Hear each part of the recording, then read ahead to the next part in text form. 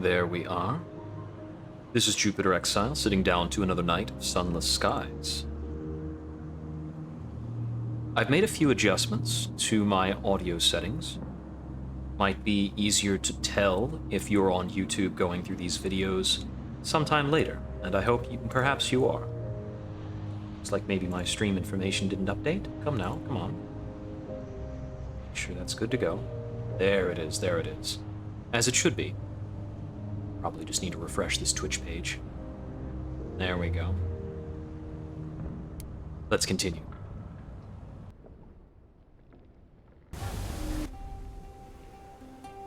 Right, we put in at Wolsey.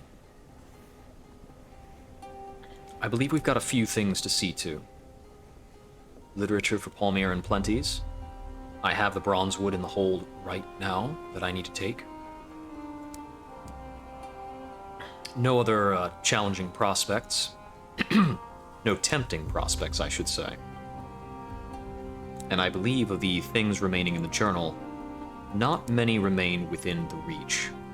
Is this delivery of a settler? We're going to not take care of that. A return to London? It's not in the cards right now. We need... Is it only one pane of glass to put things together for the devil? I think it's 3.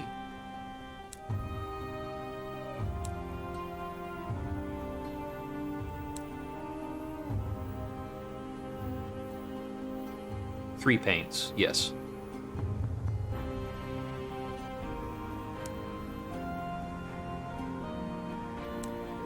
As for other things in the journal, the incognito princess wants to go to a crossroads and needs an unlicensed chart, which I'm not sure I have right now.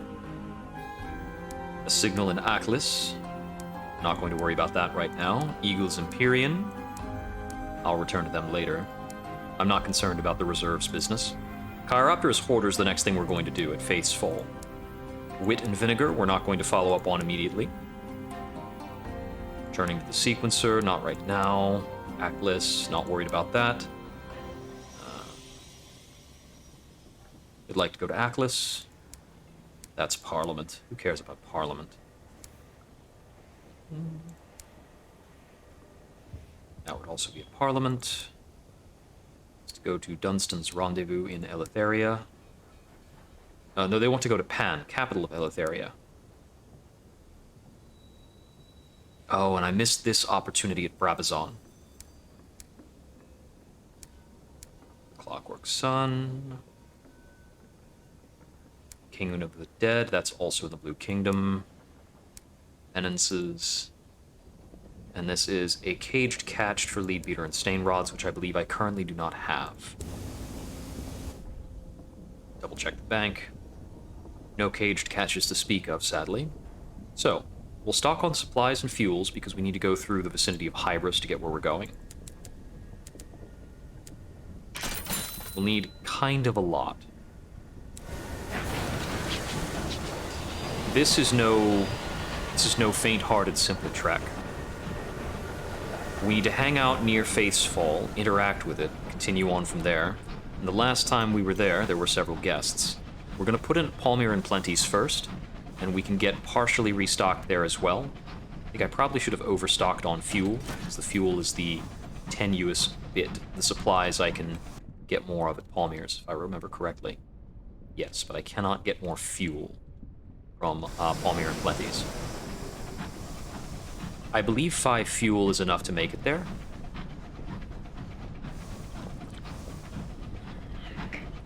And if I'm terribly wrong about that, I could go to Leadbeater's after Palmyra and stock up on more fuel and then take this route. Or I can take this route up here. Well, I need to go to Faith's Fall either way. Can't get anything in Hybris. We'll see how our fuel holds up. If we have less than 2 fuel coming out of Faith's Fall, I think I may need to turn around. Well, maybe this will help. We'll burn some fungus. I'm not going to worry about the fungal crinoline. We'll harvest the lichen. Lichen? I think lichen is more accurate. On to the circus.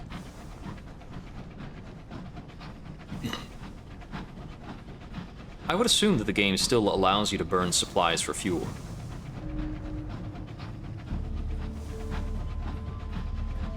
Come to think of it, I don't recall if there's something to be paid at the... What are they called? The passage, the lift? I don't recall if there's a price to be paid at the lift, like if I need to bring something over there to make the journey. Apart from just ministry stamp permits or something else intangible.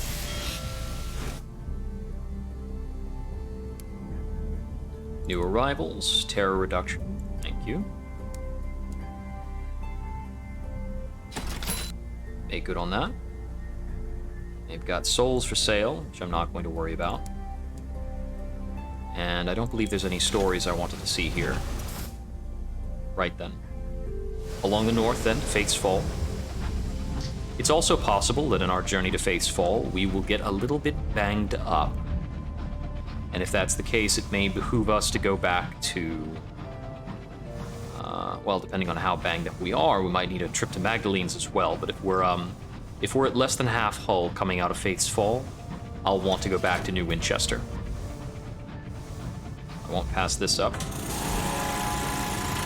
That looks like a Tackety, but I'm not sure if it is. Just gonna keep going. Guests don't become really aggressive until they've revealed what they are. Anything we find in the vicinity of Faith's Fall is almost undoubtedly a guest. Now, of course, this area is a high terror area. A high terror area that then hosts horror, and perhaps horrible hosts. We'll see what happens.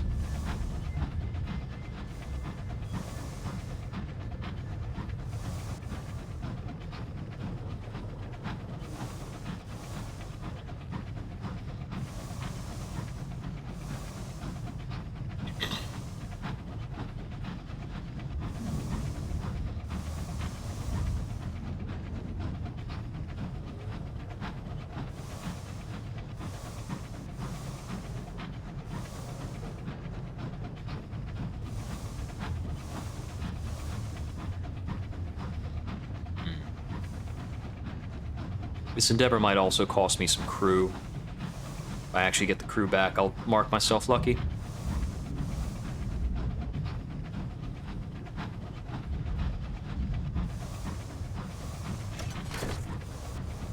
Ah, that might net me yet more fuel.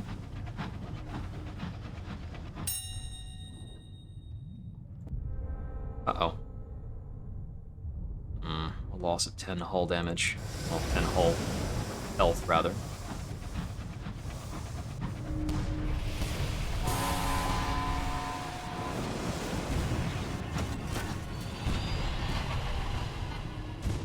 Oh, that one might be a real Tackety.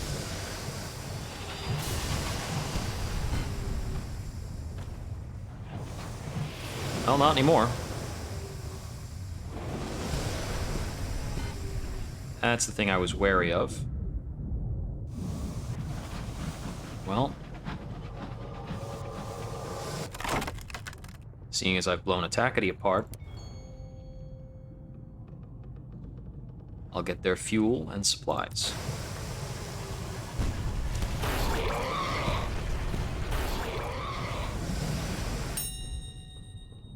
I'll assist the Chiropterous Hoarder.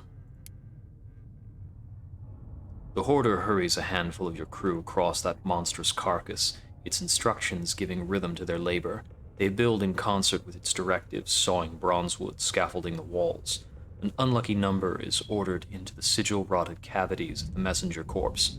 The gland, bubonic as a citrus fruit, left to swell without light, golden blue and lamplit. If you have eyes, you will not miss it, growls the Hoarder, half returned. Bedraggled and slick with sweat and mucus, they report that they found the gland the Chiropterous Hoarder sought. Unfortunately, it was nothing but a worm-eaten clot of ossified tissue that they brought home. Almost worthless, rasps the Hoarder softly. Well, did as he asked.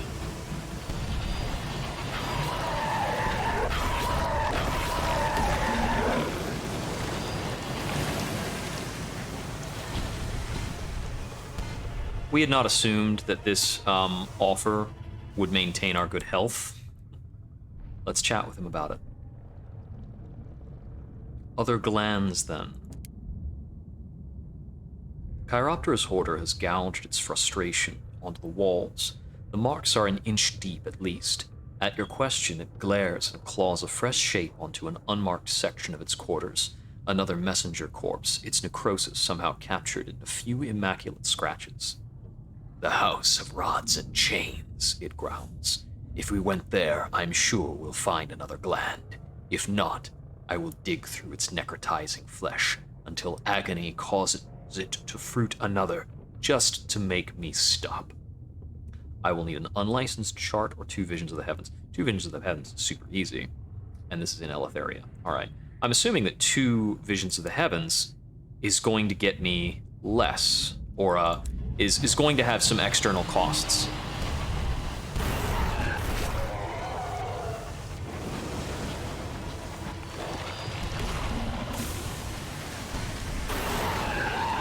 Just a little more.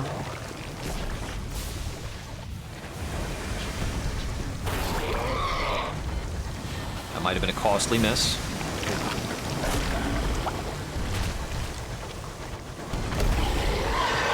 Got it. I can continue my bombardment. I can salvage scrap. Guest's ligaments. I want to search for valuables more than anything else. Yes, the pulls from this are usually pretty good. Got another captivating treasure. That is very nice. Okay, and we've got 6 fuel still. There's also some kind of treasure on the far side of this. Yes, a few more hours. We'll take the extra terror to grab this. Good. All right. Now we're heading down past Hybris. Unfortunately, we are hanging out near Faith's Fall for quite a while.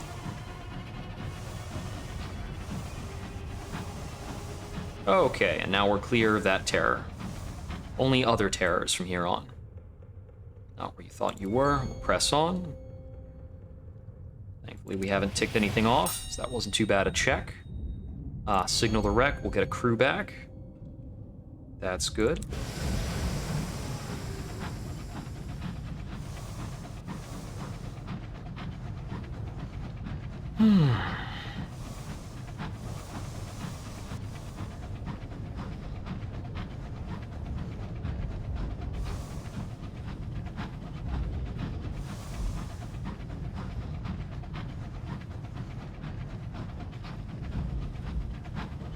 I don't think there's even much cause to put in at Hybris. I suppose just because. For good measure. Because we can't buy anything here, and I don't think there are any plots either. Unless we can get the regular 2 weeks terror reduction. Shore leave in a fungal meadow. Here we go. Yeah, we can get the terror reduction. But deserted Hybris, we can grab the pus, which might matter much later. And apparently we can still pick up ministry-approved literature here. Why not? It's cheap. I don't know who has it, who I had to pay. I suppose it's just my honor leaving some coin at a deserted shop front.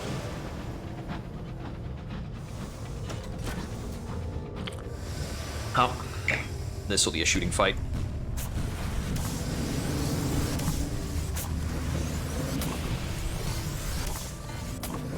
I don't believe one of those shots went wide on this huge thing.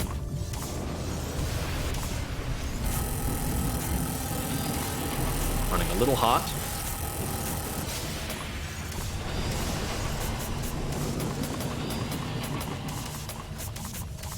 Just a few more salvos.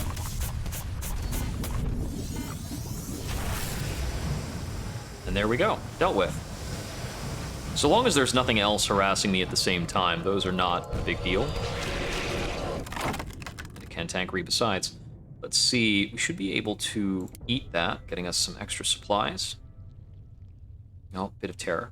The dull thud of your cook's tenderizing mallet pounds day and night. After a thorough walloping, the fungus is cut into cubes and then, optimistically, fried in batter. The cook hopes it will disguise the unctuous texture. The crew eat it solemnly. That night, you dream of a giant's garden, silent in the sunlight.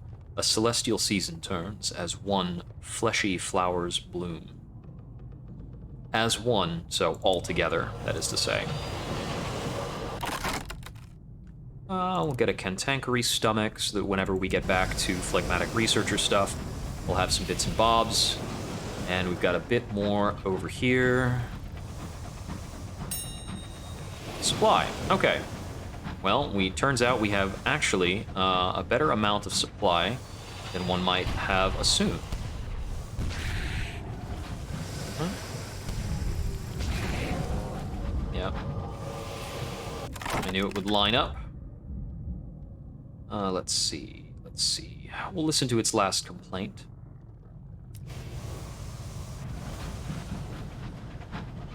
Well, as expected, we're shorter on fuel than anything else, but we found quite a number of things while we were out that have helped us. Since we can reliably get fuel, or mostly reliably get fuel from the little floating fungal things. Unfortunate that I took a bit of a pop on the hull, although it seems that pop is the only damage I managed to take. We beat that guest unscathed. It was handy that it wasn't facing towards me for most of the conflict. They basically refuse to hold steady at any point in time, so they'll never really get a good firing solution on you unless you're trying too hard to line up your shot on them. Presented to customs. We can travel for a savage secret. That's easy enough. Be warned, you may not be able to return from Eleutheria for some time. Well, let's see how this goes. The superintendent listens attentively, even takes notes. He has no intention of forgetting the slightest detail when recounting it to his subordinates. When you're done, he's almost friendly, going so far as to walk you back to your locomotive. You're barely aboard when the hour looms start up. The machinery grinds and stirs. The steam vents. The sigils of the The sigils of the edifice burn with sullen fire. A force like a great hand seizes your engine. Your terror has fallen. It's nice.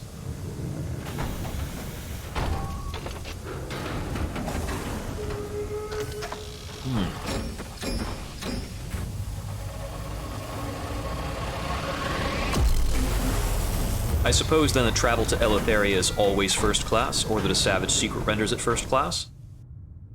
As I know that for the travel to London, if you give them hours, you'll gain terror. Alright, my first time in Eleutheria. Okay, we'll want to be making our way east. We have a lot of supplies, so we can do a lot of scouting. For many, this is the first they see of Eleutheria. Murmuring groves, scattered ruins, a midnight sky. I don't know that symbol. What on earth is that?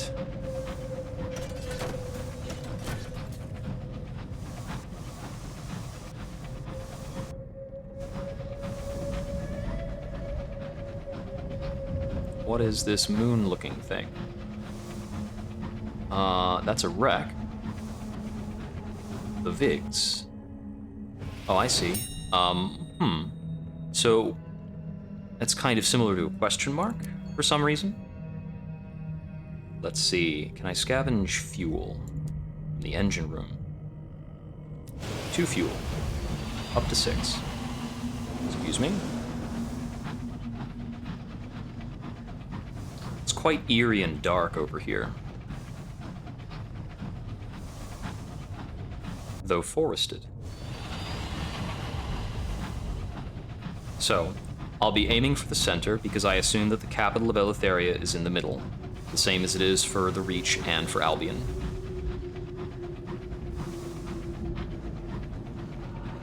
I'm hearing something.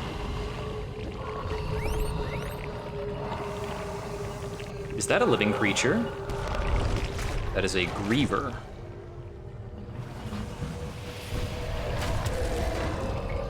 Alright. Several globs of Griever remain. They continue to spew livid ichor into the sky. I can trade Visions of the Heaven for a moment of inspiration and experience, or I can strip its hide to repair my hull based on irons. 51 at most. So that tells me this repairs about 7 hull. I'll decipher the sigils in its bones. A moment of inspiration for 5 Visions of the Heavens. The Grievers are not one of Mr. Darwin's cosmic accidents. They were made. The sigils, you believe, describe their purpose and their place. You identify a symbol of consumption, another of duty or responsibility, another of violation. As best as you can tell, when the laws of distance were broken, when there existed places that should not be, the Grievers were sent to correct the situation. Oh, there are a lot of these, aren't there?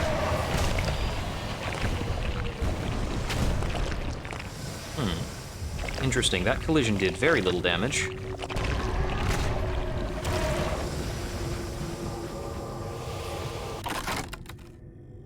Examine its innards.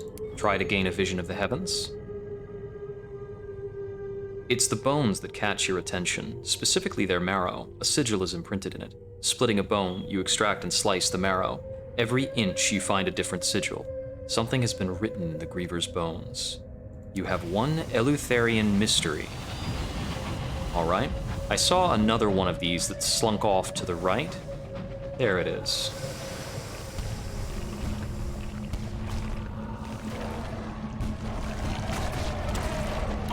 Very good. We can dig in its throat for sovereigns. We can excavate its digestive system to search for Neveritine gemstones if we have butchery. That is a very valuable reason to have butchery. Let's try and dig in its throat. Wow, I didn't expect success there. A crewman holds the mouth open for you. You endure the meat stink and the gelatinous saliva and the bile bubbles for as long as you can, digging gem shards and glittering relic fragments from the flesh. All right, that was a bit exciting. There were a lot of those. So that kind of tells me, or I might assume, that that particular enemy type spawns up in swarms, approximately. Oh, that's dark. Huh. That is just a spot of darkness right there. Okay, so that is some kind of horror. Possibly a well. Possibly a well, possibly some other kind of horror. It's not moving towards me, although it seems that things get dark when I get close to it. Interesting. It's not amping up my terror a ton. Weird. I'm certain I'll have to come back and look at that more closely. We've got a Scribe Spinster and some aggressive vessel, a Dowser.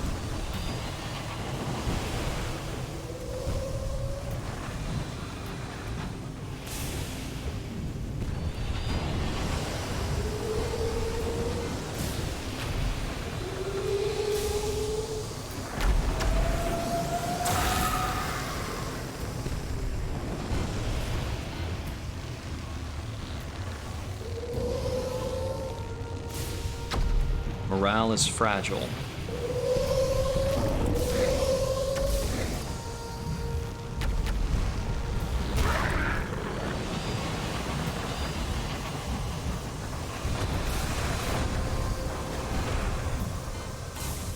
What's your armament, pray tell? It's somewhat dangerous, at least.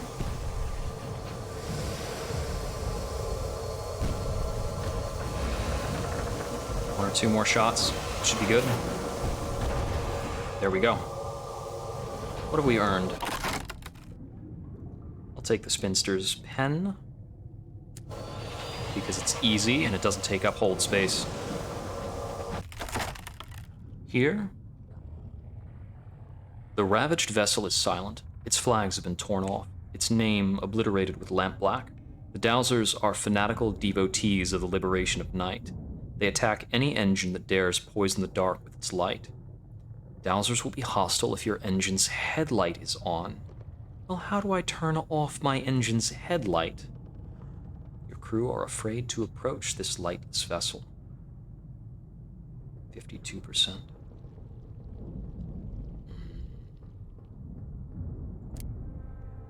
Failure, but I still gained hull. Work is slow. Your engineers fumble at bolts, stumble on the dark hull, slip, and let a perfectly good section of plating go spinning into the night. Then, for no clear reason, their lamps go out. The engineers scramble back to your engine and refuse to return to their task.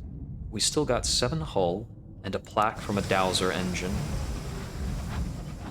The liberation of night is the reign of chaos.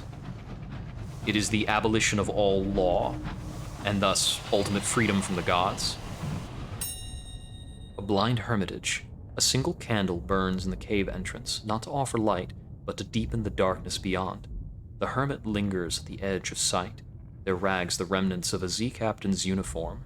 2 of their eyes are closed tight. The third, carved with scars into their arm, seems to stare through you. I could put him to work, dragging him out of his cave? It seems as though Eleutherian mysteries I'll probably need a bit of. Something still drives them down here in the dark. The hermit whispers to the darkness. They pay you no mind as you look at their few remaining possessions. A trading log from a place far away. A faded photo of a love last seen in old London. A diary that begins with scholarly descriptions of Eleutherian wonders, and then ends with nothing but scribbles of the same eye carved into their flesh. The last coherent entry is dated November 1886.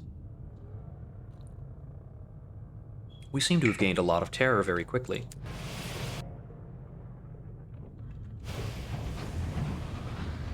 And we've got a lot more distance yet to traverse. It would do well were we to find something calming, or, any signs of non-hostile life. I think I hear more of those grievers. No, that's something else. That's probably something worse. I can go the other way. I'll make a Nightmares exchange here. We're going to avoid that conflict because it looks like that enemy has a pretty complex attack pattern.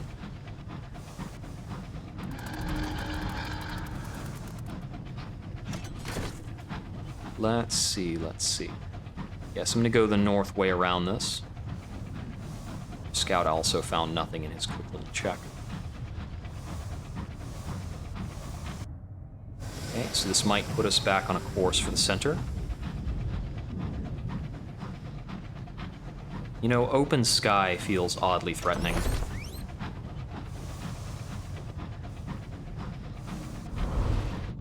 Mostly I don't like the darkness and all of the sounds. There are so many unpleasant sounds going on.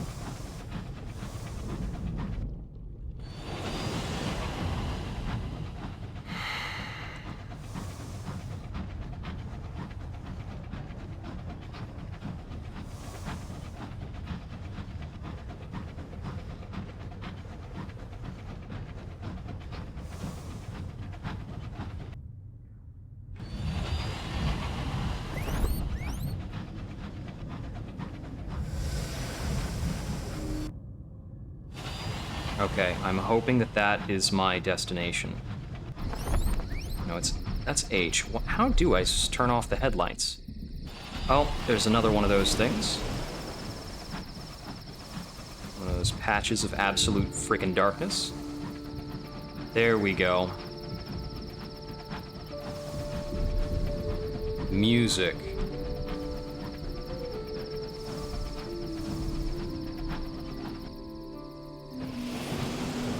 Okay, so it seems like everything we scout is unknown, probably because it's very dark. You approach Pan, Pan of the Crimson Mysteries, Pan of the Pipe-Haunted Groves, Pan, the dusky, delirious, divided heart of Eleutheria.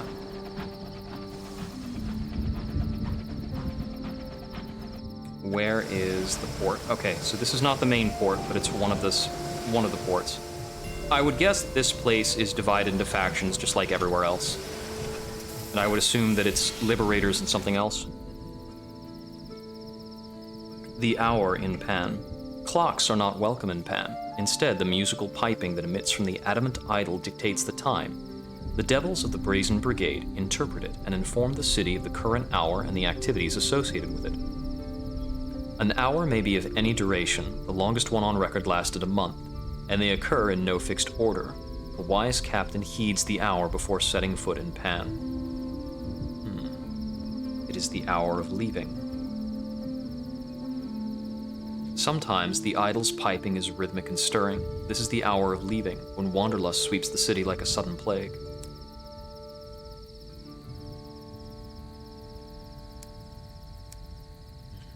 The inner gardens are surrounded by a hedge as thick as a fortress wall, knotted with thorns and strangled with vines. Behind it are the grove homes of the Heartcatchers, steeped in Eleutheria's midnight and frequented only by their favored servants. Within the Mimyricon,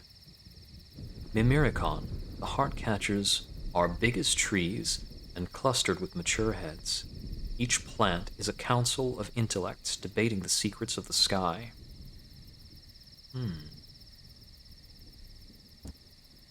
Seek entry? Begone, the heads insist. You have not been chosen. You have not served. As far as you can tell, the whole hedge is the body of one vast brambly Heartcatcher. As you turn to leave, one of its heads whispers something and the others snigger. When you ask what was amusing, a hawk-nosed head apologizes. Sorry, we'll just never get used to how much your heads look like fruit. A series of finely manicured indigo lawns cover this corner of Pan. Peculiar plants grow in the beds, tangled as rose bushes and budding with fruit. The fruit is lumpen. Perfectly formed facial features are growing on it. This one has a frantic, staring eye. This one is growing an ear. This one keens pitiably through tiny, trembling lips. Silent gardeners whose broad-brimmed hats are hung with veils to hide their faces tend devotedly to the plants. I can trade Eleutherian mysteries for an otherworldly artifact. I can acquire a death, a crimson promise. That's very expensive. You could, if you chose, and if you were prepared to dedicate yourself solely to them, ally with the Heartcatchers. You would have to prove your value. I see. Brazen Brigade, Winters reside. Capture your prophesied death in the sky. You have been cursed with a foretelling of your likely death, but if you're prepared to pay the Heartcatcher's price, they will catch that death in a jar for safekeeping. This will remove the bell tolls facet and replace it with a unique one, a jar with your death in it.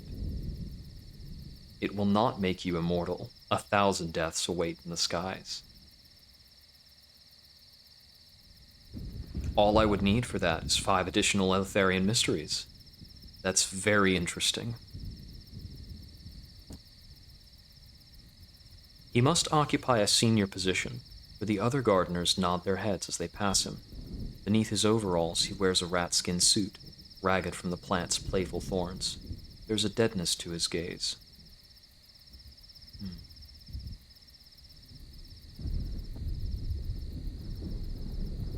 The Heartcatchers know many secrets, he says. Among them is a method to capture a death and seal it away so that it can't trouble you. If you fear a particular end, like drowning, say, or freezing, the Heartcatchers could hide it away. He takes a cage of squirming mice from his pocket, fishes one out, and drops it into the thorny vines of the colossal plant. The vines constrict, the mouse squeaks, the plant shivers. It's no guarantee of immortality, of course. 1,000 deaths await in the skies. Everybody says that. It makes me wonder if the origins of that statement are actually substantially more sinister. 1,000 deaths await in the sky. I feel as though that might reflect somewhat on the nature of the Blue Kingdom. If the Blue Kingdom is the land of the dead,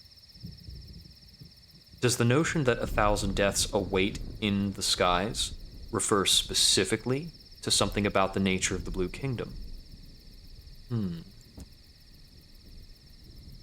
No. Once I was a soldier, and a commander of soldiers. I was good at it, as such things are measured. Now I keep the gardens, tend to the heart catchers, and pray that I have no further effect on the world at all. Another gardener passes you carrying a bucket. Kneeling by a bed full of budding heart catchers, they tip the bucket over. The contents ooze redly onto the soil. They are a species native to the heavens, he observes.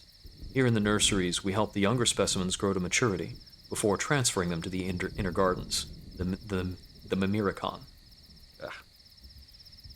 He indicates some colleagues who are digging up the largest plant in the garden and wrestling it onto a cart while it tries, affectionately, to throttle them. You note its fruit, which are now big enough to resemble the faces of bawling cherubs. Once fully grown, the warhorse continues, their fruit can reason and speak and debate, more effectively than we even. Each plant is an entire council or faculty.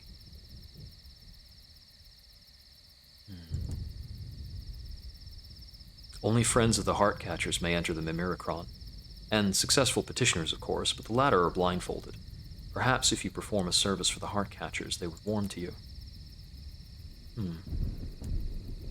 Goodbye.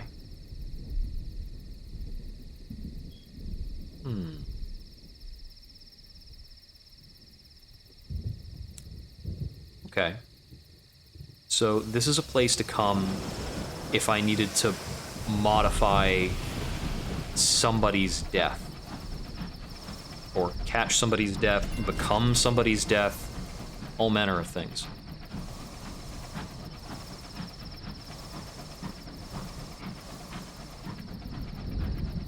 That was quite the statue in the center. I'm assuming that that's the statue they were referring to that arbitrates time.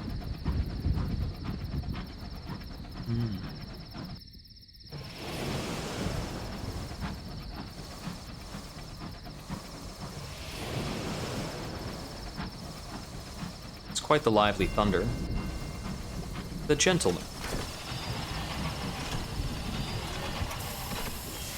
I get the feeling this also isn't the primary one. A coalition of smugglers, bound by crimson oaths of silence. No, this doesn't have the standard chops. In the gloom behind the lights of Pan, the gentlemen ply their midnight trade. They shun those who don't know their signs or their oaths, forbidding entry to their hidden sanctuary. But a confessional box stands on the platform's end. There, skyfarers may sell information to the gentlemen, while the identities of both parties remain safely concealed. Let's see. I can offer many tales of terror. Crimson promises can be offloaded here, but that's almost certainly a waste of a crimson promise. These options here are always ways of offloading when you have severe excesses of material. This part of Pan is claimed by the Gentlemen, a notorious gang of smugglers, and their families, hangers-on, clients, and parasites. Let's look around.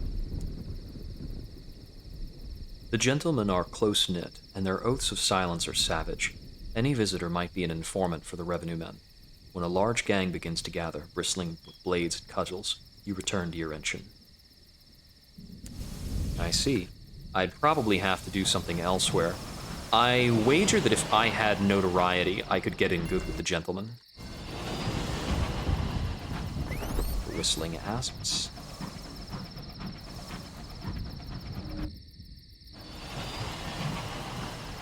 Those big old darkness thingamajigs, they sure go wherever they want.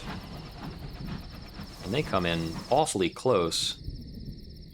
The one I had found before is no longer marked on the map, so it's altogether likely that they don't really have set locations. Brazen Brigade.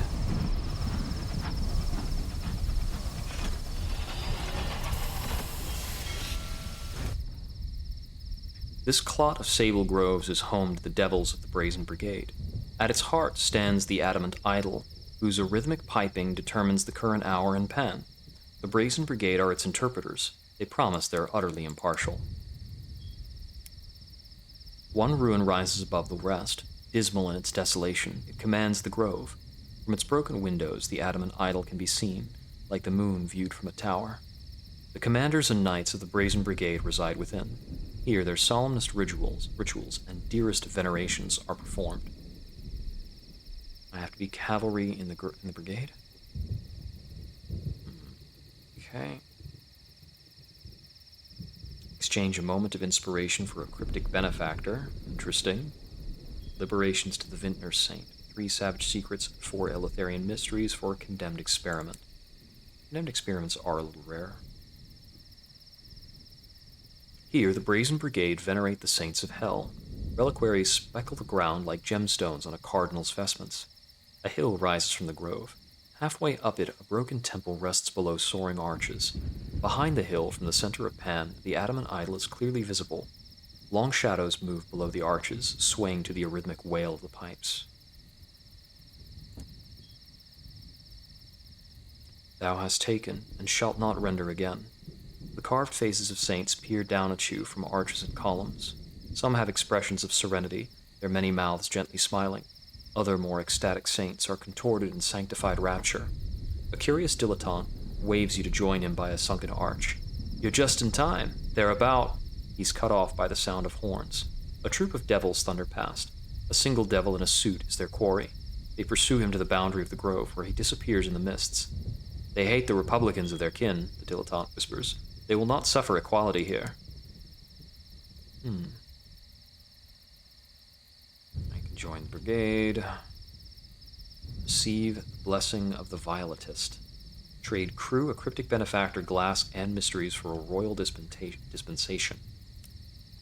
Okay, no thank you. Okay, so there are a few ways of getting very peculiar and rare things from various places around here. And we see that there's a 3-faction nature in Pan, at a minimum. I would guess that the main dock is somewhere along the central whirl, perhaps?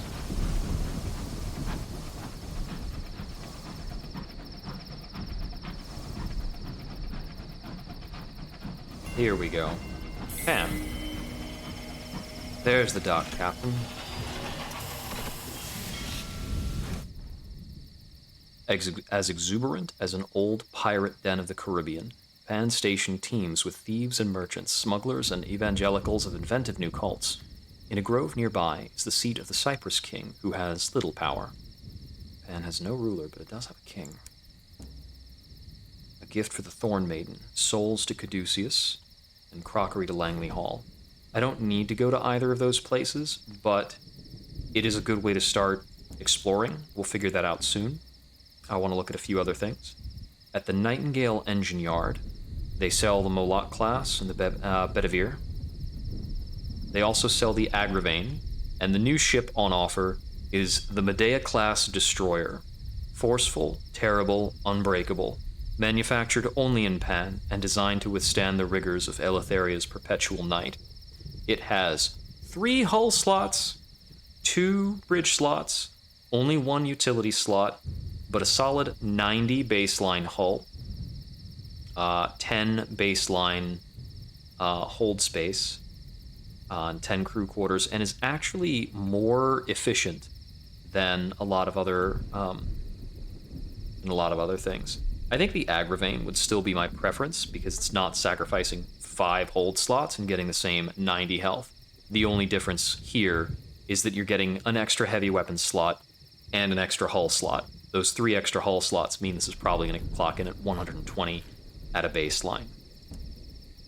Going back to engineering, looks as though there's a new Cotterell and Hathersage weapon. It's a new weapon in the same class as the Grimulkin, and it also just requires mirrors. Does 18 damage as opposed to 15 at the same range and the same heat. So that is a strict upgrade.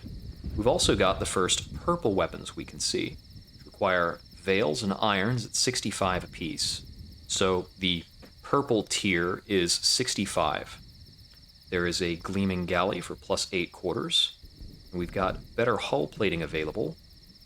There's 15 armor at mirrors that we can't quite afford.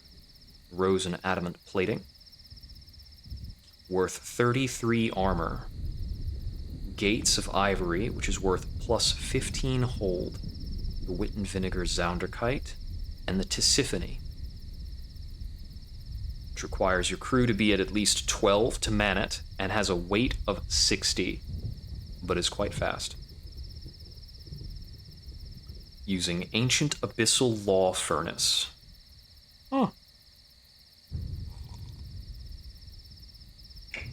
Well then, I think it would be a little silly to not leave here without getting at least a Vala.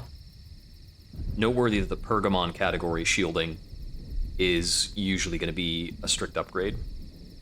A dark Eleutherian wood with correspondence sigils visible in the grain of the cross-section when it is felled.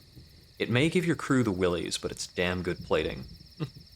Right now, I believe we're using the experimental Rossetti cabins. It gives us a little bit more quarters, and we're also using the Montresor chamber, which gives us a bit more hold at the expense of less quarters. So we're doing kind of a weird offset right now, and I'm not necessarily ready to give up on that weirdness, but we're definitely buying this guy. And we can quickly throw this into the bank, as well as the other miscellanea we happen to be carrying. Let's see, souls and crockery. It's 5 souls and 5 crockery. We've got the souls, we've close to got the crockery, and we're not carrying any prospects right now, so we'll pick up both of these. We might find some random crockery in some, like, flotsam or something. It happens. Anyway, let's visit the king. In a burgundy grove, shaggy with vines and moss, the current Cyprus king resides. None other than January of the Revolutionaries' Calendar Council. Ex-academic, anarchist recruiter, lover of crosswords. She wears a mask of 2 bearded faces, one looking forward, the other backward. Interesting. Consider bringing port reports to the king. Though the dockside businesses use sovereigns for convenience, for most other purposes, mysteries are a more valuable currency in pen. It is a city of secrets and initiations. I see. So I can trade in port reports for Eleutherian mysteries instead of sovereigns, and then I can trade Eleutherian mysteries for all sorts of things, notably capturing deaths. The relay station by which you entered the region was broken. How then might you leave? You are informed that the Eagles Empyrean, London's nominal allies in opening a path to the sky, maintain a transit gate that leads back to the Reach. The Empyrean lies somewhere in Eleutheria, beyond the belt of midnight. Oh, that does not sound easy.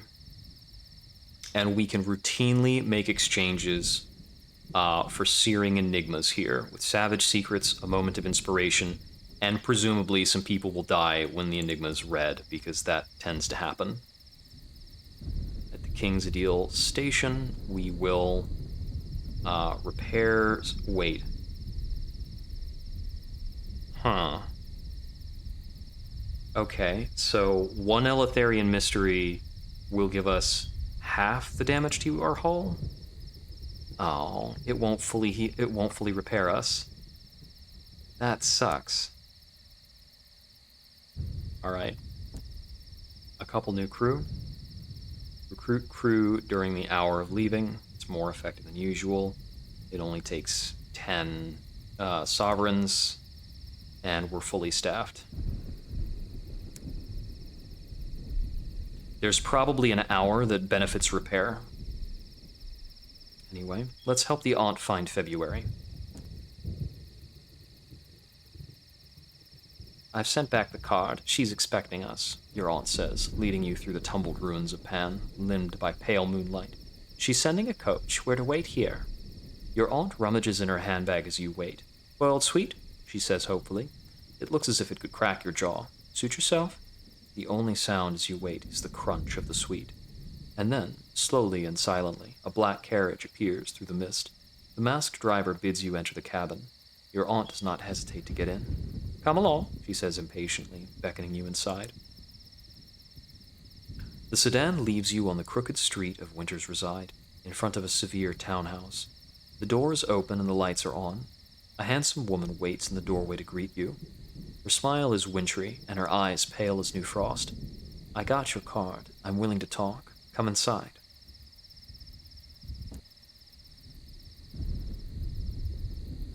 "Afraid I can't help much, old thing," February says as she ushers you into her parlor. White moonlight floods its great bay windows. "Anything you can tell us," your aunt says before gasping. "Dearie me, almost forgot." She fishes in her enormous handbag and produces the bottle of brandy. "For old time's sake." "How lovely," February murmurs. "I'll fetch some glasses." She leaves the two of you alone. Your aunt immediately starts rummaging under cushions. She's hiding something. "I was very junior at the time, practically a secretary." February's voice floats through. Your aunt stands up straight as February returns, carrying 3 glasses. The brandy is amber as the death of a son. Your aunt's eyes are on February. February raises her brandy glass, like a conductor preparing her orchestra. "To the end of all tyrannies, to alliances forged for the breaking of chains." Your aunt nods and begins to sip her brandy. Her expression is worrying, hazardous almost. Seeing her drink, February follows suit.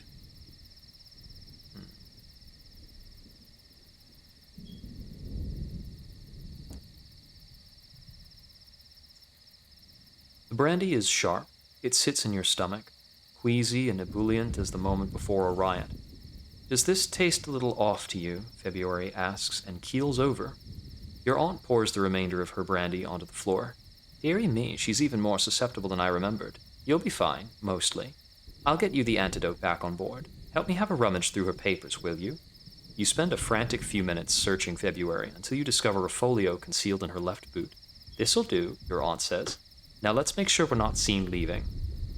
Well, we've lost an iron for being poisoned by our own aunt. Unfortunate. I probably should have guessed that would happen.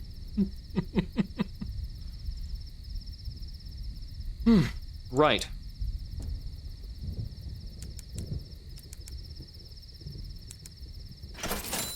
Let's stock up a bit. So, looking for souls to Caduceus. I think, so Caduceus is the place of devils to the north-northwest of Pan. Alright. So, we've got a rough heading. Nothing else to do then but sail. Isn't that the case? Let's see. Nobody else needed to go to Pan specifically. Got a few people who need to go to Eagle's Empyrean, and several for Aklis. If I had an opportunity for Aklis, or a prospect for Aklis, I would have picked that up right on the spot. So, north-northwest is going to be approximately this kind of slice. Probably going to start by going straight north and see where we meet resistance.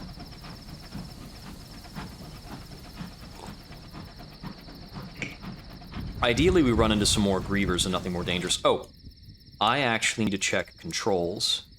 How do I toggle my light with L?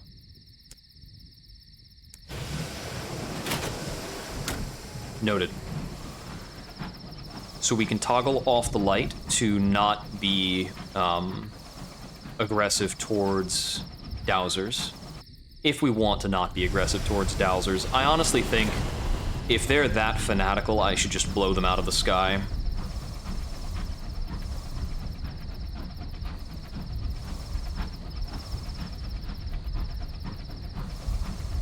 I deserve at least to keep my lights on in a place like this.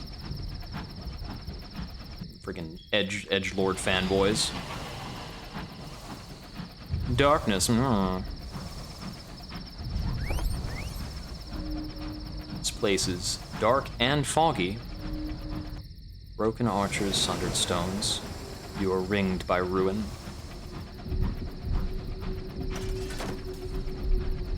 It's kind of thundery, too. This is like the latter parts of Sunless Sea or Subnautica, where every bit of the environment feels like it's out to get you, because a good share of it is.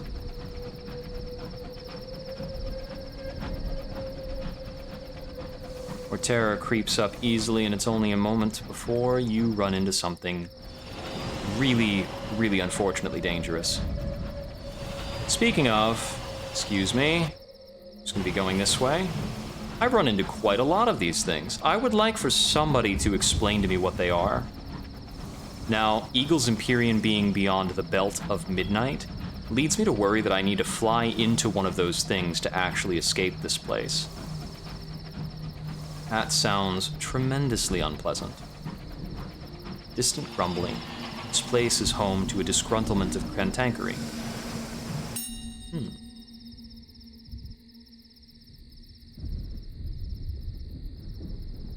7 savage secrets. Their secrets for yours. A fair trade.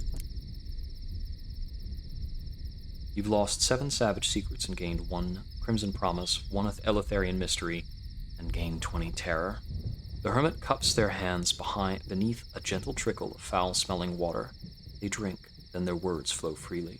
They speak of the great charnel houses of Europe, how the eagle will fight the bear, how the clockwork god will fall. A whisper of your own future, too, never intended for your ears. A warning of what you may become in the dark.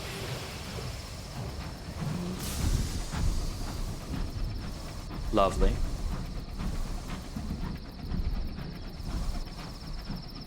Got something that looks like a bridge, and I'm hearing a kind of whistling noise to the east. Maybe a whispering. Ah!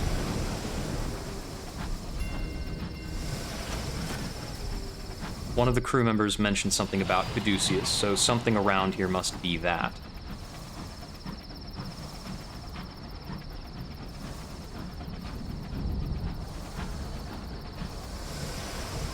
That, however, sounds a bit like a well. I think Caduceus is to the west. Whatever's to the east is probably a well or something terrible.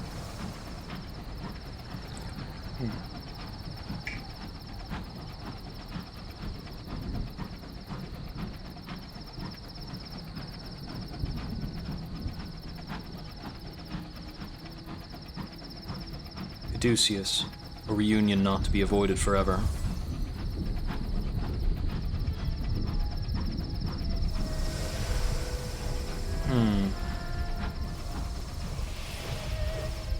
This reminds me very much of Ithil from the Sunless Seas. I've forgotten the name of it. The Dome of the Rose. A temple at the top of a mountain, reached by a long pilgrim road. Inside it, statues of devils bearing instruments march towards a throne. The smell of roses lingers. I'll begin with this gift of souls. 250 experience, 2 Eleutheria.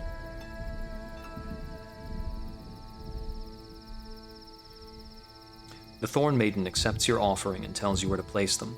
Silver mirrors surround the hoard, multiplying your reflections into infinity. Some of your reflections are slower to react than others. And I can buy caged catches here. That's very nice. We didn't get bargains on caged catches in earlier areas. They also sell, they export selections of immaculate souls here. So we're just really in a place where everything's more valuable. A temple, garlanded with incarnadine flowers and wreathed with thorns, sits at the apex of Caduceus. It is drowsy with the scent of roses, though you can see none. Poets, artists, and musicians lounge in groups on the marble floor. A woman, crowned in thorns, sits on a white throne. She drums her fingers on the arm.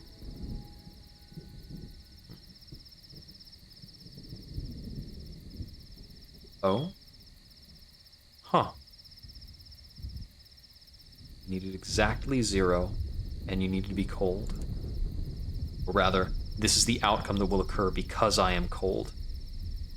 A flaw in the soul. The Thorn Maiden ignores you, as do most of her coterie. Eventually, you find a languid bohemian willing to talk to you. He is very deep in his cups. It's your soul, you see.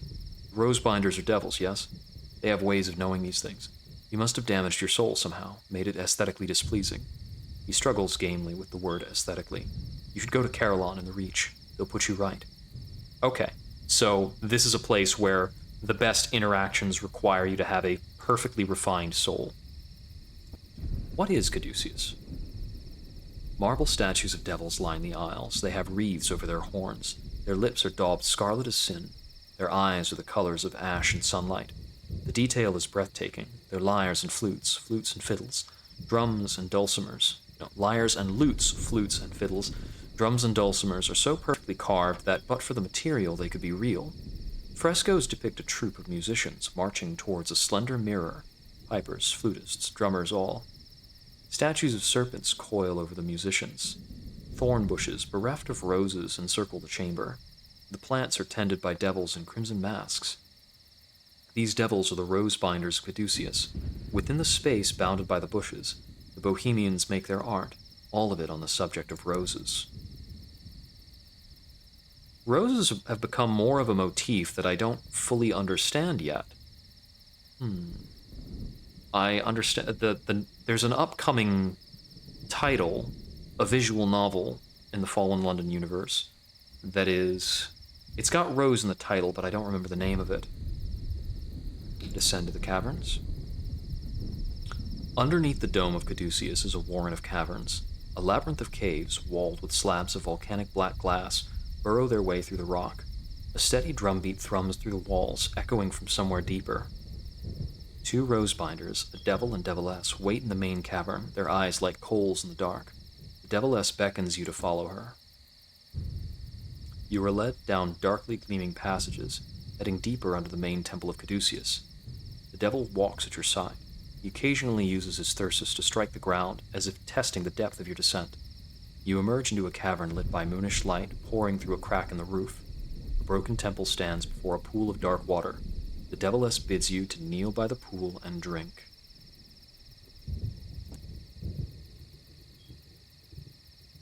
As you kneel, the deviless places a red cloth around your eyes. The devil touches your forehead with the thyrsus as he pushes you towards the water. You feel water lapping against your chin, your mouth, your tongue. The water is bitter as oversteeped coffee, as an empty bed, as a key turning in a lock a final time. The sound of the drums is greater here, with your ear against the rock. It rises, slow and dolorous as a funeral knell. The deviless pulls you from the water. The drummer refuses you. Take your cold soul to Carillon, where our brethren can better minister your sin.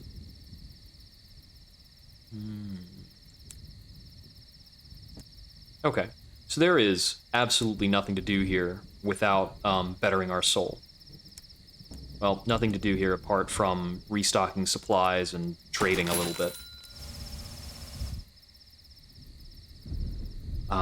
So I suppose then we should probably just return to Pan and check into more and more opportunities until we can explore more of the Reach more safely, or more of Eleutheria more safely.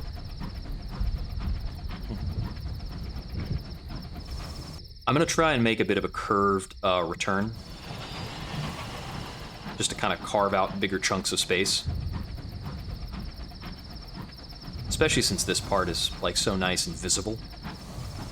I do really appreciate that I can see right now, and it's not just mists and darkness everywhere. Plus I have more fuel. Enough fuel and supplies to meander.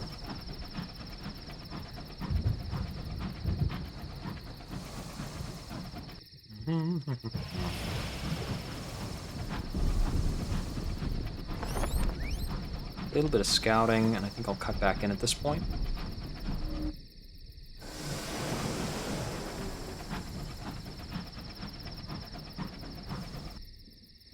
Something or other up ahead. Mouse over this, will it explain? No, it's just dark. It's just dark. That's all there is to it.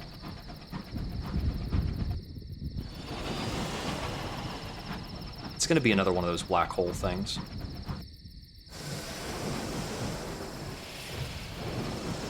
No? Is it a hermitage? What are we looking at?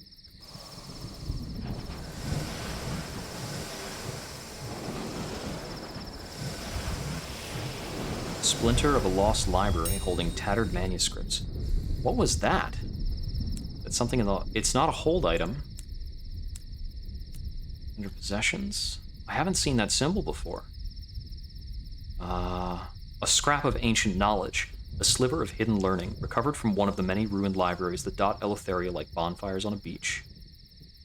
Huh, and that's under miscellanea? That's oddly specific.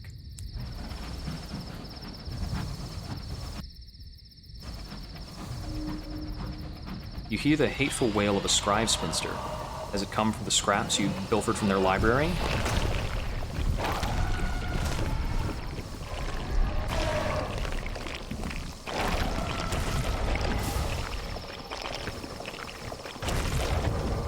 Oh, they actually come to you and explode. Interesting. Strip its hide for repairs. This might be the most reliable way of repairing your ship in Eleutheria. Examine innards. Failure. Is this more terror? We lost a crew and gained a tale of terror. A crewman assists you. Unfortunately, his lamp provokes frenzied palpitations in the griever's remains, causing an organ to rupture and spray him with ichor. The substance inflicts a fatal episode of grief upon him. Contaminated by the griever's anguish, too vast for a mortal to contain or understand, he raves about such parts of it as he can grasp. The grievers mourn a light that died, one they served. Is that why they respond so violently to the light? They wake, thinking it must be the light they worshipped, and then are reminded of their loss. It's another frickin' thing. It's another frickin' thing that gets aggressive with you only if your light is on. So you can have an easier time, well, theoretically easier time, navigating in Eleutheria with your light off, but flying around with your lights off accrues more terror over time. That's the same rule as it was in Sunless Sea. In Sunless Sea, your light consumed fuel, and traveling with your light off saved you fuel over a certain stretch, but you would accrue more terror, which in some places is fine, and in others is unacceptable. This should be a clear trek back to Pan. I'm gonna try to build up the 7 mysteries to capture my death, because that sounds so fucking cool.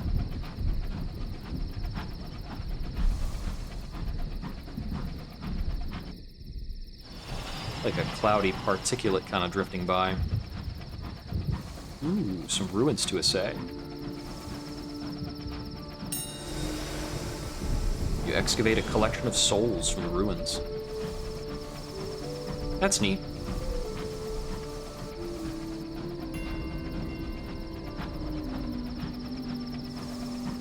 Pan is a calling.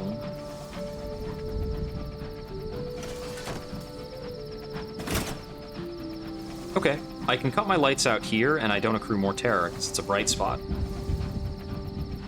And when does the terror cut back on? Okay. Yeah, so it's actually more similar to the system that exists in Sunless Seas. It's just a very hidden system. Compulsory knees up. Success. Terror fallen. Yeah, for that stretch right there, I started to build up some terror.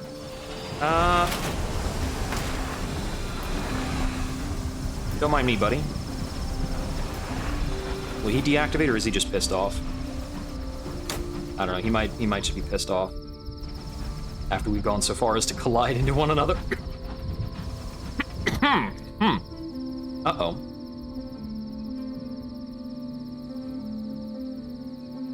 I can spend the fuel and time to double back. It is not the date that it was.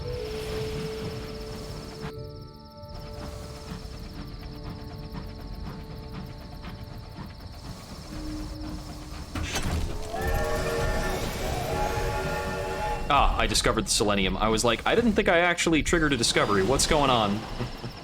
Here we go. Approaching from different angles. There are so many things to discover in the vicinity of Pan. Now, I wonder, the amount of experience I'm gaining per discovery is a bit rough. It might be related to... I'm wondering if it's related to one of my attributes, just as it was before. Because it used to be the amount of experience you got for discovering things was based on your mirrors. I'm going to go with my club so that I can reduce nightmares. You belong to one of London's illustrious private members' clubs. Fine food, understanding companionship, and no riffraff. see.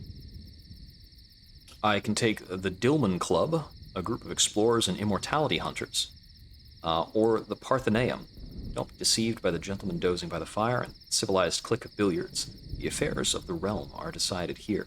Both of these are actually clubs you can join in Fallen London, but you have to be a person of a person of some importance, which is a benchmark you get to after playing the game for probably a month or two. A couple of months, possibly, depending on how much you're paying attention. Let's see. Given that we know the benchmark to be 65, I think I'll go with the Parthenaeum, because our mirrors, well, no, our effective mirrors quality would be 64. No, it would be 62. So this will bump us up to mirrors 65, so that we can equip purple items based on mirrors if we find any. Which isn't happening just yet, and maybe not anytime soon, but whatever. Okay. Set up in pen. I didn't actually get any port reports. I can exchange scraps of ancient knowledge for Eleutherian mysteries. Okay. Sure. What's the ratio? Just a 1? Okay. I still want 2 more Eleutherian mysteries so that I can capture my death. Caddies of dried tea for Aklis to the west-northwest of Pan. Okay, I see. 5 caddies of dried tea it is, then. And that's in the west-northwest. Whereas Langley Hall is in the north-northeast. Okay, so it's basically looking like we've got Aklis, Caduceus, Langley Hall in a clockwise fashion. That's all good.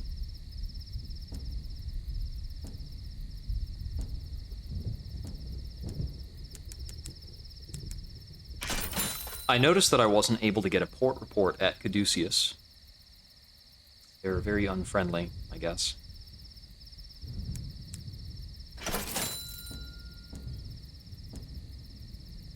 It seems like it's going to be harder to get reliable cash around here.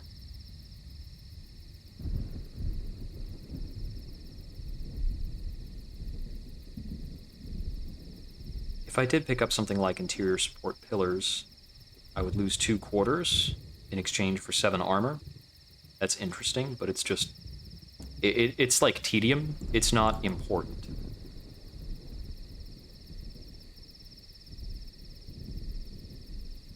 I don't really need to recruit more.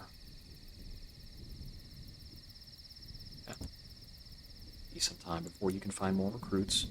Okay, so I've got a couple of problems. I don't really know how to reliably reduce terror. And a lot of things around here are giving me terror. I can make another Nightmares conversion because I was able to reduce terror. Because I was able to take a facet that reduced my Nightmares. But there doesn't appear to be a reliable terror reduction in Pan. So I'm going to need to find something else to do about that, or my time in Eleutheria is going to be very limited, which might be the way of it. It may be that Eleutheria is the kind of place that you can't really stay in indefinitely. Of course, for that, I'll have to find my way to Eagle's Empyrean so that I can leave.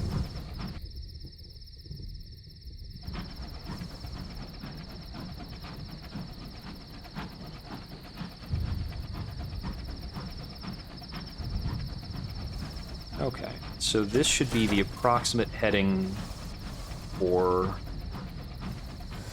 Okay, so there is a Griever.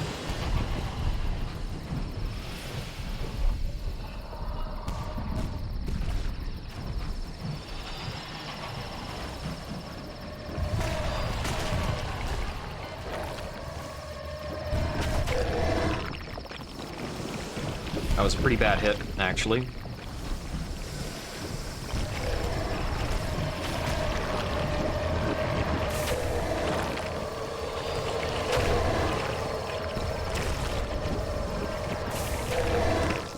Dodge that one.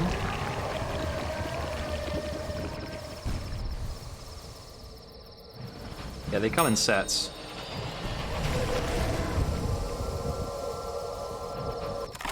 Let's see what we get. Go for Sovereigns in the throat because it's not as dangerous as the other options.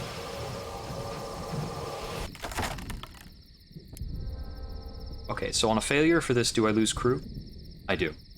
You hold the mouth open while the crewman crawls in and digs splinters of precious stones from the throat, but he reaches too far, slips, and slides down the throat. His scream continues a long time before vanishing into the distance, far longer than it should have taken to reach the griever's stomach. Okay, so every interaction I have with the corpse of these things is a risk. There is no safe option to take with these corpses.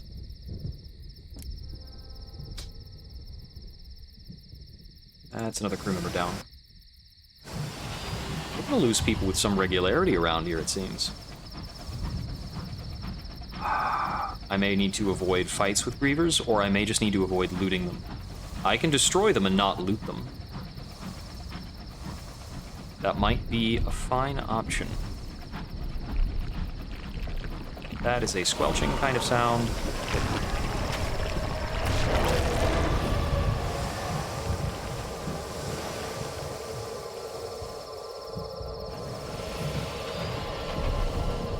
Come at me, you. Not fooling anybody over there.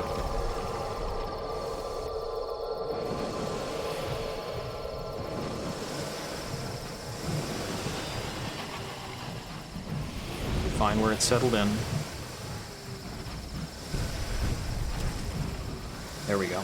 Okay, we can continue.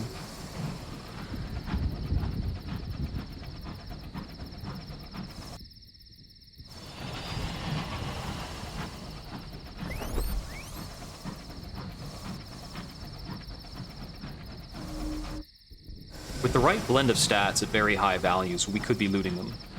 Thankfully, they're very noisy, so I have a good amount of lead time when I have to deal with them.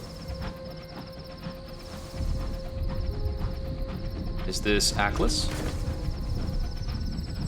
Are we at Aklis? We must try some of the midnight tea. Well, the ports here have been very large and easy to find.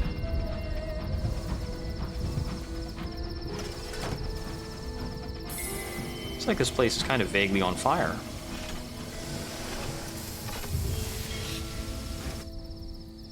You disembark onto a soggy wooden platform barely supported by the marsh mud below.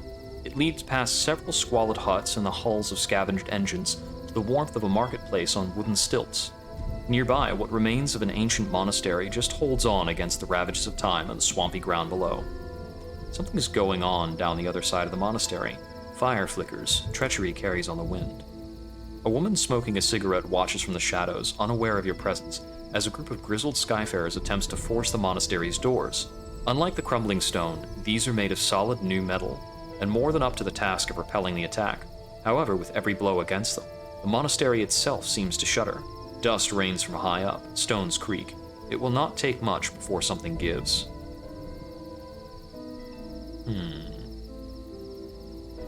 Do I want to be... I don't really care. Hoja to ho! Hoja to ho! The old war cry echoes through the march. Urchins, ring breakers from old London from the look of them, surge at the attackers, armed with broomsticks with sharp objects taped on the end, colander helmets and cardboard armor. In the name of the Valkyrie, they shout, launching their attack. For Sigrid! They swiftly rout the attackers. The woman with the cigarette is long gone, leaving behind nothing but the smell of expensive ash. Ah, yes. I have gained a clear soul for bulking away from that danger. I think that's most commonly the way you damage your soul is honestly through acts that are a little questionable. Whether it's, sitting back and being passive or being overly greedy at times.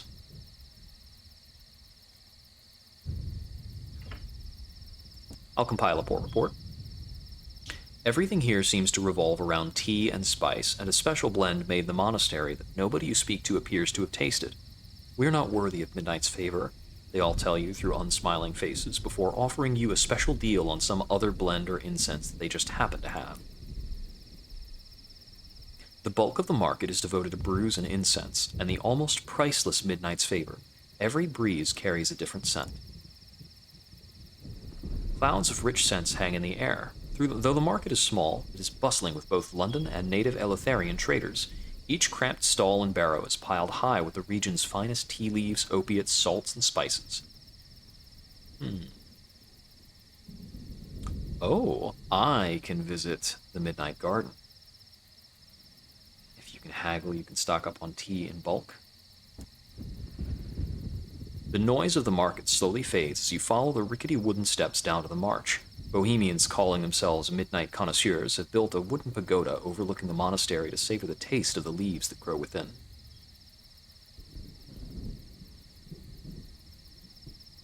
I needed to have at least 2 out of 3 connoisseur of fine teas, which I acquired from the house in Lustrum. Attend a tea ceremony. The ritual comes easily to you. It begins with a cup of mere hot water, sipped to clear the taste buds.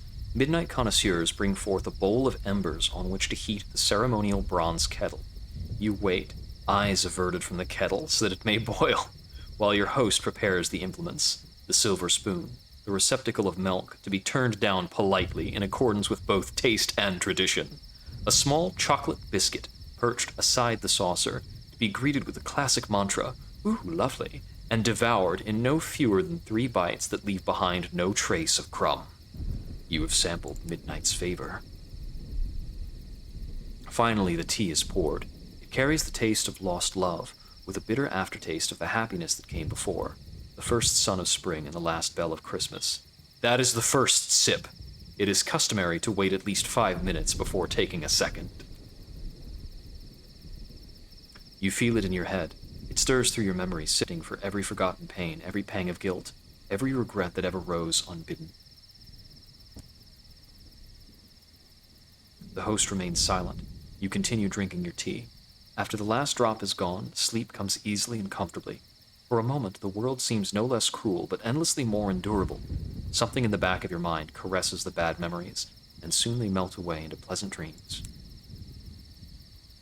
You awaken on a soft patch of leaves and fungus, staring up at the high monastery walls from inside.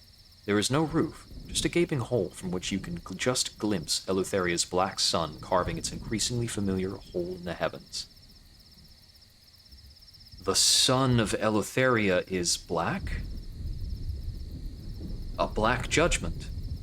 What does that mean? It's a judgment that does not judge. It's a god with no laws.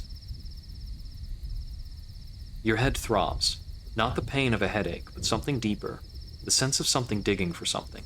Regrets, mistakes, thorned vines twisting deeper into your darkest memories.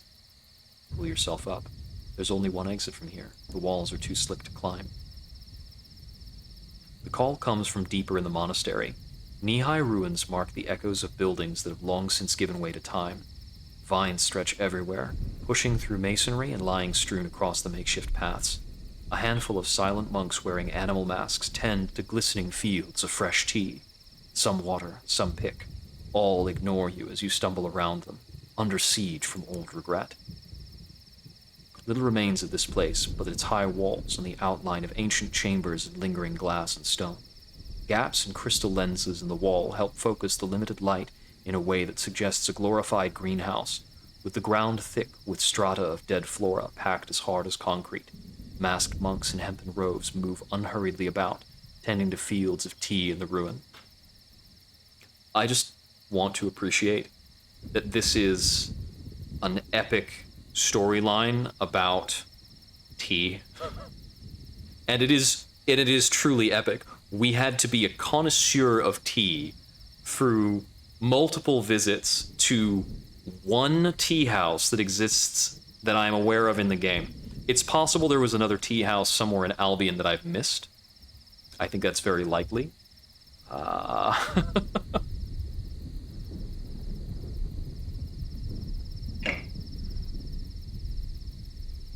Each group tending a field wears a different mask: a fox, a rabbit, a wolf.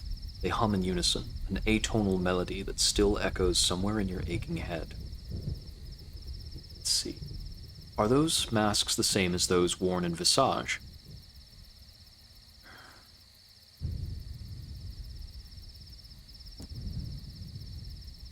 The monks ignore your presence.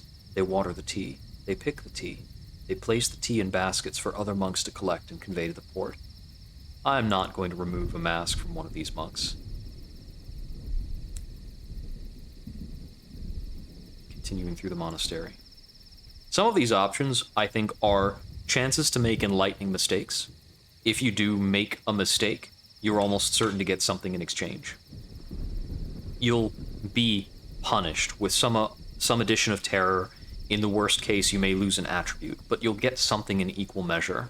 I'm very confident of that. The game treats you well. Mostly. Sometimes you get poisoned by your aunt. All the vines seem to converge here. You enter the darkness inside and climb up the crumbling, rickety steps. Bits of rock and loose pebbles rattle down the stairs behind you, and you are forced to press against the masonry to avoid losing your step. When you reach the top, even the low light of the bell tower is suddenly blinding, the writhing light of the sun obscured by an immense black-leaved plant. Its black and purple leaves drink in the light. Its green vines pulse, spreading through the monastery. The floor is ankle-deep in a mulch of fallen leaves, winking with the odd, radiant flower. Your head pounds, your memory paging through pain and regret faster than a demented zoetrope. The midnight plant rustles, its flowers puckering for a moment. It extends a vine, thorned, bloodied. I take the vine. The thorns dig into your flesh. The vine wraps around your arm. Your vision fades. Darkness, silence, a heartbeat, yours. The hour of deepest regrets. The midnight plant wraps its vines around you, its sharp thorns working deeper into your sleeping flesh. They lick at your mind, taste your memory, savor your pain. On distant vines, old griefs birth fresh flowers.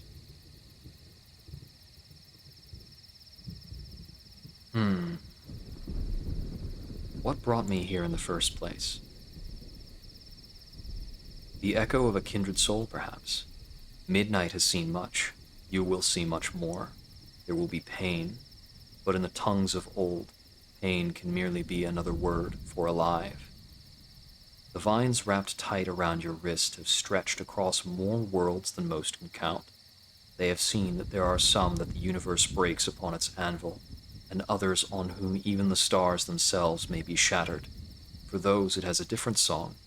It is one that midnight might whisper into your ear, in a place far from here, once you have fully seen what you are in the dark. That's another through line of the story.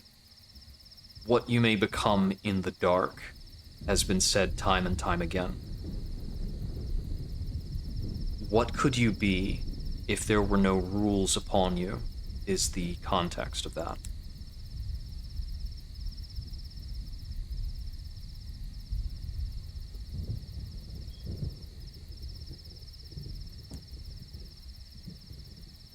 There is value in pain.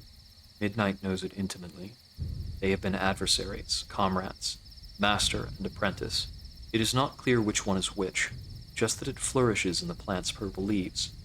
Not the pain of torment, the empathy of pain, distilled, shared, offering the liberation only the night can grow, favor for those who might grow from it, midnight's song to those who remain trapped in a cage of their own making. Think on the word liberation. Something is concealed behind that word. A crusade for others to proselytize. But would it not be unethical for midnight to watch a man burn when it might so easily extinguish the flames? And what are the judgments, if not damned to burn brighter and longer than any in the carrying out of their laws? The pain of a sun is a mighty engine.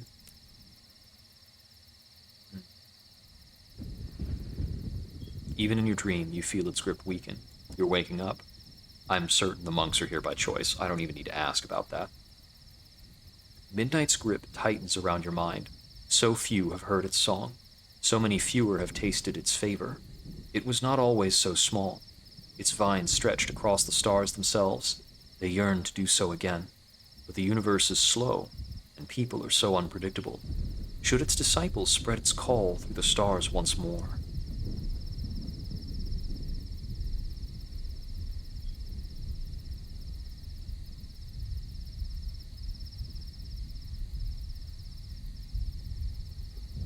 That's a peculiar question.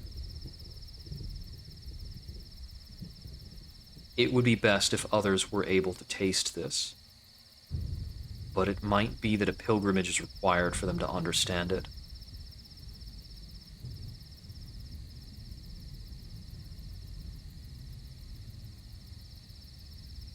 Midnight offers a notion of shared pain, and Midnight is hopeful that people will grow. Midnight is an encouraging force. It beckons people through regret and encourages people to steep themselves in their own regret, to consider carefully what they've done and what they will do.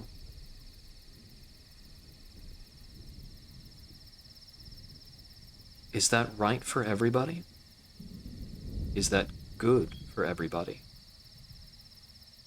If people want what Midnight offers, they should come to it. Midnight's presence fades along with the light, your answer still hanging in the air. For a moment, you fall into nothing. Then there is a sharp pain, and another one in your ribs. You open your eyes to find yourself lying outside the monastery gates, a pair of ring-breaker urchins prodding you with brooms. Huh, told you they was alive. Owe me a chocolate ration, you do. A searing enigma and an affiliation with Bohemia? In exchange for 100 sovereigns. That is immense value. Tea for Atlas. Enjoy. To think they're importing tea with things like this. Amberly Murgatroyd's assistant looks irritable as she digs through the tea with her hands. I don't understand. Where are the microfilms, the manila folders? She sighs. Never mind, we'll sell it anyway, I'm sure. And they've got some ministry-approved literature. We'll pick that up. I'm sure we can sell it later. They also export bronze wood.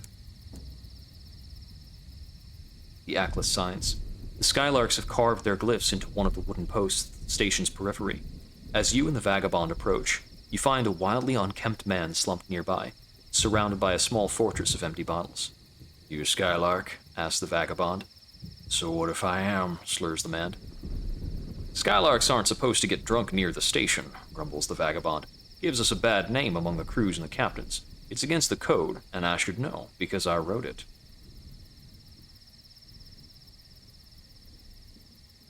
I can either persuade him to take pride, if you succeed in prove friendship with the vagabond, but I'm going to sober him up with a good horror story, because I have plenty of tales of terror, and it's reliable. You crouch next to the gin-soaked Skylark and launch into a story about the predators that lurk in the darkness above, their scope for cruelty matched only by the vastness of their apathy. In the face of unimaginable, omnivorous scorn, you say, the only thing we can cling to is a code. To abandon the Skylark code is to subside. By the time you are finished, he is pale as a bedsheet and apologizes for his inebriation. The vagabond chuckles and claps you on the back. You crouch beside the post and examine the signs that have been carved down its length. The stickman above 3 squares tells us that Aklis is a good place to fence stolen goods, translates the vagabond, tracing signs with one filth-blackened finger. The 3 lines connecting the badge and the sock means the local police are urchins. The pipe and the smiling face means you can buy good tobacco at below market rates. The badge and the sock. If Quivers was right, one of these signs doesn't have a translation. The vagabond hands you his codebook. Comparing the signs scratched on the post to the vagabond's well-worn codebook, you find one that lacks a translation. Circle within spiral within teardrop. A sign more intricate than those that surround it. When you point it out, the vagabond whistles. That's new. he says, pulling a pencil stub from behind his ear and copying it. I'll cross-reference it to the other Skylark signs and see if I can arrive at a meaning. He slips the book back into his pocket and lifts the drunk Skylark to his feet. What's your name, friend? He asks amicably, steering him away from the station.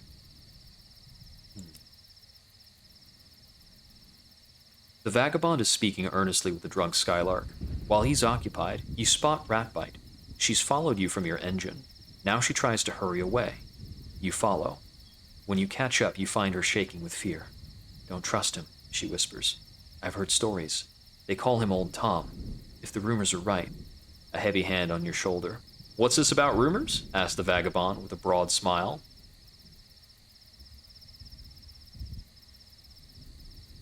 Old Tom. That's a familiar name. Old Tom is... I vaguely recognize that as being a legendary figure. So if the vagabond is actually Old Tom, he's a character of storied importance throughout the entirety of the series of games.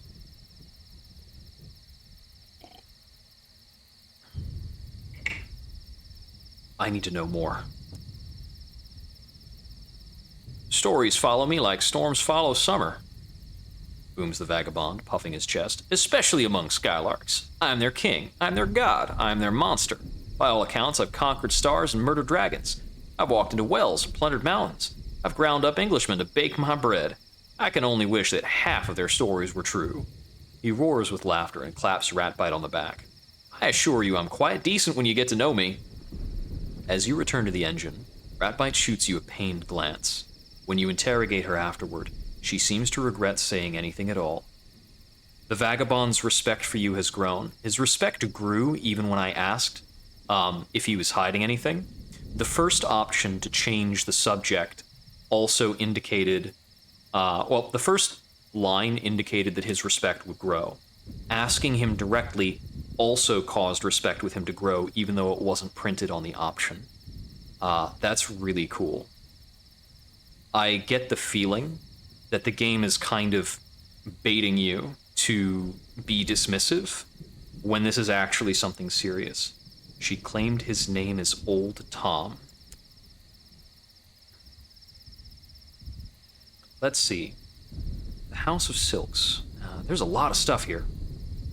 Okay, so the House of Silks, what's going on? The curtains part with a sickly sweet breath of incense. Velvet wraps the inside of the hut like a fine chocolate box, with silk curtains delicately hanging down to provide translucent privacy for guests. Behind, the shadows of wealthy traders lie in the embrace of soft, well-plumped cushions, gently sipping from bronze hookah pipes until their eyes and troubles are somewhere else entirely. Okay, so we've got a curator-proprietor by the name of Mr. Pipes. I can sit down with a hookah pipe.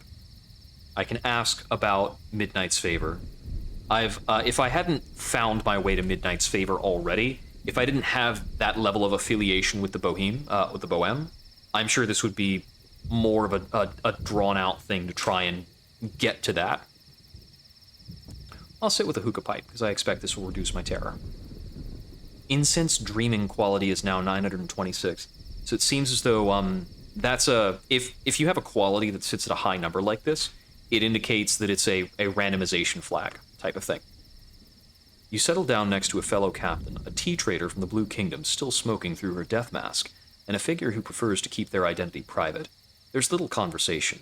The incense is strong, and each breath from the hookah only serves to wrap the world in fresh, warm layers of cotton wool and half-remembered dreams.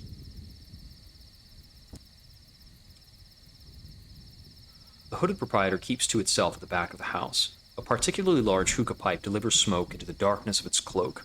A gramophone beside it quietly plays a Bach concerto. A serving boy returns, bowing apologetically. Mr. Pipes is relaxing and has no interest in either chitter or chatter. If you have business, you may present it to one of the staff. Otherwise, his master encourages you to avail yourself of the facilities. All right.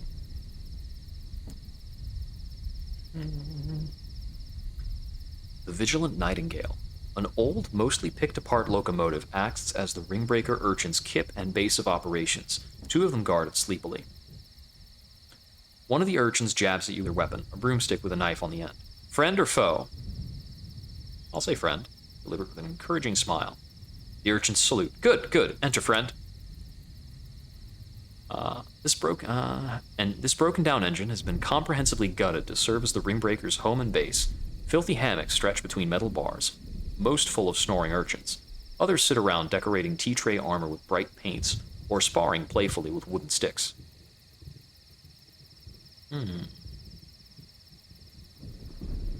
I'll visit the captain's cabin.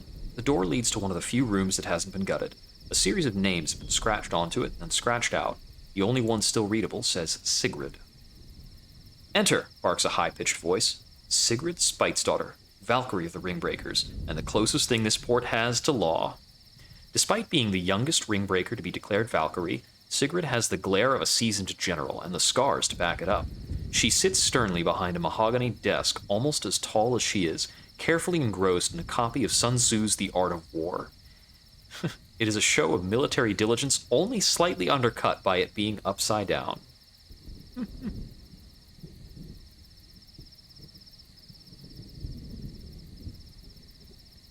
Why are the urchins acting like the constabulary in this port? Sigrid's face is a mixture of pride in her job and irritation at being questioned. Don't be thinking we're just a bunch of kids.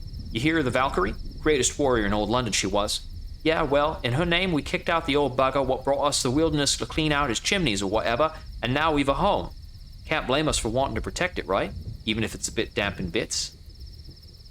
Brought us to the wilderness. Okay. Of course, she adds, can't stay here forever. Rule one of the Ringbreakers. When you're old enough, that's when it's time to go out and find fortune out there, and find others to fill their places. All welcome. Just gotta swear by our code, and they're welcome to grab a hammock. At least long as they don't fart too much in their sleep. What's going on between her crew and the attackers? Sigrid's face darkens. Shouldn't have let that Amberley Murgatroyd get her boots dry after striding into port. We know it's trying to destroy the midnight tea so everyone will buy Daddy's old scrapings instead, but she's tricksy. And with them claymen of hers always around, we can't go accidentally pushing her off the march. But we'll get her, oh yeah. Okay. So there's a tea competition. You can train with them. I'm not strong enough to train with urchins. They're clearly better at this than I am. You can visit the brig. They've got some prisoners. I'll go back to the market. Okay. Examine a prominent statue. It sits in the middle of the dock, untouched by chalk scribbles or damage. A couple of tattooed spice merchants lean against it, quietly eating their lunch. The mysterious founder, it could be assumed. If not, someone equally important to the market port.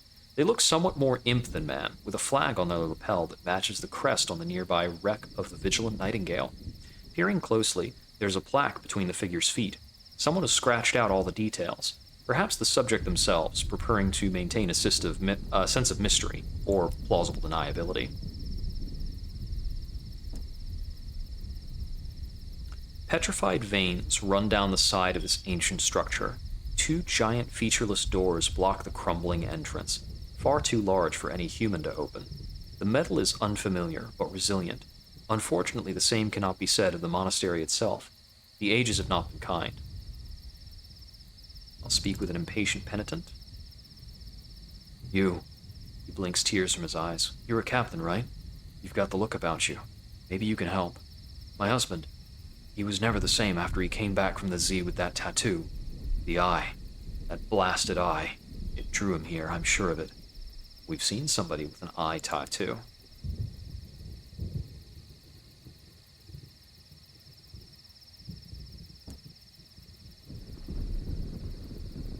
Interesting. Oh, we can head out into the marshes. It is time, apparently. Wouldn't, warns the older of the two. Nothing out there but plants wanting to eat your face off and water that drives you potty. But they show no interest in stopping you. The marsh beckons. I'm just going to go back. I got lost in the marsh. The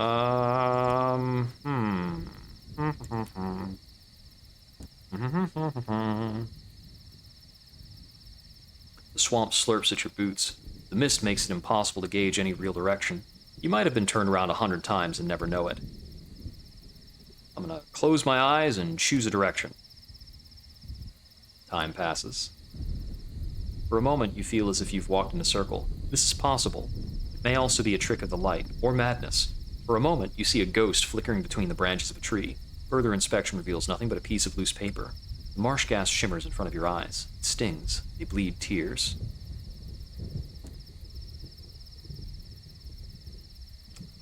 Sure. I'm gonna head towards the north. Time passes. Okay. Water currents. Time passes. Uh-oh. Back to civilization. You emerge from the marsh, much to the surprise of the ringbreaker urchins guarding the torch-lit entrance. Still, it will be a while before your head is ready for another trip out there. I wonder if there is some secret way to get through there.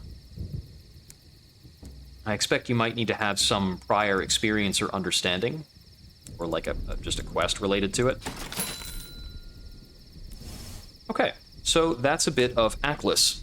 I don't necessarily understand there to be another port out here. There might be some other things to find in the vicinity, though. Let's see. So, probably back to Pan then, right? I think our next destination is liable to be Langley Hall, although I'm going to check the journal to make sure that nobody else needs to go to Aklis. I think the Navigator needs to go to Eagle's Empyrean. We need to talk to the Vagabond. The Incognito Princess needs to visit a crossroads with an unlicensed chart. And I don't recall if I have one. Do I have an unlicensed chart? I think an unlicensed chart is considered villainy. I definitely... Oh. Nope.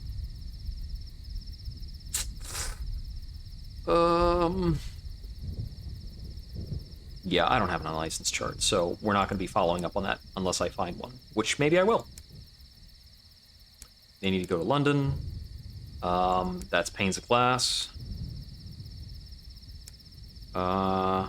He needs to go to the House of Rods and Chains.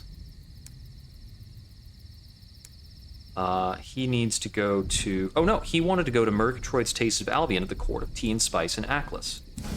So, I missed something. I see. I only did half the stuff at the Court of Tea and Spice because I found my way to the tea. So, to the Floating Market, Court of Tea and Spices... Murgatroyd's... Yeah, I went straight for the Midnight Garden because I had the affiliation to go there. Let's go to Murgatroyd's Taste of Albion. Although one of the more professional-looking barrows on the market, the Murgatroyd family's special tea blends have gained little traction. Proprietress Amberly Murgatroyd glares at you from behind a slender cigarette holder, twitching at the inconvenience of your presence. Okay, so I can ask about various things. I can pick up caddies of tea at a cost of 90, which is more expensive than usual. I will pay to let the clay conductor spend time here. He's eager to speak to the clay men in her employ. Just don't let them give him any ideas, Amberly tells you. The clay conductor requests that they sing for him. The other claymen look reluctant, embarrassed even, but one with shale skin steps forward. It has been too long. We should still sing. Following his lead, the claymen launch into a mournful, hollow aria that resonates with your ribcage. Even Amberly Murgatroyd shivers as the last notes die away. The clay conductor is quiet for a long minute. At last, he gives his verdict. No. He stomps away, back towards your engine. Oof. That's rough, buddy. Short chat. Are you here to buy? Amberly glances around, looking for a distraction. If you're not here to buy, I don't know why you're here. Unless... Perhaps. Amberly lights a fresh cigarette. I'm sure you've heard of Midnight's Favor. It's all anyone wants around here. Well, I have plans to deal with that. Were you to assist me when the moment presents itself, well, I would be most grateful, in a most profitable way for us both. Okay, she'll pay us to get rid of Midnight, but I'm not going to do that. No way. Okay, so we have a bit to speak with our officers about.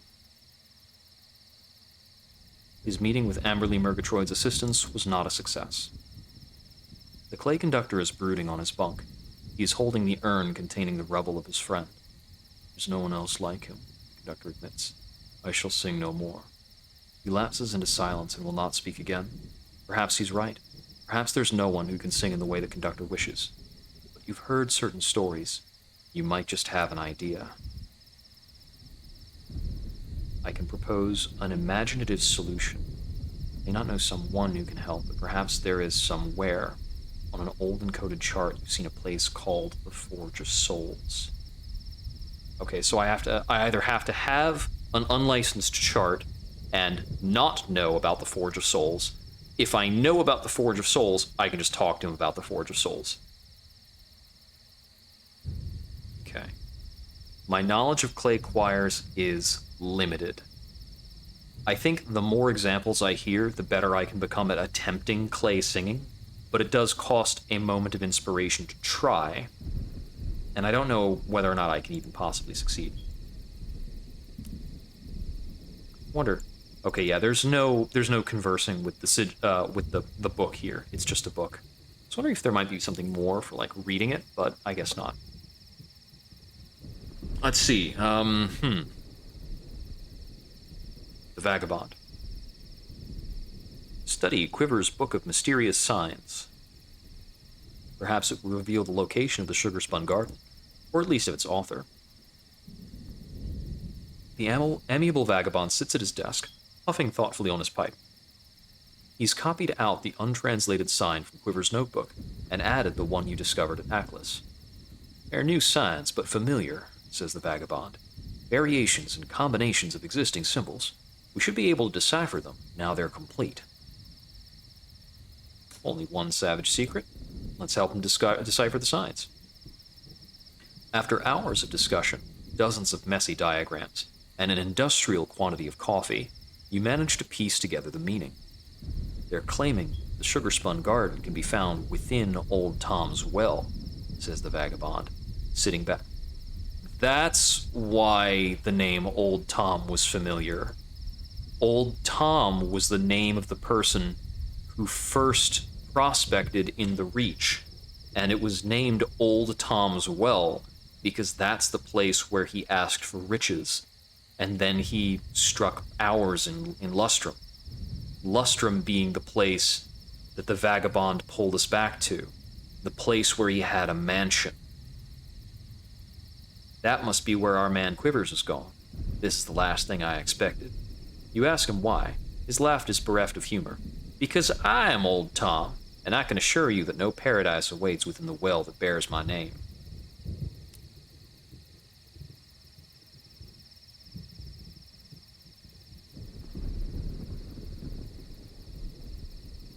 According to legend, he made a wish and it was granted.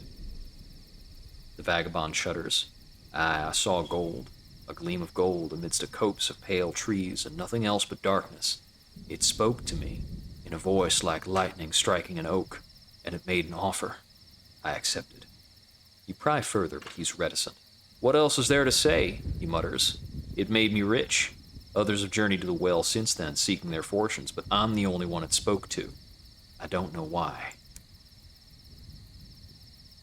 You've heard the crew telling stories of Old Tom and his wish in the well. Why did the vagabond keep his past a secret? Why do you think I left my mansion in Lustrum? Asked the vagabond. It wasn't just the wanderlust. I have debts and enemies, Captain. Enemies and debts. Not least among them is my sister, who's always been jealous of my success. She'd stop at nothing to bring me down, and she's powerful in her own right. Someone's hidden a code within a code, and it points to the abyss that bears the vagabond's name. My sister. The vagabond injects a viper's worth of venom into the word. She's formed a cult which clings to the well's edge and worships the thing that dwells within. Chasing on my heels as always. It has never talked to her, only to me. His eyes glitter gloatingly for a moment. Perhaps she thinks she can change that through sacrifice. Perhaps that's why she's luring skylarks to her lair. He taps the ash from his pipe, staring through the window. We must stop her. It's my duty as a king to protect my people.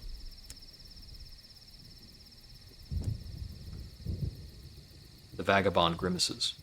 That was the only condition of my bargain with the thing in the well, he says. I could never go back. He taps his chin thoughtfully, but I always knew that one day I'd need to return.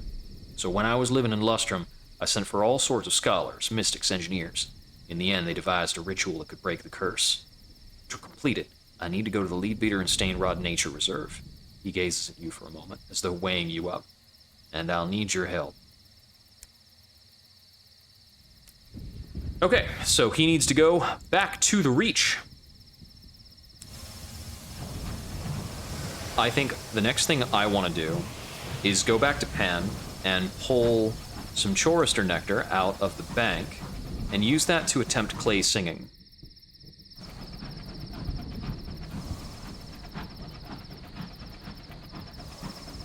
Now, there may be some interesting things behind Aklis. I think I can leave that for later. Fuel and supplies are available at Aklis, so that's very doable.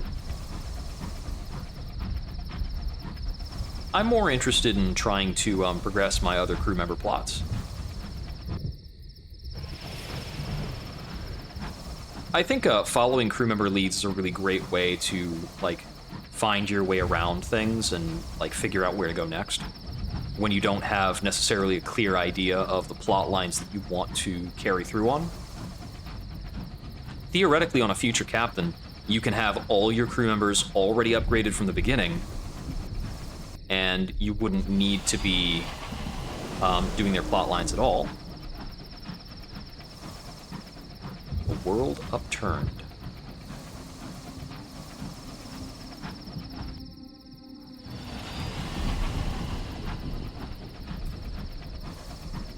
I keep checking to see if I've, like, slipped into some new biome that may hold new dangers.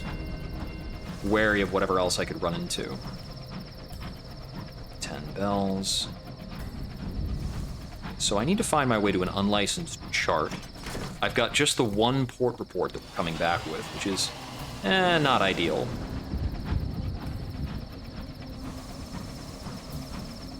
What do we have here? A celestial ruin. The heavens are pocked with tumbled ruins from eons gone. Some are melancholy, some malevolent. Some hide treasures, others danger.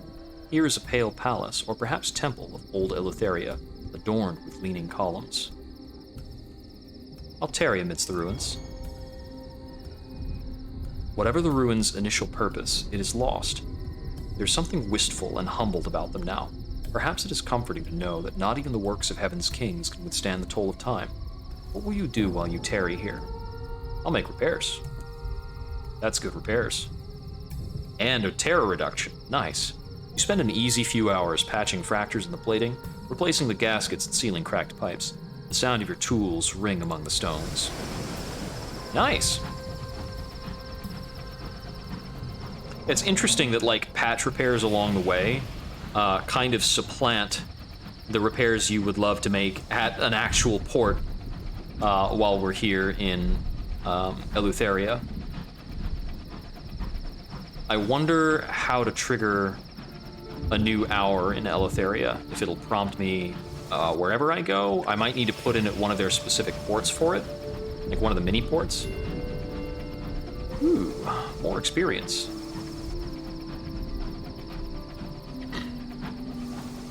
I'm gonna try putting in at that port in the south again to see if there's an opportunity to change the hour. Because the hour of departure is not going to be eternally my ideal hour. Hands a calling.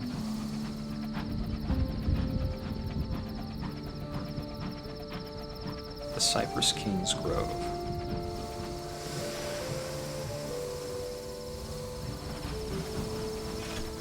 So it is interesting that Fallen London, Sunless Sea, and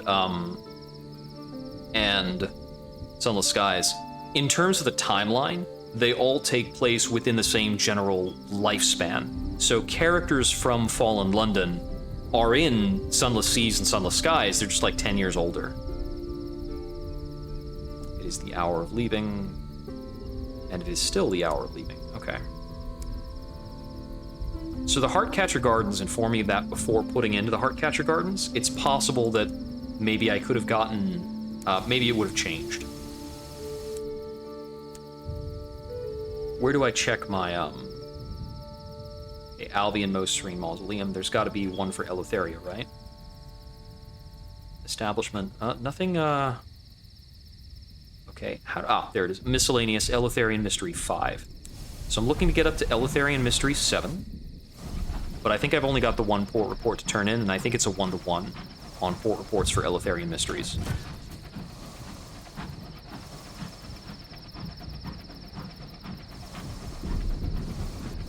Peculiar little exchange. Difficult to work through, and, like, it's going to take a bit before I get a solid understanding of that, I think.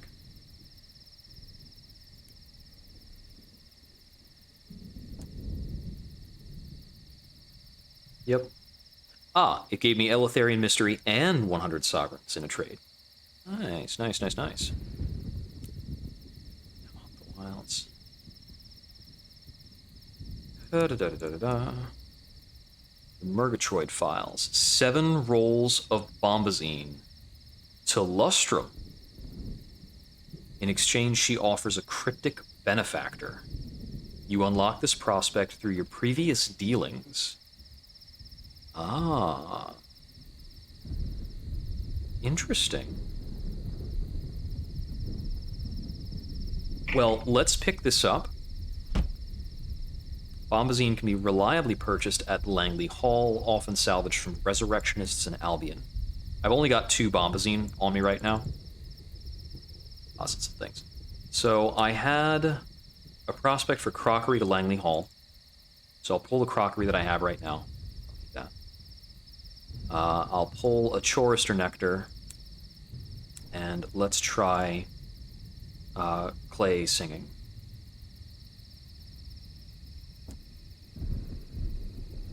Mixed with sugar and water, the nectar's taste is almost worth the wrist-wrenching labor. You gargle it just as you saw the clay conductor do. Your throat feels as though it is expanded. Your vocal range is widened. You can project further. Your voice is richer and more resonant. Practice is exhausting. Your vocal cords throb with the low notes and trill with the high. You sing of the rock and shale, the arias of quarrying, labor, and the living clay. It's passable, but not there yet. But more practice will surely make perfect. So, knowledge is limited, moment of inspiration, not successfully accomplished. You're aware of the conductor's lifelong passion. I don't want to burn all of my moments of inspiration on this. I'm not actually sure if I get better at it. Let me try one more, because moments of inspiration seem like they're actually a lot easier to get here in Eleutheria than they were before. You are slightly improved. Okay, I'm going to hold my moment of inspiration for now, but it's possible... It might be possible that can be brute forced. Or something close to it. It's interesting that it doesn't scale with any particular statistic. Like, hearts doesn't make you better at it, for instance. Alright. I think then that our next heading... Oh, nope, didn't mean to redock like that. Whoops. So, the prospect related to the delivery of bombazine to Lustrum, we're going to be holding for a while, because we can't make good on that while we're here, and even then, we don't have enough bombazine for quite a while. But it should be incredibly profitable. I mean, the prospect indicated that in addition to the sale of Thirsty Bombazine, which already sells for a pretty decent amount, we would also be getting a cryptic benefactor on top of the bombazine sales. So that's pretty nutty. We can buy 5 bombazine at its market price from Langley Hall, because Langley Hall's an exporter. So Langley Hall is in the north-northeast. Should be 1 clockwise step from the spot we've already found. This is a weird-looking shape.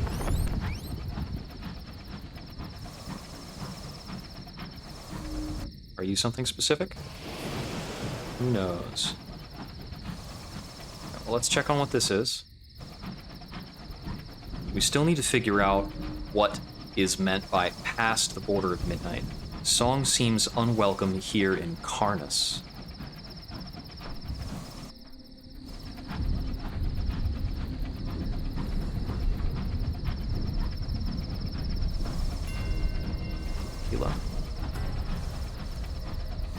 Bit of a sinister rumble going on here.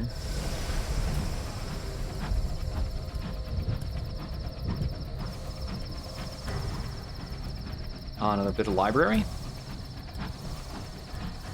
That is difficult to navigate to the proper side of. That's an unfortunate little spawn, it seems. This actually goes back a ways, doesn't it? You enter homuncula, littered with the wreckage of unwise engines. Huh. You don't say.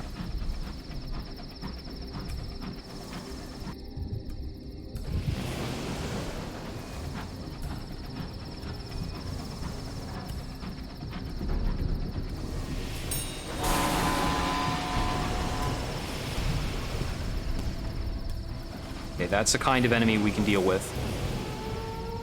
Come on, charge at me. Bring it on.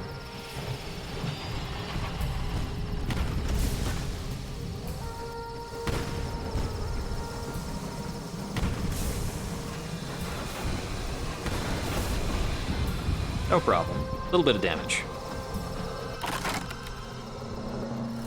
Yeah, I'll search for survivors. Perhaps one did not succumb to the star madness. You explore corridors whose walls and ceilings are daubed with unfamiliar constellations. At last, you find a cabin barricaded from within. It holds a crewman who seems lucid. He begs to join your crew. Your own crew aren't sure. What if the star madness seizes him? I'll drop him off at the next port. In the meantime, confined to quarters. Lose terror. He looks disappointed, but agrees. The crew are happier with him locked away, and are cheered by being able to perform this act of sensibly cautious charity. Hey, that works for me. Let's do a little scouting, maybe? Okay, so we've got something over there, but that's not really the direction I'm looking to go right now. Tells me the skies ahead are somewhat barren. We'll work with it.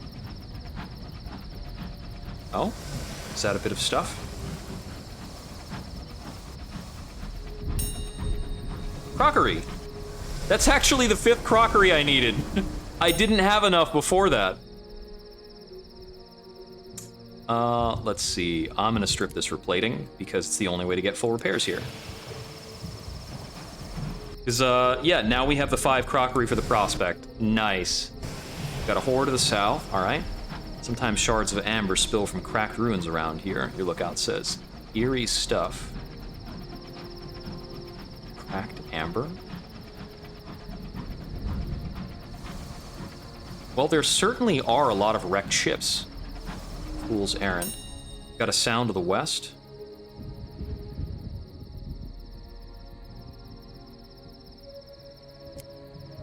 Does this reduce terror? Gained 2 terror. You give the order and put the wreck behind you. The crew remain tense. Will that be their fate one unlucky day? I was hoping that would do the other thing. Namely, the opposite one. Okay, so we've got a few toppled bits of stone are all that remain of a once great crossroads. Meeting at the crossroads. A figure waits by the signpost. In silhouette, it resembles a woman in a long skirt. Up close, you hear the clatter of chitin, wrapped in layers of veils and shawls that smell of harsh antiseptic.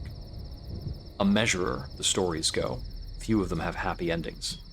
The figure introduces itself as Mistress Fathom and offers charity of a sort. A measured charity, to be exact. There is no reading the expression behind the veil. Except a gift of foreknowledge. It will help you to see. Sure. I need these things. How splendid, declares Mistress Fathom. Something you need, in exchange for something that I may one day want. It disappears behind the crossroad post, leaving no trace.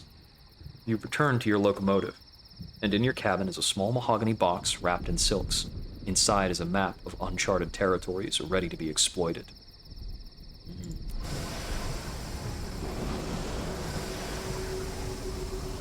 But that won't be all.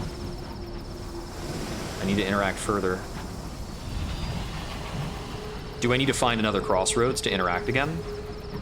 Dang it, I wanted to turn around and make good on the princess's request. Okay, so there is a distinct rumbling over here. Is this a well? You've strayed into the Bete Noire, a place of mystery.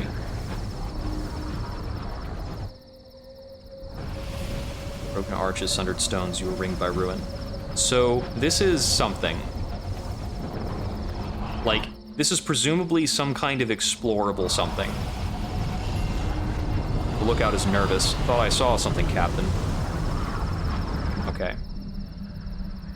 Do I want to try and interact with that?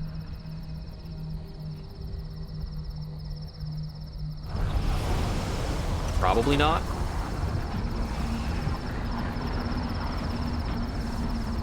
Ugh.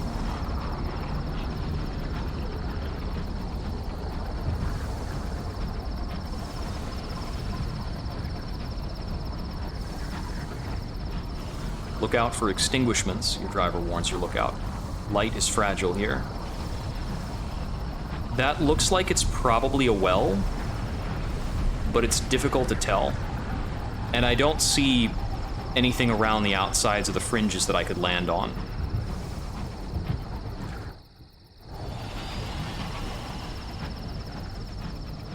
Looks like a bunch of bramble. Is that collidable? No, I can go over that.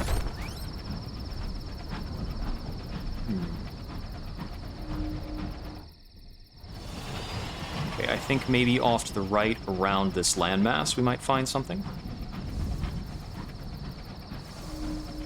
Sometimes you can find hermits. Or fragments of bronze wood here in the briars. The briars, then. Is that a little bronze wood to the north? Aha! And nothing came out to shoot me. Double win. Very good. So perhaps this is Langley Hall? Vagabond has half the crew dancing to an energetic tune on the fiddle. Sober quiet study, the briars. Anytime you find a cluster of discoverables, that's usually, like, indicating a port. I think the port's just on the eastern side of all of this. Little mingling. This place actually seems nice. Well, I mean, roughly. I mean, any place that's relatively bright and safe is just such a giant contrast from the rest of Eleutheria. A sprawling house of numberless rooms. Founded by Lord Langley, it is a refuge for those willing to brave the dark of Eleutheria. Outside it stands the last lamppost, the furthest flung beacon of London life. I'll pop in at the bazaar. Supply them with 5 crockery. That is a huge offering for nostalgic crockery. Gained an Eleutherian mystery, some tales of terror. Ah, excellent. The staff quickly gathers up the crockery and carries it into the garden, where his lordship's guests await with hunting rifles. Throw, calls one, aiming skyward. Shards of crockery rain down from on high. That's amazing. They'll sell munitions, just like, all sorts of places. But whatever. The price is good. I have the hold space. We'll go for it. We can also buy that bombazine here. I'm going to stock up on 5 bombazine. And a little more fuel. Langley Hall. All are welcome here, provided they are welcoming of all here. A man in a faded postal uniform greets you at the end of a battered jetty. I'm out of tea. I'll have to fix that soon. He carries a shuttered lamp in one hand, its light the deep amber hue of the last lamppost. Hello, hello. A new guest? This way, please. Let's get you somewhere warm. He produces a set of keys and strides towards the oak-paneled front door of the house. He knocks thrice and then unlocks the door. This way. The sound of laughter spills out. Inside, an endless house party is in full swing. Guests who enter Langley Hall rarely leave. The hall is the oldest part of Langley's project. From here, staircases wend their way to other rooms, halls, landings, and wings of the cottage. Guests sit on the stairs, sing from the banisters, or promenade among the hall in search of friends. The closest door to the entrance is wide open, revealing a cloakroom the size of a village green. Fires crackle in 7 hertz. Someone has set up a bar. The number 7 is a bad portent in this series. So it's very peculiar. Sometimes if I stumble along the words in a paragraph, it's because I'm reading halfway down and making note of something, and then I have to double back, and I lose part of the sentence in the course of it. You can't catch me doing it necessarily because my eyes are obscured. It's perhaps a little trick, but that's part of the stumbling sometimes. Halfway through reading that line earlier about guests sitting on stairs, I read "It is time" under Leave Langley Hall, and the line being so curt was very striking to me, and it pulled me down in the text for a moment. I had to snap back. Before I continue with this particular plot line and reading, I'm going to prepare myself another round of Earl Grey. Excuse me.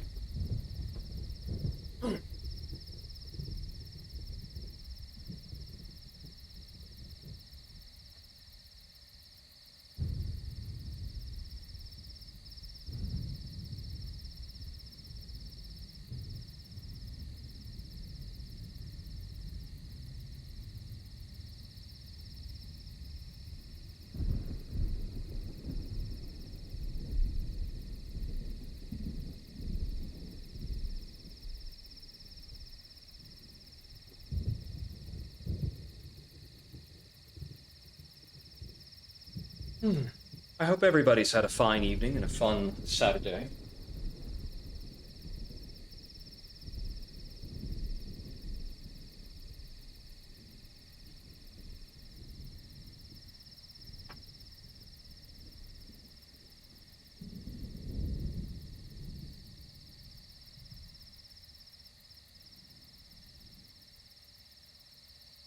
Or in the event that it was not mirthful, I hope it was at least restful, or perhaps productive. Well, the kettle will go off momentarily, I'm sure, but I'll read a few more lines in the meantime. Langley Hall is widely considered to be a folly and a fool's paradise. Have those who say such visited? Langley Hall is a labyrinth of well-intended jollity. Parties snake from the front door to the back kitchen by way of 1,000 bedrooms, bathrooms, billiard rooms, and ballrooms. The wine flows like water, and the hour is always hazily too late. Those that come here rarely leave, and those that do rarely do so for long. They've made a home of Langley Hall, or at least Langley Hall has made for them a home. Just a little formality, post officer says apologetically. Don't worry, we don't have many here.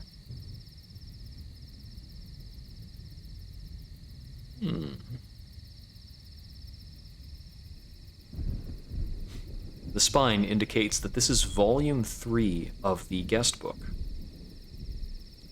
Tell us how you'd like to be addressed, whatever you like, who you really are, or who you want to be. He hands you the pen. Oh, you can actually change how you are addressed throughout the game. You get to choose this at the beginning of the game, I think? No, at the beginning of the game, I think, for Skies, I think they just force you on Captain. In Seas, you can pick at the beginning of the game when you generate your character. And it's such an excellent list. I mean, of course, you've got Sir, Madam, but you've also got Citizen, Lord, Lady, Captain, Specialist, Doctor, Professor, Officer. This just keeps going. This really keeps going. Brother, sister, reverend. Okay. Okay, that's the kettle on.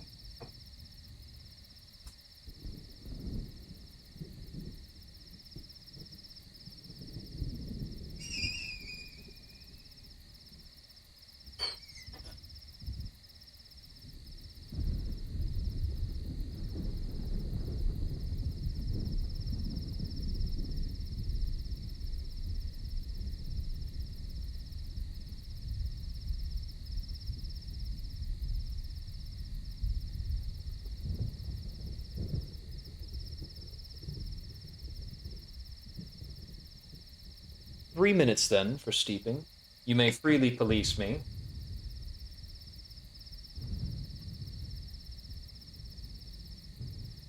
I'm not seeking tea more bitter, nor anything so sweetly. Let's see, I don't want to be principal for sure. I'm not a comrade. This character, this captain, is a rogue scholar of sorts. It's a person who didn't come from much, and through education and through academic pursuits, they rose themselves up to a better station, and they seek to pivot that into greater wealth through scurrilous activities. Because I think of this captain as being a person who's having a crisis of faith about morality in the world. I feel like a person like that does not achieve professor. He's not in it for the sake of academia. He's here for money, and academia is a route to money. But in the pursuit of wealth, I've been seeing things now that I think there are lines that this captain does not cross. I would think to name myself Lord if I had already accomplished what I would seek.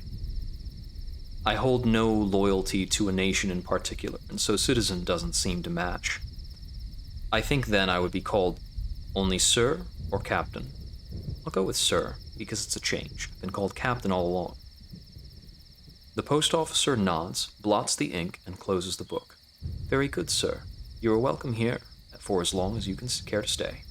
He shakes your hand. One thing, just a note of caution, if you go exploring. We don't know how far the hall extends. I doubt even Langley does.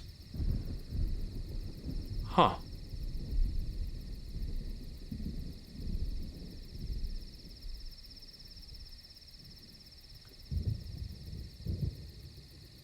Interesting.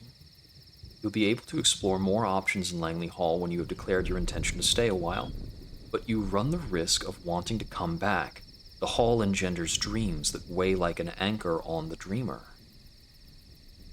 I'll inquire after Lord Langley. The post officer looks deeply uncomfortable. Not sure I ought to say. His lordship's business. This is his party, see? He found the house and wanted guests.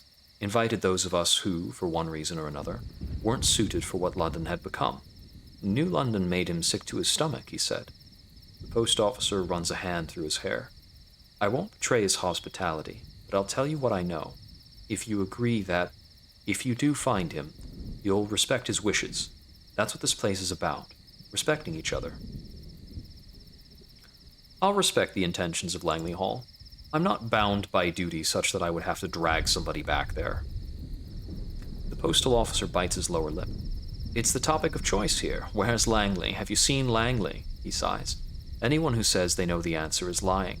But if you want a place to start looking, when he was with us, he favored a particular chair in the lounge.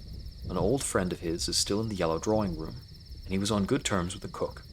He considers you for a moment. What if he doesn't want to be found? What if, wherever he is, he doesn't want to come back?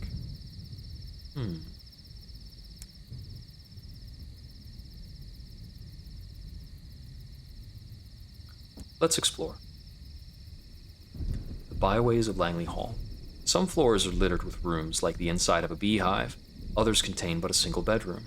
Doors rarely connect one or more rooms at a time, Lord Langley having apparently preferred his guests get some exercise when moving from their bedrooms to the library in search of a nightcap. Langley Hall stretches on for lifetimes. To find anything in the labyrinth, you'll need to go exploring. Going from floor to floor, or even from room to room, one is often confronted with a staircase. These can vary between 3 and 300 stairs, and there's no guarantee that on descending one, you won't immediately be confronted with one going up. Huh.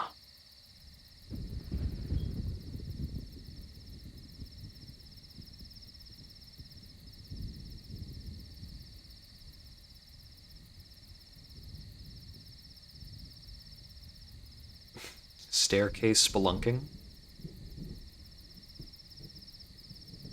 I see. So with more staircase spelunking, we can find more places, and with certain affiliations, we can get to specific locations.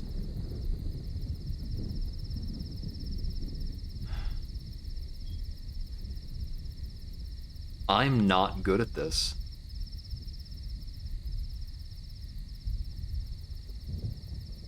Okay. Sending out an expedition looks like it could risk a lot of people. I'm gonna try this one. Wait. Before I do, can I buy supplies here? Yes, I can. Okay. Let's see how bad this is. You make progress through through the dusty stairwells and forgotten chambers of Langley Hall, if they were ever known at all. You meet very few other souls in the landings. The hallways run on endlessly, and your crew begin to explain of hunger and claustrophobia. You make your way back, your charts at the hall slightly expanded. You have to chart these halls. That's hilarious. I'll return to the hallway. Okay. So, I'm gonna leave Langley Hall. It's time. The post officer escorts you to the dock. Not good to go out in the dark alone, sir. He shadows you all the way to your engine. He waits on the platform as you make ready for departure. Even as the dark rolls in to swallow your engine, the amber light from his lantern lingers.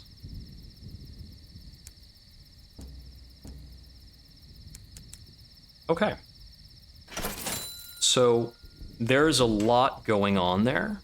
There are kind of deep stories in some of these places. Finding Midnight back in Aklis is probably one of the bigger, badder things going on in Aklis.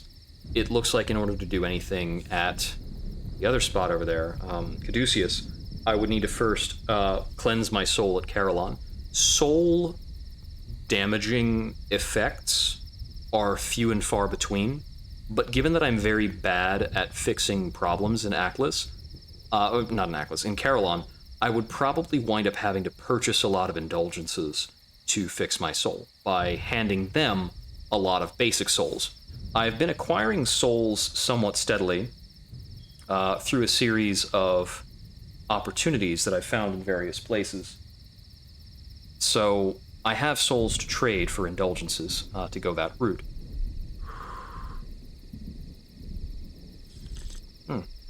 But it's still a pretty uncomfortable prospect, and I think I'm going to have to do a lot of work on that if I want to examine anything at Caduceus. Which brings us back to, this captain is in it for money.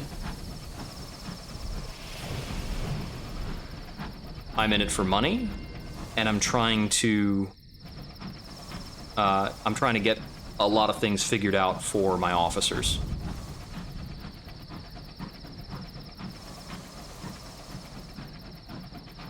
Let's see. A few more discoveries around here. So I still need to find the House of Rods and Chains, as well as Eagle's Empyrean. And I need to find another crossroads. I'm hoping that there's more than one crossroads.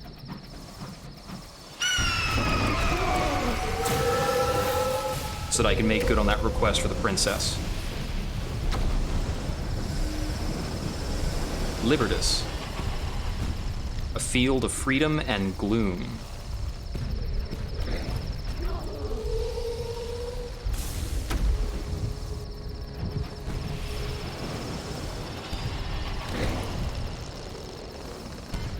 It's definitely good to have practiced fighting scribe spinsters because they're a fairly common mid-range enemy throughout the game. Failure. Only sovereigns. Thankfully, cutting them apart, you don't really risk losing much. This section of sky, I think, might play host to the Eleutherian sun. I'm very curious about the Eleutherian sun. The McMaster will enter through a yawning tear in the hull. Let's see. Supplies or fuel, I think. We'll get supplies from the galley. I think it's either 1 supplies or 2 fuel there. It's usually the ratio of things. A bit more wreck in the sky. Wreck of the Behringer. A gleaming hull in the dark. A wreck of a type you've never seen before. This is a unique vessel. A vast wreck, larger than any other locomotive you've seen. Armor rattles in the wind. An Albion flag flies, tattered almost beyond recognition. The hull is cracked like an egg, a charred and tangled engine exposed to the air. The Beringer reads the nameplate, though some wag has apprehended a question mark.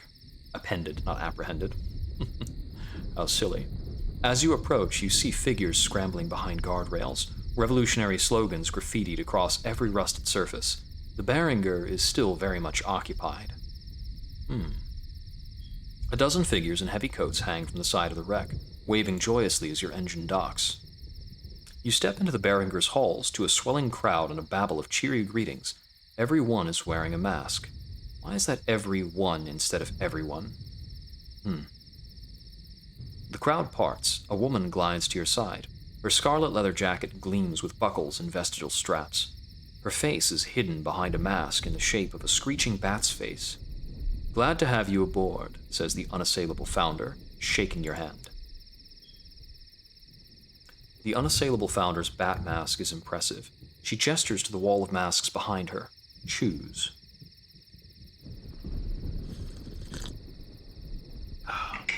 What is this big old list of qualities?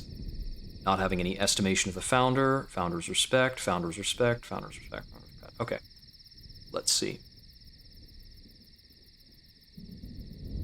Opportunities to listen to lectures, deliver lectures, conduct experiments, or debate.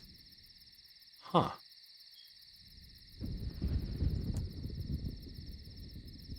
How did the London dreadnought end up wrecked in Eleutheria, crowded with devotees of the liberation of night?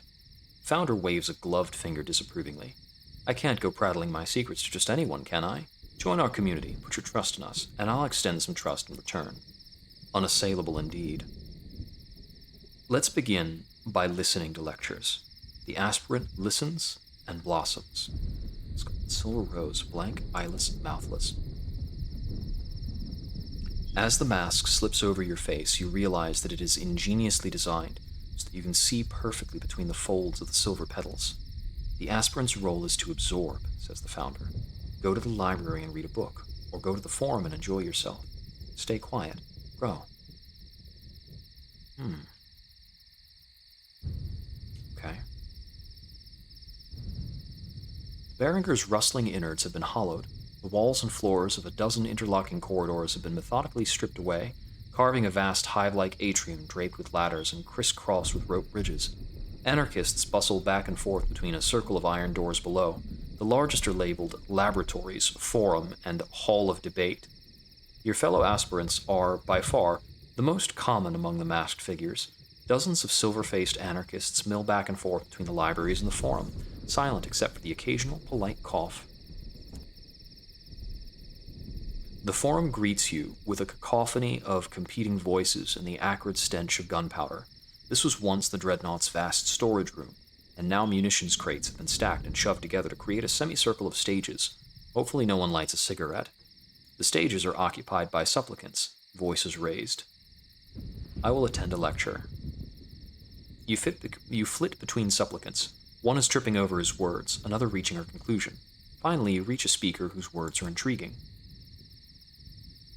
The first lecture to entice you is that given by a diminutive old woman, speaking in a dry whisper to only 3 aspirants. But you catch the phrase, coils of shattering ice, 1,000 feet high. The other lecture you come across is being delivered by a lithe, confident figure of indeterminate gender. They are expounding on their topic at such length you have trouble deciphering what they're talking about. Finally, you identify the topic, a certain Mr. Barleycorn. You earn the respect of the founder either way. I will listen to the old woman's lecture, even though terror is not a reward. There is an alphabet of fire and gold, says your lecturer, taking a sip from a glass, a star language that burns in the mind. She dips her finger in the water and traces something on the stage. Some stars abandon the immutable light of their brethren for a more nuanced philosophy. The old language no longer suffices. Heretical concepts exist for which it cannot provide signifiers. As the symbol takes shape, water turns to frost with a crackle. These traitor stars adopt another language, or perhaps another dialect, the discordance.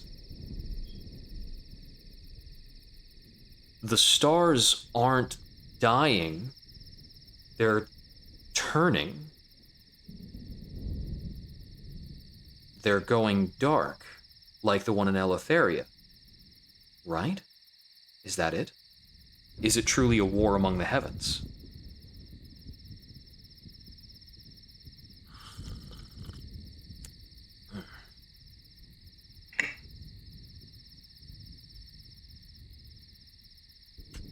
Strike up a conversation, or perhaps swap your mask.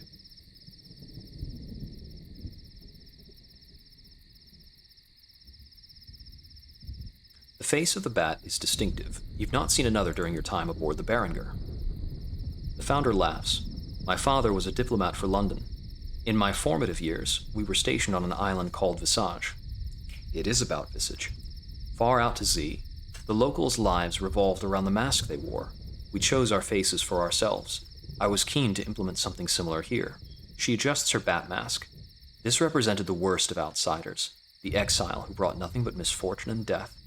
After I turned traitor and left the Admiralty, it seemed an appropriate statement.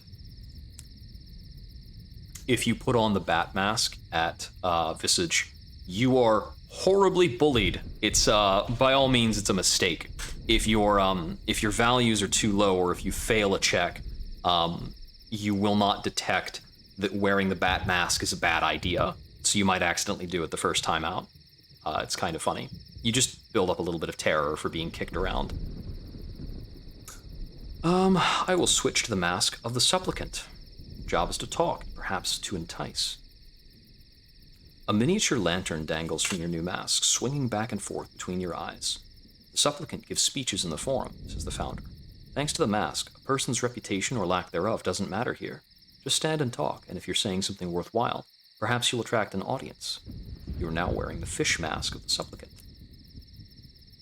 Oh, it's, what's it called? It's an anglerfish mask. Head to the forum. I can deliver a lecture on extinguishments. Ooh. Or I can tell a story from our tales. This is going to burn my hard-earned Eleutherian mysteries, but this is cool. Your approach is academic, your tone matter-of-fact, but the aspirants listen as though to a ghost story. There are places of darkness in Eleutheria, you tell them, a darkness so total it devours even the memory of light. Your audience whispers and swells. What does such emptiness conceal? Unlit trains that plunge into the darkness hoping to commit crimes beyond the sight of any god.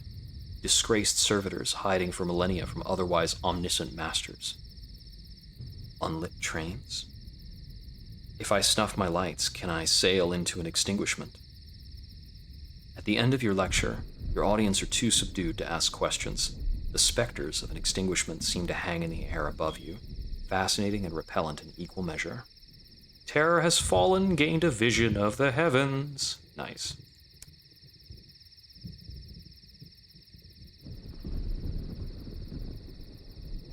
Let's see. You can deliver lectures on the place behind glass. You need to have conducted an experiment on this subject. Research about mirrors. Okay. The place behind glass is another interesting, lasting topic. It's referred to as parabola, and it's controlled by beings known as the Finger Kings, which I understand to be spectral and snake-like. How did the Berenger end up in Eleutheria? The Berenger was a dreadnought developed in secret to guard against star madness, says the founder. On its maiden voyage, I stole it. It was easy enough. I was the admiral placed in charge of the bloody thing, she snorts. While we patrolled a quiet corner of Albion, I convinced my crew of the merits of the liberation. After a mostly bloodless mutiny, we embarked on a pilgrimage to Eleutheria. We planned to pledge ourselves to the service of the halved. Her mouth tightens. It didn't work out.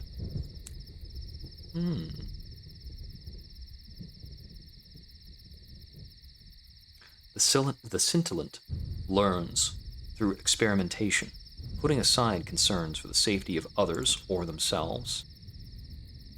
The flames on the mask are orange-yellow tissue which rustles as you move your head. The Scintillant's purpose is to visit the laboratories and take part in the experiments. Good luck. Last time I went to the laboratories, I lost a finger. Danger! Science occurs within! The Liberation have kept most of the Berenger's laboratories intact. Every functioning laboratory has a sign-up sheet tacked to its door, begging for volunteers. Scintillants flit back and forth carrying clipboards, calipers, vapor-spewing flasks. There's no shortage of work to be done, and few brave enough to do it. Try to gain a vision of the heavens. Conduct your own experiment, recruiting Scintillants as volunteers. Conduct your own experiment, recruiting volunteers from your own crew. It says you need 4. That means you can lose up to 4. Let's just get hurt. The Scintillants hand you a beaker of frothing gray fluid. Stick your hand into it until you can touch the bottom, one of them tells you, her voice betraying no hint of concern for your well-being. But do it slowly. Too fast and you'll experience no measurable effects and only a little pain. You attempt to follow her instructions, but the liquid clings to you like concrete and blisters your skin. You withdraw your hand as fast as you can, making her hiss between her teeth and shake her head. Next. Okay. More time must pass before we can return to the... okay. So, we didn't succeed that one. We can come back later and try it. Switch off to the recalcitrant.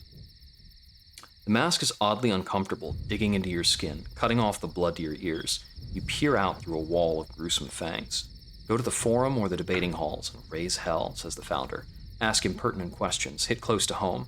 The mask allows you to speak loudly and truthfully without losing friends.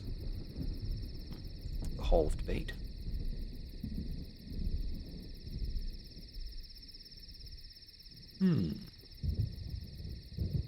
The Hall of Debate was once the Dreadnought's gun deck. A row of gargantuan cannons still point out at empty sky. Recalcitrants swarm under the artillery, shouting, stamping, roaring. The main debates take place on a raised platform. Would-be rhetoricians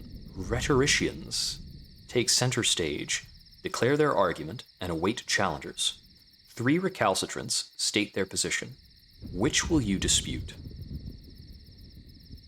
One is claiming that the liberation of night is justified.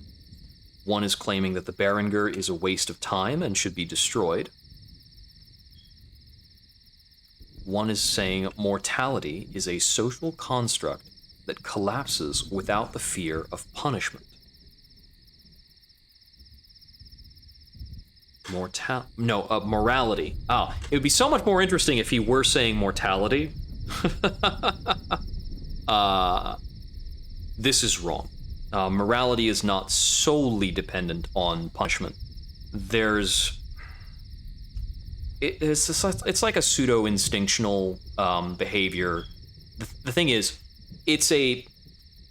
morality is a behavior that is favorable towards survival. At a certain ratio within society, like a certain ratio of people in society must be moral in order for cooperation to function, and cooperation is a survival benefit. But is every survival benefit, perhaps every survival benefit is related to the fear of punishment, because failing to survive is in and of itself a punishment. But I think when you break it down to that extent, if punishment is that broad, then it's almost meaningless to, like, it kind of becomes a meaningless question at that point. Because if death is a punishment and the fear of death is sufficient to qualify as a fear of punishment, then, like, saying that morality is a social construct that collapses without fear of punishment is kind of akin to saying it's a social construct that collapses without human beings, which is kind of meaningless to say unless there is a premise of absolute immortality, which, yeah, if there were absolute immortality, there probably wouldn't be a place for morality. So in that case, his question would be worthless either way. I really wish I could just talk to the game and explain very carefully that I should pass this skill check. The game disagreed. You do your best, but the recalcitrant on the podium refuses to budge an inch. Just when you think you found a flaw in her argument, she moves on to something else, leaving the point unaddressed. Soon your arguments are going in circles. The surrounding recalcitrants grow restless. Give someone else a turn to talk, one of them shouts. I will refuse to back down. Backing down is not what it means to be a recalcitrant. Eventually, a third recalcitrant steps in and declares you've used up your allotted time and must step down. Okay, I can't go back to the Hall of Debate. So it's time to leave the Beringer. I can return in about 2 weeks to learn more. Cool. So this is, that's interesting because this is not a dock. This is not a port, but that functions a heck of a lot like a port. Because we'll have to come back there to finish up the stories. And generally speaking, anything that has like a date marker like that, you need to wait about 2 weeks before coming back.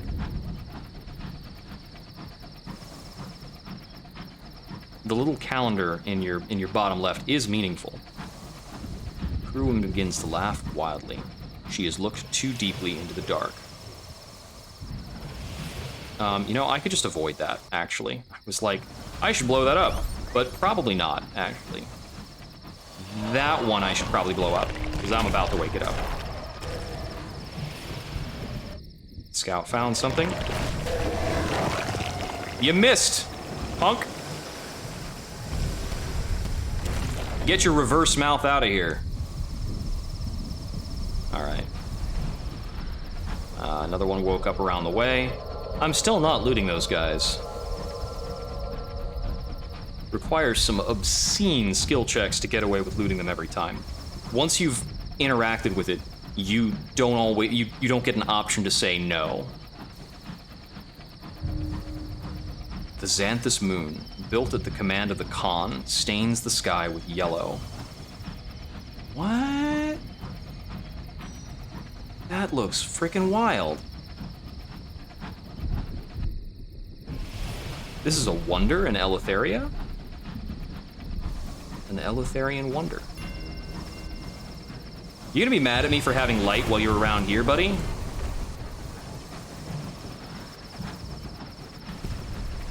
Look behind you, jerk. It's pretty freaking bright. No reasoning with zealots. Come on, shoot me. Sit still for a second, try it.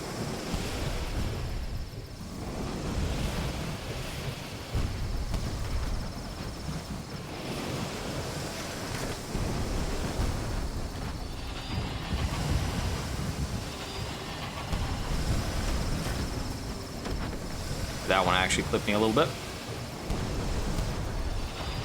Gotcha.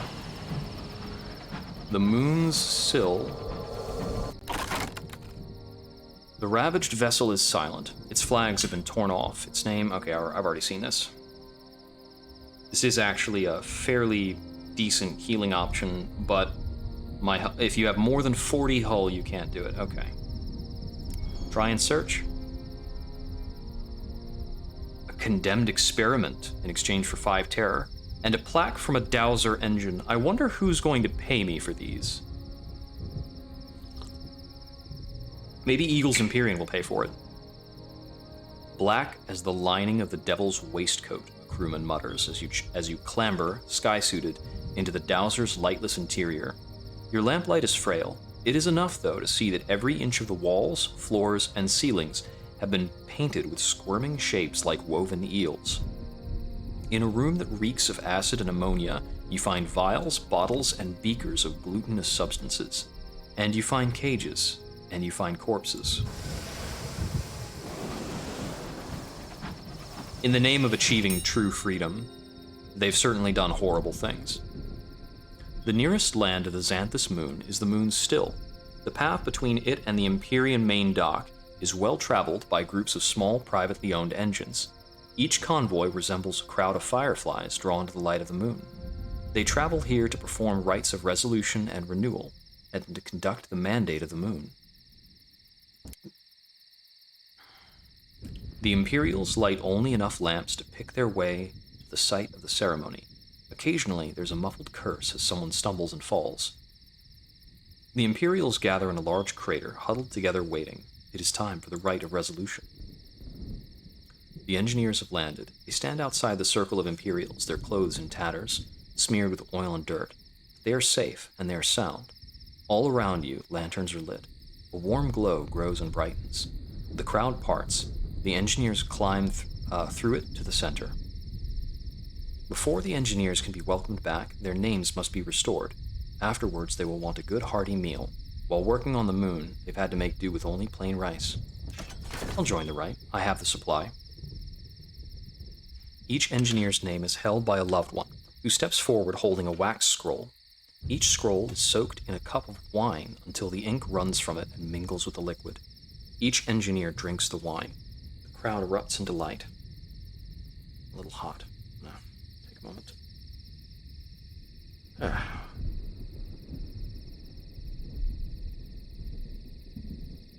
The engineers turn eagerly to what you've brought. They've had moon rations for weeks. Your fungal crackers, wrinkled apples, and pungent slabs of cheese are like a feast. They're delighted to gift you a memento of their deployment for it. One of the moon's broken, burned-out lanterns. It's said they bring good luck.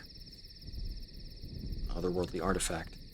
I might destroy it later to reduce my terror. It seems to be a thing I do. The ceremony is complete. It is time for the citizens of the Eagles Empyrean to return to their daily lives.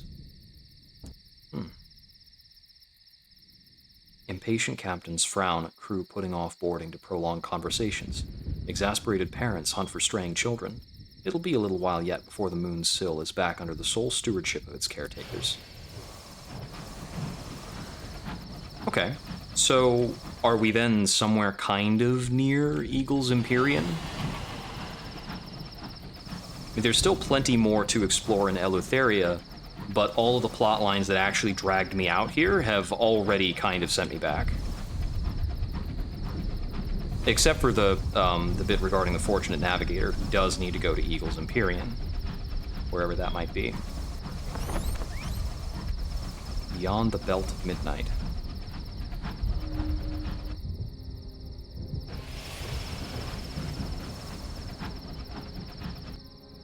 Okay, so there's something over there. We're really along the outside right now.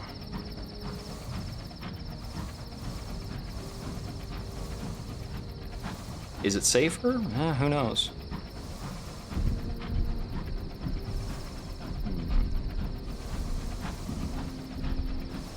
There's been a distant storm's rumble throughout this entire place.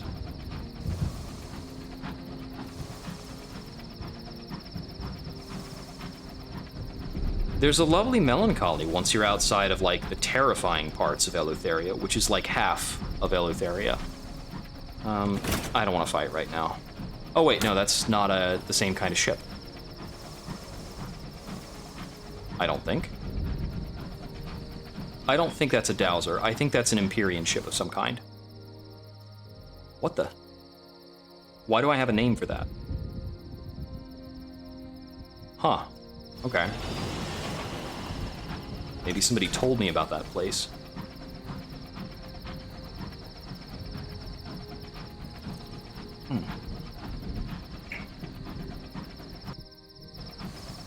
After sailing around here for a while, I've come to the understanding that it seems almost everything scary around here, like really, this is the Belt of Midnight, where lightning goes to die. Huh. There's another one of those dark things. Another crossroads, there we go. Help the princess meet the measurer's demands. I left an old thing in Piranesi, says the incognito princess to you both. But, if I go in the main doors of that beastly place, I can't leave. You need a change to do so, and I'll only do that on my terms.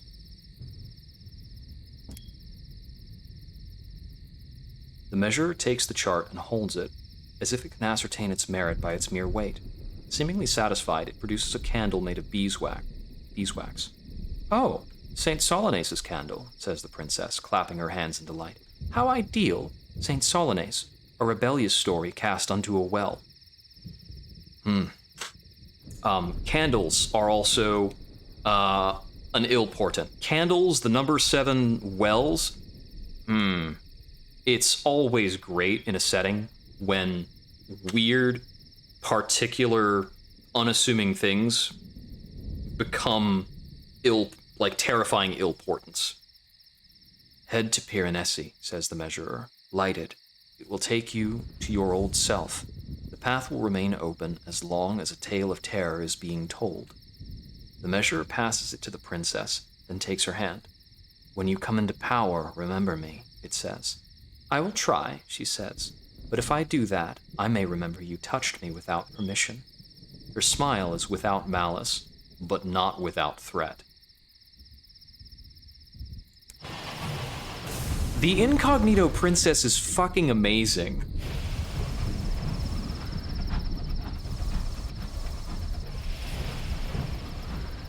Okay, I feel like Eagle's Empyrean has got to be somewhere nearby. Okay, that is a,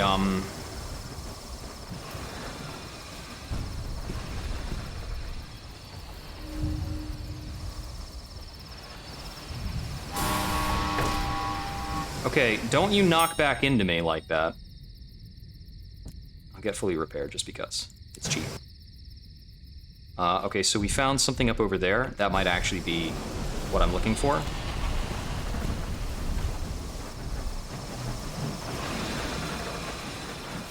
I'm expecting that the London craft intends to fire on the dowser.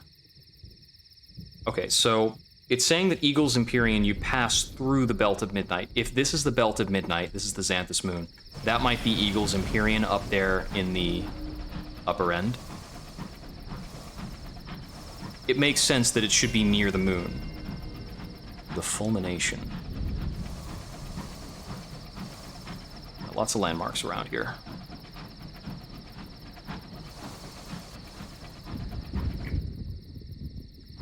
Okay. Xanthus. That might very well be. I mean, I only touched the absolute tip of it. I wouldn't be surprised if it, like, anywhere down here could also be Eagle's Empyrean. But the idea that you must sail through the Belt of Midnight to reach it leads me to think that the Belt of Midnight is some sort of, like, band that might occupy, like, a really long stretch, possibly even all of this. It's telling me that Eagle's Empyrean is somewhere on the outside, is my guess. Eleutheria has been really cool. There are unique and different threats. It seems very difficult to... Okay, it's another crossroad.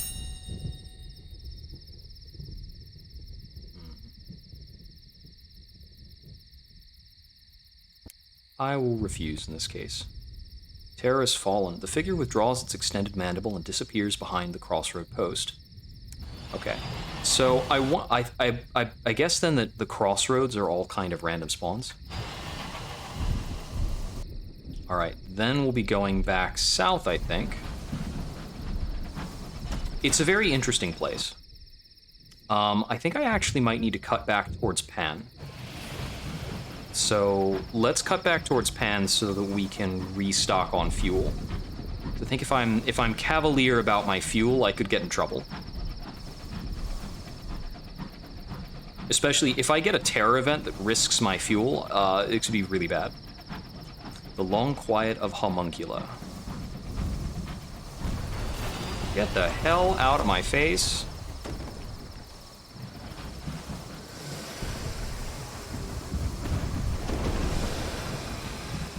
Took a little bit of damage, it's fine. Try and plunder it. Lost 2 crew, gained a tale of terror, and gained 10 terror. Sudden flash and clap of thunder. Gunshot, and a second, and third. The last dying member of the Dowser's crew is determined to extract a toll from its plunderers. After he's dealt with, you carry your dead back to your engine. Okay, yeah, everything out here is difficult to loot. That's a pain in the neck. I think if I have a problem with Eleutheria, that's it. Yeah, I seem to lose crew when I shoot things. And not from the shooting. I already plundered that.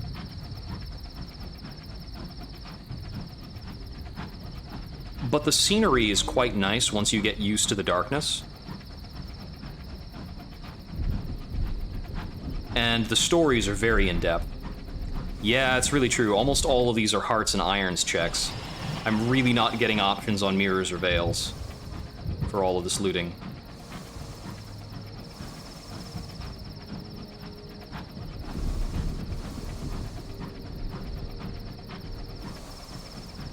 Cruise on through here.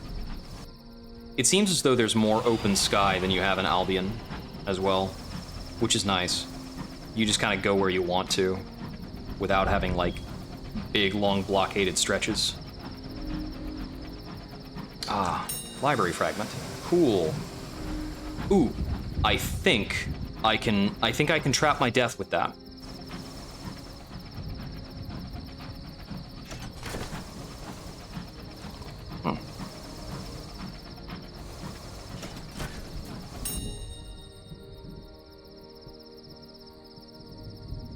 I don't want to trade all that much. I'll tarry.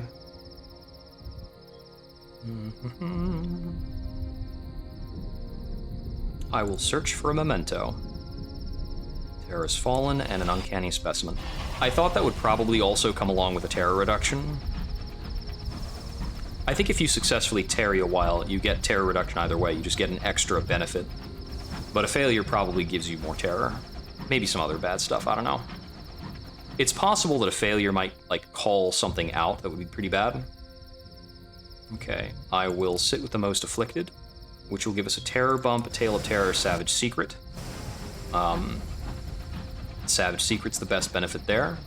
Our terror is creeping up a bit. We'll get a reduction for getting back to Pen. But terror management in Eleutheria has really been a challenge, especially since most of the things we plunder wind up giving us terror without much in exchange. And that's a big difference from other places. There are so many other cases where you can plunder something and just say, like, just blow it up, get my terror gone. Oh, hey there, another pit of blackness.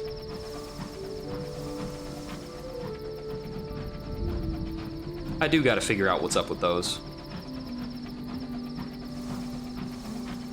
So I get the feeling that those are probably interactable somewhat in the same way that wefts of unraveled time are interactable. When you're hanging out in Albion, you sometimes come across these pockets of distorted time, and if you're progressed enough with the horological office, what? The sound of chittering fills your cabin. From the shadows near the door steps a familiar silhouette. Mistress Fathom has come to collect what it deems you owe. High price of betrayal and self. If you have souls, you lose some of those too. So you can lose some crew. Beg them to release you in the waif's name. Unkind winds sometimes blow in the captain's favor. Or you can pay the chrysanthemum price. Okay, so if you're lightless, which is... Lightless, I believe, is soul perfection, which is a bad idea. So I'm going to beg them to release me in the waif's name. You call in the name of the waste waif, and a sudden howl of wind rocks the locomotive. The lights flicker, and when they return, Mistress Fathom is gone. So has a weight on your shoulders you were not aware you were carrying. You are free of your debt now, but the waif's mercy is capricious, and its attention has moved on. It's a good thing I had made the waste waif happy a while ago. Anytime you can make one of the great powers like you. It's the hour of leaving again. Okay. So this does clarify that I can pop into any port and get something. I'm down to 9 crew.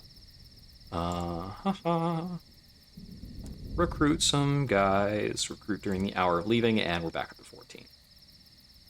This is the best recruitment I've ever seen. Because this is not telling me, like, you gained X number of crew. It's not telling you may gain more crew. It's saying your crew quality is now the maximum. I will trade port reports for Eleutherian mysteries. I will trade scraps of ancient knowledge, because I haven't found anything else to do with them.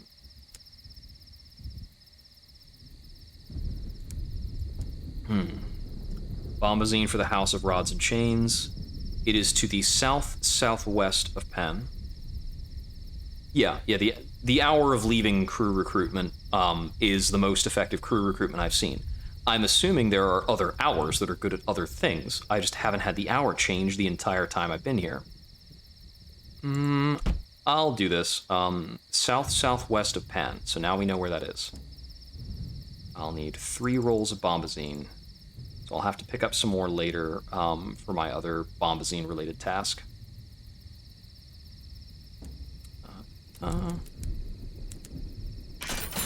Buy at least that much of the stuff. Probably at least 2 more supply and 2 more fuel. Oh, man. Yeah, I mean, it said it was... It said it's fiercely random. Like, distressingly so. Okay, I don't have much else to do here in particular. Oh, wow. That's tricky. I'm going to put in with the heart catchers. Which is... Oh, there's a 4th dock here. Oh, boy. Well, we'll check the 4th dock in just a moment. This is the heart catchers dock.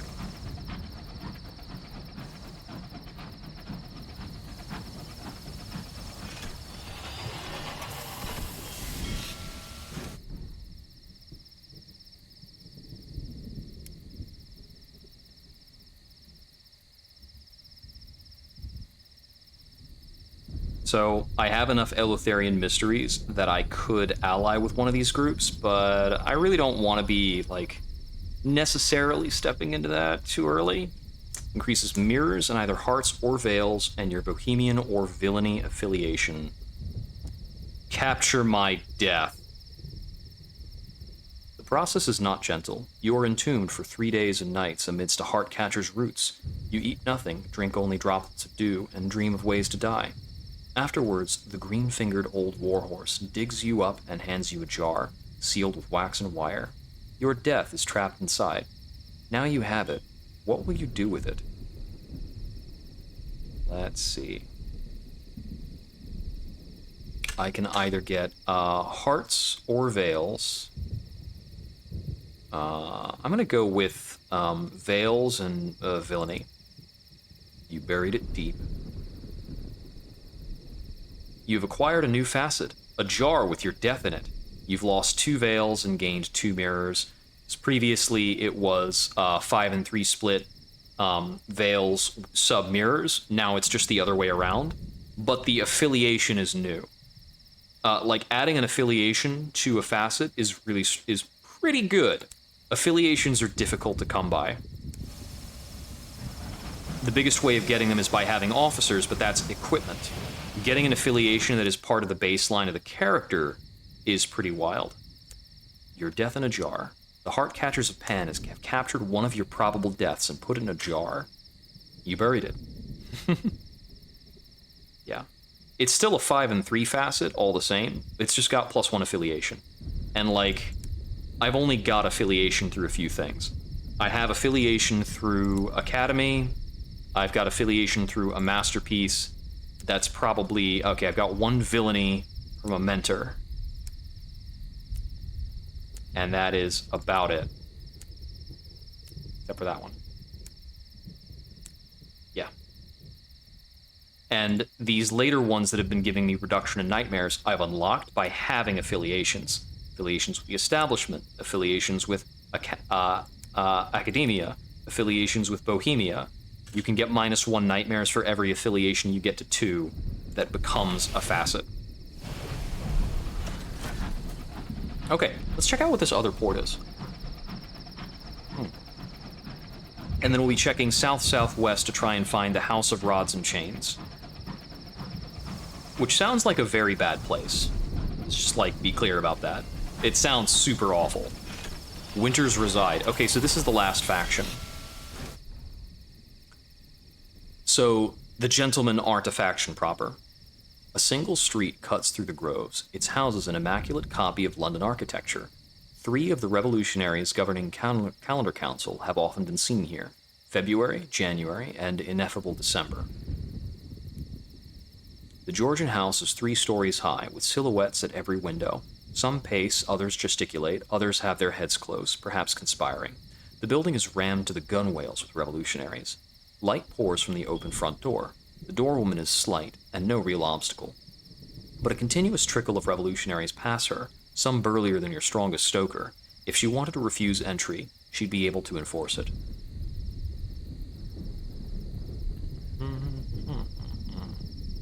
Must become closer to the revolutionaries.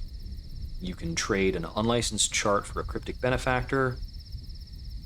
Okay, you can get a full hull repair over here for 1 Eleutherian mystery if you have done the revolutionaries a service. This is how you get the better setup. And they like Empyrean nameplates, as opposed to the Extinguisher nameplates, or the Dowser nameplates. Okay, you can mingle with the revolutionaries. Street nestles among the ruins of the trees of Pan, one end abutting an overgrown grove. Revolutionaries with secateurs wage continual war, rebuffing vines attempting to claim the cobbles. Yeah, I should probably pick one. The Georgian houses are well kept and cleaner than they ever were in London, but only one is lit up. It is the focus of the activity here. Outside it, revolutionaries trade, compare wounds, and practice tirades. Their home here offers them solace and restoration before the next battle. I can negotiate for a captivating treasure with the xenophilic youth. This will cost a point of hearts and irons, among other things. Were you initiated into Winter's Reside, the price would be less painful. Okay. Eleutherian mysteries for a Visions of the Heavens, and an offer to join the revolutionaries. Okay.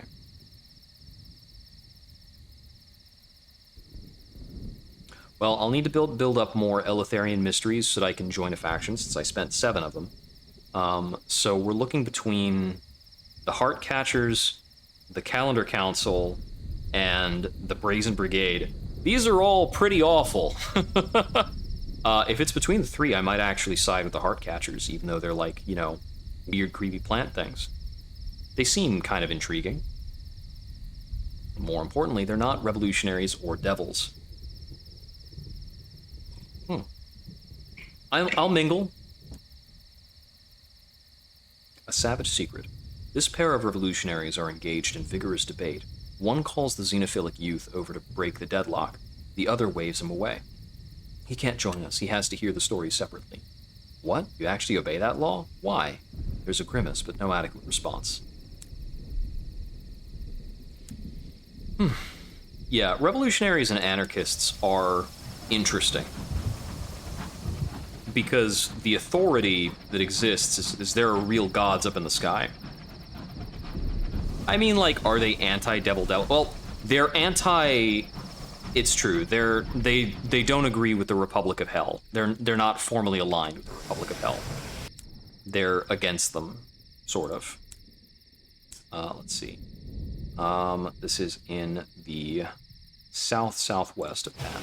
So approximately this heading, kind of, sort of. So I suppose that's true. It does seem as though the proper devils of hell are very much engaged in the prospect of feeding souls to judgments. Hey, I can actually lose terror. Whee! Got another crossroads here. I can deny a crossroads deal to give myself a little bit of terror back. No, thank you. Really funny how that becomes like something that I consistently do. Is just go to these places to say, nope.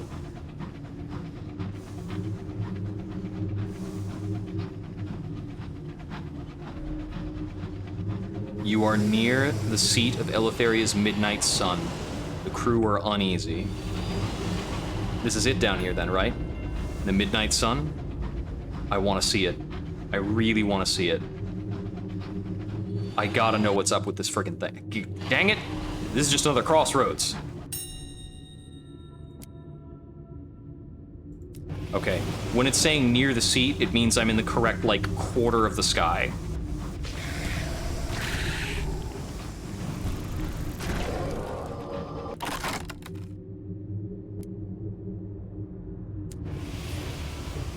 Just keep taking terror loss actions as long as you got them.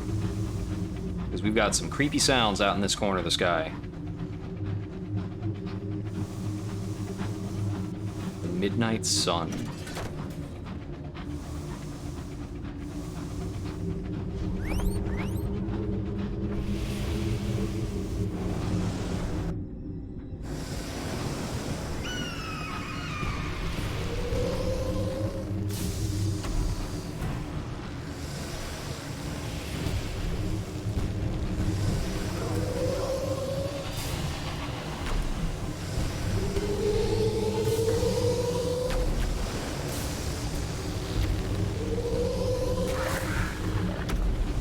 A good volley sends these guys off kilter. It's pretty funny.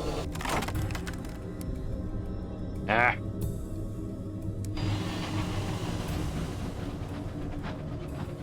This is a nice, chilling soundtrack.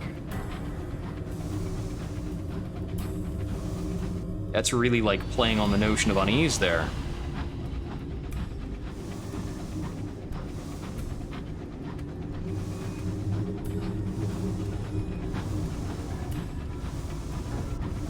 So in all the places I've been in Eleutheria so far, there has been that one truly threatening enemy that we exchanged some fire with and then just like turned the hell around.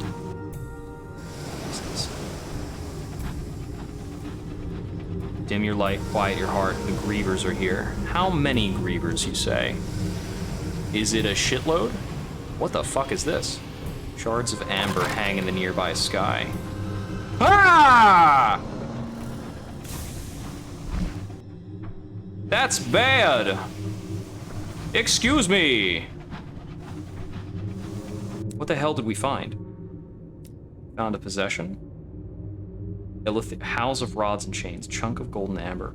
A fist-sized chunk of rubbery secretions, shining the color of hope. Wait a minute, that's right. Amber's like a minor resource in Sunless Seas. No, amber's a minor resource in Fallen London. Oh boy, that attack is a long range. Ouch. God, I forgot how fast curators are.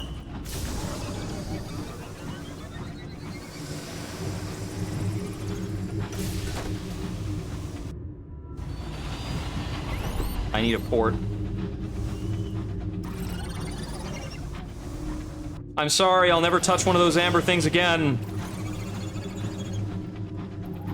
Not really, though. I'll probably touch another one pretty soonish. If I find it. See if I'm lucky that time. Or I'll be ready to fight, one or the other. Is this the Midnight Sun? Oh my god, it's staring. Once Eleutheria had twin suns, now only this one remains, steeped in dark. Okay, I wanted to look at it. Now I've looked at it, I can go now. I'm satisfied. Whew. Oh, I hate that. Something all the way frickin' out there. Okay, I did want to look at it, and now I have.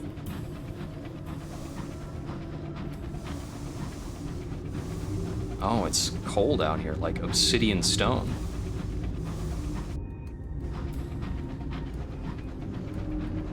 The House of Rods and Chained, a ruined passage atop a rotting messenger, now home to uninvited guests of a rubbery persuasion. Really? How do the rubberies have purchase out here? Like, who put them in charge of anything? Also, like, why do the floating things look like hands? A new port, Captain. Yeah, terror reduction for pulling up to this thing. The Carapace. Vast, desolate, broken. Once this creature flew majestically through the heavens.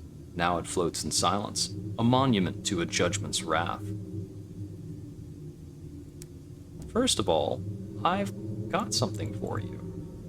3 rolls of thirsty bombazine. The Z-Captain who advised you of this opportunity is waiting outside the towering obsidian spire, his shirt open and revealing a blinking eye embedded in his flesh. Now I can make the Master a worthy gift. Maybe then he'll free me. Buy some bronze wood. I'm gonna buy some bronze wood. You can buy fuel and supplies out here. You know, however long you want to sail around here is fine. You can just come back and get fuel and supplies inside of the giant monster corpse. That being said, one of the loveliest and most comforting places in Sunless Sea is a rotting monster corpse that sells fuel and supplies and is kind of in the worst corner of the ocean. Not objectively the worst corner of the ocean. The southeast and the northeast are both pretty bad. The southeast is probably the worst, and I believe that particular location is in the southeast. 7 obsidian spires once stretched into this sky. Only this one remains. Dim light oozes through a single window at the top, occasionally flickering as someone or something passes in front of the fire. I can present a searing enigma as tribute, or 3 golden amber. Knock on the door. The obsidian surface absorbs the knock, leaving the rap of your knuckles sounding small and hollow. There is no answer. Very well. Behind it, 777 steps wind up the wall, leaving an open chimney in the middle that would be ideal if you had wings. At the very top waits a hunched figure wrapped in gauze. Are you friend, I wonder, or foe? No matter. You may call me Mr. Barleycorn. You have proven yourself resourceful. Let us see if you can also be useful. You're in a room of sorts. It is bulbous in shape, not unlike a kidney. The furnishings, if that is what they are, look like the work of a surrealist. This straight-backed, many-legged edifice is perhaps a chair, that oily surface, a table, an altar. Behind it, the hunched gauze figure stands looking out at something far away, a black sun. The darkness squirms. What is it? Consider Eleutheria's black sun, unlocked when you do not have an eye on your arm. I'm going to not consider the black sun, because I might wind up with an eye on my arm. There were 7 of us once, outcasts bound to this messenger's service. But the messenger defied the Halved's command, and the Halved slew it. We were free. My colleagues fled, but I remained to serve the Halved. Ah, Eleutheria once had twin sons.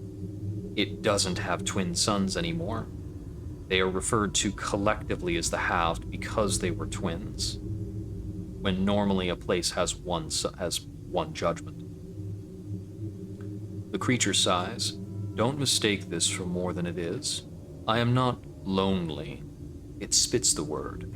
But our shapeling guests downstairs are poor conversationalists. It has been a long time since I spoke to any of my kind. If you find one, show them this. It hands you a wax seal imprinted with a sigil. Collect their stories. Perhaps advise them I would not resent a conversation, should the wings of fate allow. You have the seal of Mr. Barleycorn. You touch the surface. The world twists, and there's only darkness and water and cold and drowning. You kick your feet, thrashing to the surface. Impossible. The sky with its false stars. The green glass expanse of an ocean without waves. This is the Neath, the vast subterranean cavern in which London lay before climbing to the heavens. And the cold, black waters you are thrashing in are its Untersee. Freezing water, thrashing legs, absolute darkness except the dim glimmers of false stars above, the Z stretching out forever under a stalactite sky, dark and deep and unforgiving. Which way is London? The Abbot Horizon? Port Carnelian? The Z is wide and deep and lonely. Shout for help. There's no point, but your voice is hollow, swallowed up by the cavernous Neath.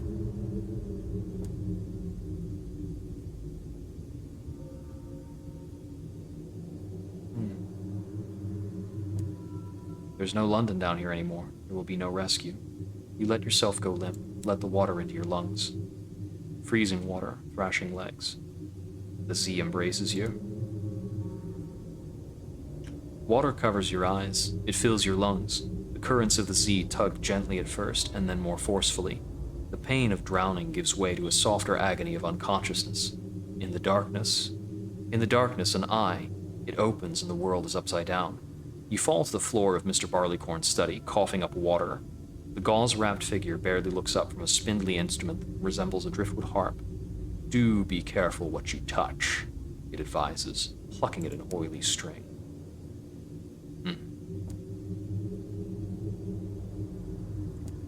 Going back to the carapace. I am going to chit-chat with the Chiropterous Hoarder about the seal of Mr. Barleycorn. The Chiropterous Hoarder gazes long at the seal, its expression impossible to decode. At long last, it sighs. I would talk with Mr. Barleycorn and dig his knowledge of the stars from his heart, but I am not the one he wants, not from its flock. It will only be more morose from our meeting. It pauses. If you meet it again, tell it that I understand what it is like to be incomplete, to have what you want out of reach.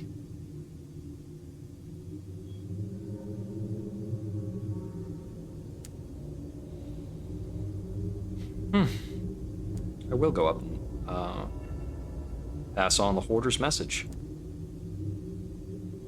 Yes, says Mr. Barleycorn, and it lets go of a long, long breath. Forever is a septic injury, one that cannot be cured. The only panacea is something none of us can abide. Our animal hearts will not allow us the solution. It falls silent for an ageless moment. Give them my gratitude. It was good to know, at least, that someone understood.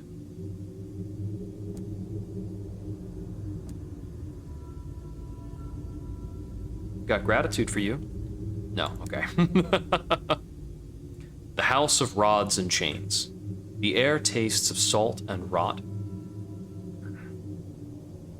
Up close, the carapace of this ancient crustacean resembles a battlefield.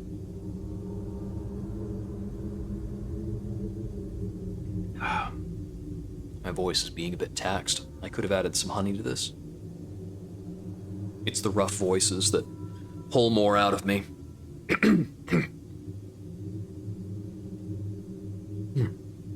Its carapace is pockmarked from the impacts of sky detritus and cracked open from the impact of 6 spires. Doors of leather, rubber, chitin, scale, fur, flesh, and feather lead inside, each of them carved and branded with the letter of the correspondence. I will explore the shell. The surface is desolate. It is littered with obsidian blocks from the fallen spires. Here and there, a large piece of space debris has torn up part of the carapace and exposed the flesh below. Even that is desiccated now, and cold as any rock. None of the damage you find looks like something that could be fatal for a creature of this size.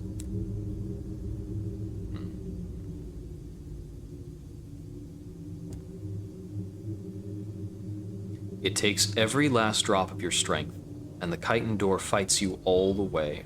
It is as thick as armor plating, and almost as heavy. Inside, 100 rubbery men carefully ignore your arrival. Refugee Londoners, you recognize, the giveaway being their hats on their tentacled faces, and the yellowing copies of the Gazette under their clammy armpits. Such earnest social camouflage never helped them fit in with society back home, but it seems old habits die hard. The rubbery men have taken over this spiral-shaped atrium. They gather here to trade amber and share songs of loss and regret. Its shape gives it excellent acoustics. The songs resonate from the walls, doubling the volume and timbre of their voices. I'll locate the gland desired by the Chiropterous Hoarder. Into the carcass you go. You've heard rumors of Axile to trade for directions. Surely this will tempt one of the rubbery men. This is going to cause me terror, as opposed to an unlicensed chart. Which cause me less terror. Your guide is an emaciated figure, badly contained in its rags, tentacles pocked with scars. It is piteously eager to be of service. The path it chooses is convoluted and wetly brilliant. Hours into the descent, you find the gland, livid with parasites, gleaming verdigris in the light. You give the rubbery man its prize, and its broken-hearted crooning accompanies the next part of your labors. There is the gland that the Chiropterous hoarder sought, pustulent, tumorous with parasites both disc-shaped and filament-thin, blue-gold where the light oils along its membrane. Here it is, cries the Chiropterous hoarder, rapturous. The hoarder flings itself at the gland, screeching at the parasites with such volume that some tumble from the organ, concussed by the assault. As you watch, it tears at the infestation and then at the gland itself, gouging through tissue matter until at last a black fluid leaks. Kill the parasites and gather them too. Those glandular secretions were mine. How dare they drink it? Take them and drain them too. It barks excitedly. I have to prepare. You finish. I am going. The Chiropterous hoarder absconds with a palmful of pulped meat, leaving you and the crew to harvest what remains. I will compile a port report. The rubbery men show little interest in you as you explore.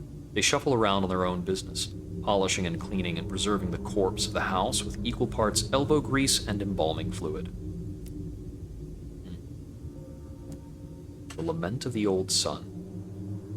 Words without language, pain without end. They sing of their lost home, and in waves of shared sorrow, they remember how they came to this place. They sing and remember. Silence falls, sudden and heavy.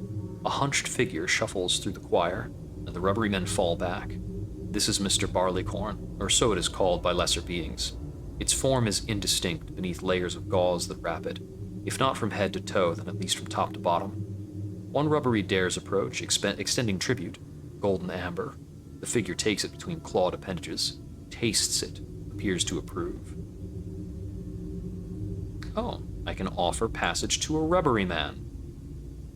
The rubbery passenger hurries to your train as if fearing you might change your mind.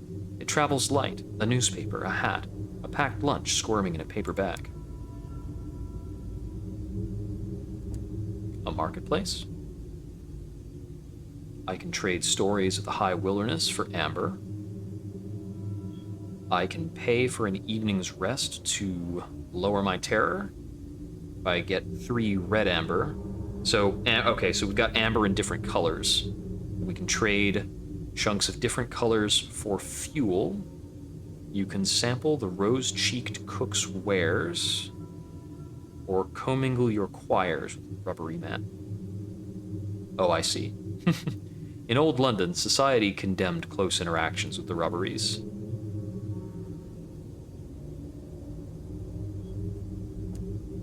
What is this about curiosities? Trade your amber for a random trade good. Ensure you have up to 5 spaces in your hold. Okay. How much... Okay, I need to test how much amber I get in exchange. 1 of blue, 1 of golden... Okay.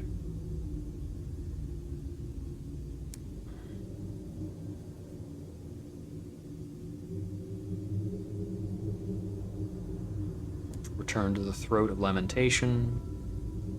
Deeper into the house. The house's arteries are the size of corridors, many of them filled with a stagnant sweet water and held open with arches of bone ivory.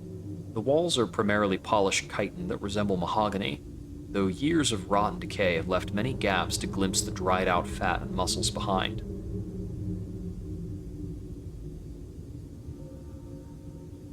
Okay.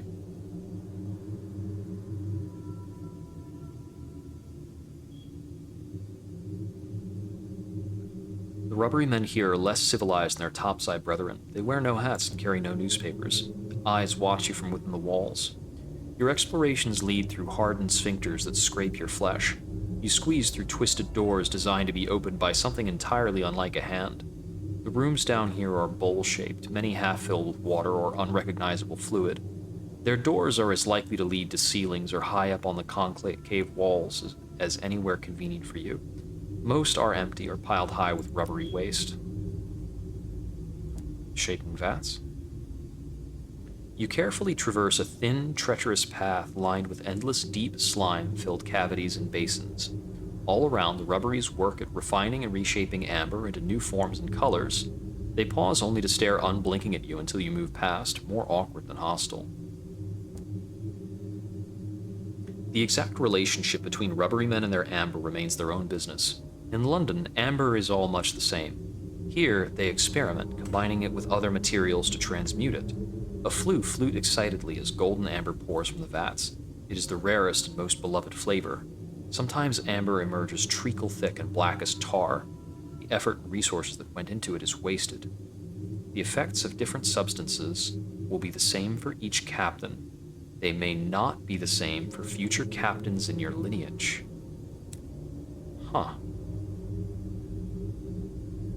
Soft amber, blue amber, red amber, green amber. Okay. You need 3 chunks of any given amber to try something.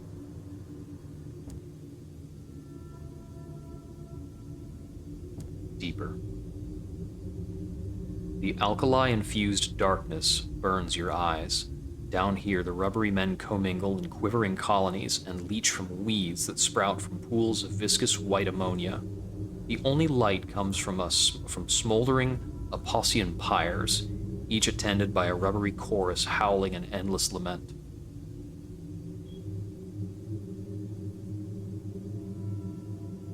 Okay, I could lose all my supply with that. The air down here is slowly melting the house's innards, collapsing lost rooms and corridors into one rank, endless cavity lined with calcified abscesses. The foul liquid regularly rises to your knees. An itchy rash develops where it touches. Occasionally, your feet kick against chips of amber in the mire. There must be larger pieces here, but hunting for them is not a one-person job. Not one for a captain, at least. Actually, I think I've just remembered I can buy fuel and supplies here. Let's hunt. The chosen crews splash out into the dark with a look that could politely be called resignation. Assuming all goes well, they will be back from their expeditions in a week. Okay. So I'll have to return here if I want to make good on that. Tricky.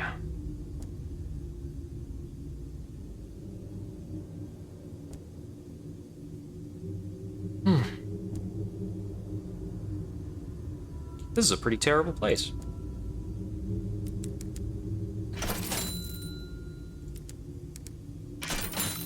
But that's kind of, that's kind of part and parcel for, like, later segments of this game.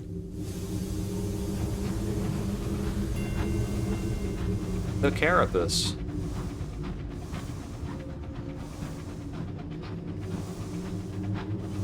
This is a big guy.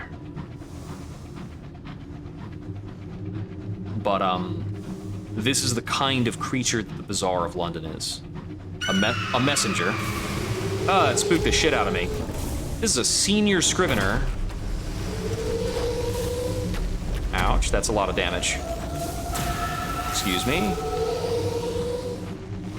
I am in no mood for your shenanigans if I can't take distance. There we go.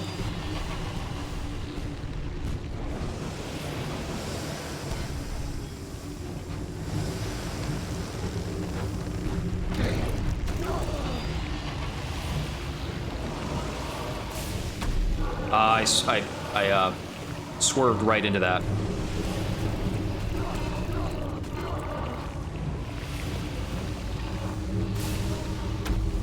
This is a very dangerous stretch of sky.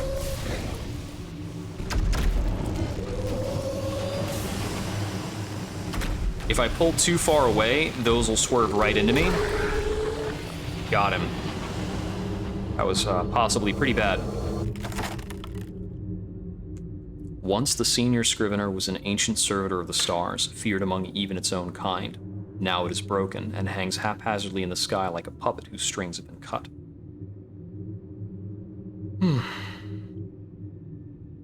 Huh.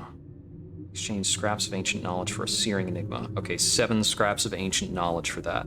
So I can gather these up to make a searing enigma conversion at a better rate after killing a senior scrivener. 79% chance on bronze wood.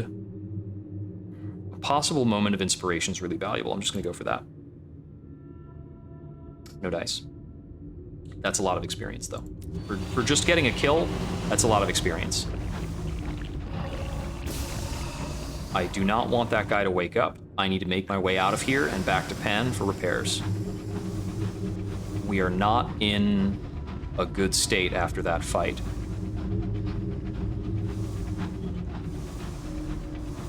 Something that stirs in the dark. Or was it the dark itself that moved? Okay. I need to hope that this route is mostly clear. I took a couple bad hits, and I'm basically in the scenario where, like, I think 3 hits would be lethal. I may be able to survive 2, depending on what I'm up against. I can take possibly a couple skirmishes with either dowsers or grievers, but nothing more serious than that. If I run into another curator, I could be absolutely screwed. This is Go Light Glen, Captain, your navigator says. Best do as it says. Go lightly, Glen, that is.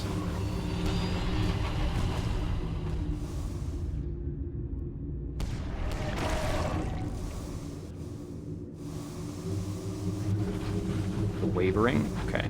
Got one of those, like, black thingamajigs over there, so we're gonna give that birth. Try to come around this way. Got more grievers.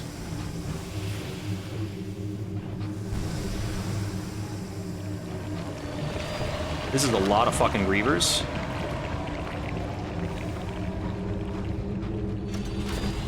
And they are all kinds of pissed off.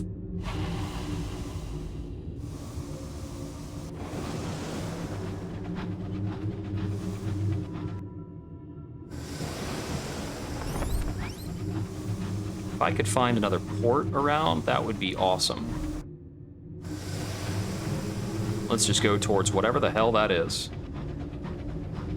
Fought when of them?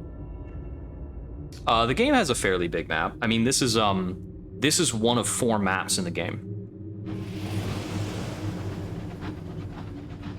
So, this is the 3rd map we've been exploring. Now, the map is only slightly randomized when you go through, so once you've been through it a couple of times, you can understand the relationships pretty quickly. Okay, well, this is all we're getting, but we're out of that stretch of sky that was full of grievers. Don't spawn anything? Okay. Alright, and we're gonna try and hook back to Pan from here. Fought when of them? I don't know what you mean by that. Were you trying to say one of them? I haven't fought a curator yet. Rather, I haven't, like, fought a curator to the death. I have run away from some curators. I have been hit by some curators, a lot. So those suckers are fast. They don't want to let you get away. They're really not keen on it. Taking out quite a few dowsers, of course, but those are nothing. It's just a standard ship. Oh yeah, let's see. Did you see the House of Rods and Chains that I passed? I can zoom in on it. Oh man, you can see, like, all the chitinous underbelly of it in the shadow there. Also the Black Sun. Ugh. I'm not going back to the Midnight Sun, this play session.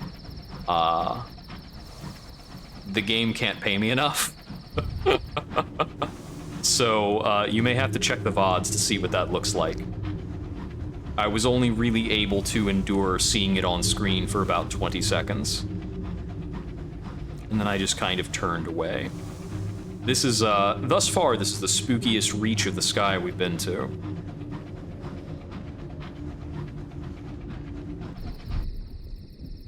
Nightmares, you are not alone. Tonight, the stars are hard and cold. Sleep eludes you. The corridors are quiet, save for the thrum of busy pipes. It can be. I'm also playing on the version where if I die, my guy is actually dead. You can play on an easier version where dying just sends you back to port. Passing along an outer corridor, whether or not it's hard, it's certainly creepy. Passing alongside an outer corridor, you are surprised by a face pressed against the outside of a window. The frosted jowls, the bristly mustache. It's the same corpse that drifted in the path of your vessel.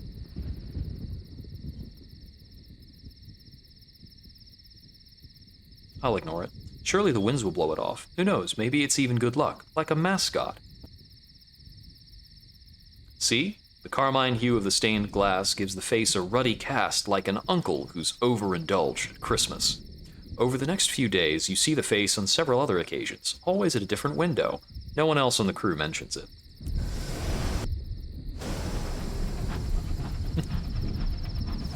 I believe the tagline for the preceding game was something along the lines of, go mad, eat your crew, and there was a third thing in there.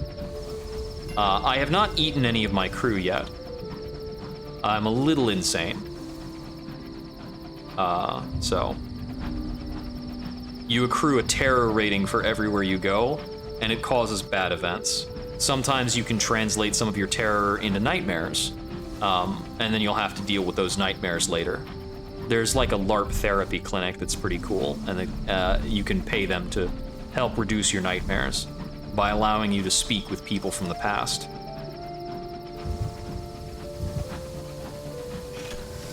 All right, setting in at Pan. Oh yes, the third one is die.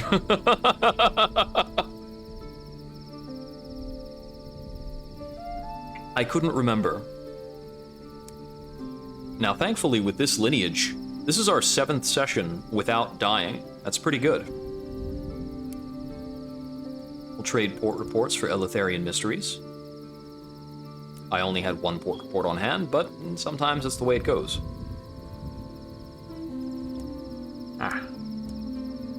Stop in at the station, and I'll get some repairs, and some more repairs. Gonna be boring with my mysteries for a bit. I kinda need those. Wait, a rubbery enclave? Sloppily painted signs point down a normally quiet back street to where a party appears to be in full flow. A cedar grove off of one of Pan's less traveled pathways is home to a small and enthusiastically political community. A crudely made poster by the entrance reads, "Both alike in dignity," showing a human and a rubbery holding a torch aloft. I will deliver a rubbery man to the Enclave. The assorted members of the Enclave applaud over enthusiastically when they see your passenger. A bohemian presses a glass of wine on your passenger and takes them off into a corner to discuss injustice against cephalopods. It glances over its shoulder at you, perhaps wondering whether coming here was a terrible mistake. All right. Speak with the rubbery suffragist. She's surrounded by bohemians and rubberies. The live octopus on her head draws all attention.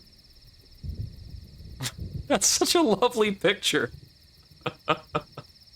Oh, yes, yes. Sunless Skies has certainly an excellent journey, not necessarily because of the map itself, but more so because of what you find at each of the individual ports. She moves from bohemian to rubbery with the rosy-cheeked bonhomie of inebriation. Occasionally she passes a piece of cheese and fruit on a stick up to the octopus perched in her hair. It extends an arm to accept it. Several of its other arms are occupied with wine glasses gathered from the drinks table. Red, white, rosé, 8 limbs means never having to choose. Oh, if I call the octopus on her head a pet, I get the feeling I'd be slapped. That's no good. Can't do that. I'll ask about her campaign. The suffragist takes a sip of wine. It's terrible what the rubberymen went through in London, the poor dears. Deirdre said someone should do something. Isn't that right? She pops a sausage roll in her mouth. This does not impede her speech at all, for in a slightly higher voice she continues. The bipedal oppressors, ravagers of the G. First we open the door for the rubberymen, then the rest of us shall squeeze through. 8 torches raised in protest. With 8 arms we rise. The suffragist nods, apparently agreeing with herself. Of course, we have a long road ahead of us, don't we? But what crusade worth fighting was ever easy? She holds a piece of sausage roll up to the octopus in her hat. After what sounds like the deepest of sighs, it snatches it with a tentacle. I've never heard of one quite like it. I met her while swimming, the suffragist and octopus say in unison. There's an awkward pause. Don't mind Deirdre, adds the suffragist. She always gets a little grumpy when her tentacles dry out. A little wine will pepper right up, you see. The octopus is Deirdre.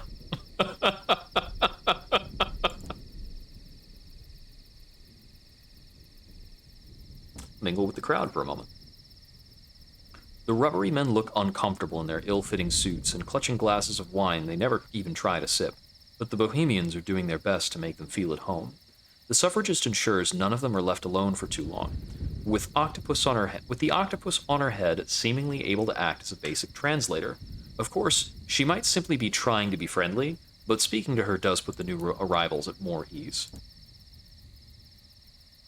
Alrighty then. More crew?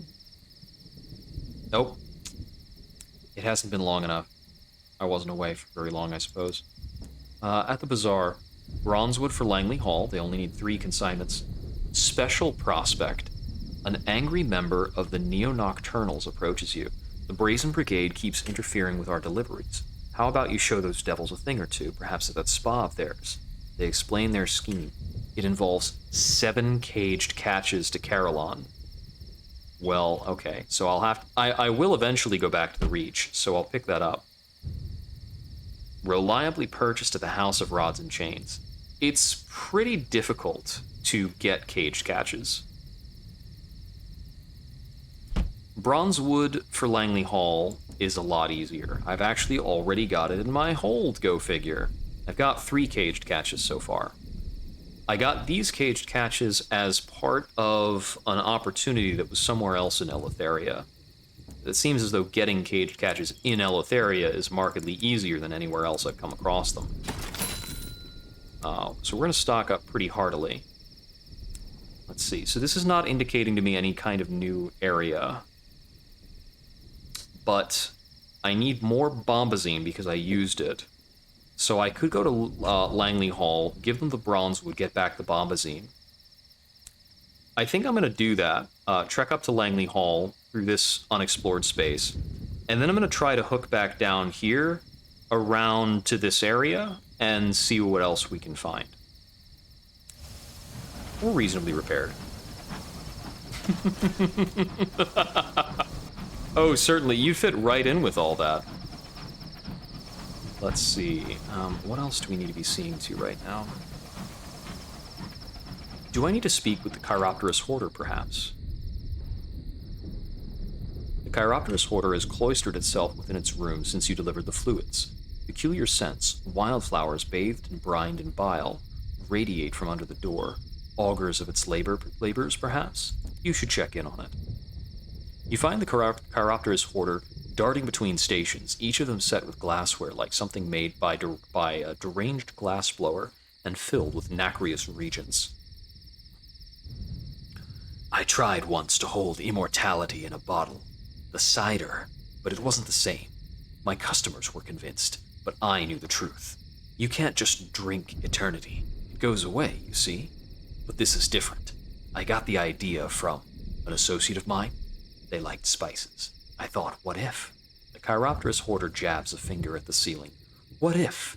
And then I thought, why not? Those massive eyes turn again to you, brilliant as filigrade eternities. Will you be my first subject? Oh, hell yeah. The Chiropterous Hoarder is ecstatic with your decisions. Its speech degenerates into piercing, albeit rhythmic, shrieking. The experiments can begin when you're ready. Yeah, why not?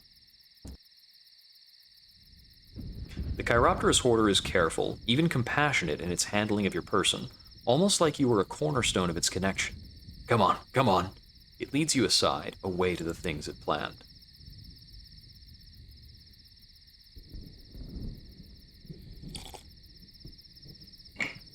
Alright, here we go. Getting wild. This is not uncomfortable at all. The Hoarder treats you like a canvas, like a haunch of meat to be prepared for a royal feast. Your nakedness of less interest to the Hoarder than its palette of reagents.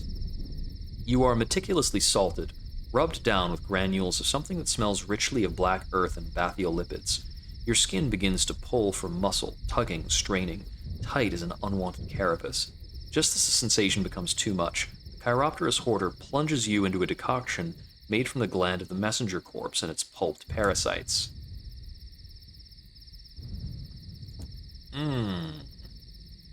When it judges you adequately marinated, the Chiropterus hoarder migrates you to a box too small for you to do anything but lie curled embryonically. Inside, there is neither light nor gradation of time, only a mute nothing, perfect, perpetual. Here you rest, sleeping in sweet smoke. A century or a caught breath later, you're rescued and unfolded. You are desiccated, your flesh is hauchered. You can only taste salt, and something is gone. Some recent memory, some new knowledge. It is impossible to tell what. All you know is that it is missing, a cavity that once held something of importance, like the hole where a tooth might have resided. This was likely not as planned.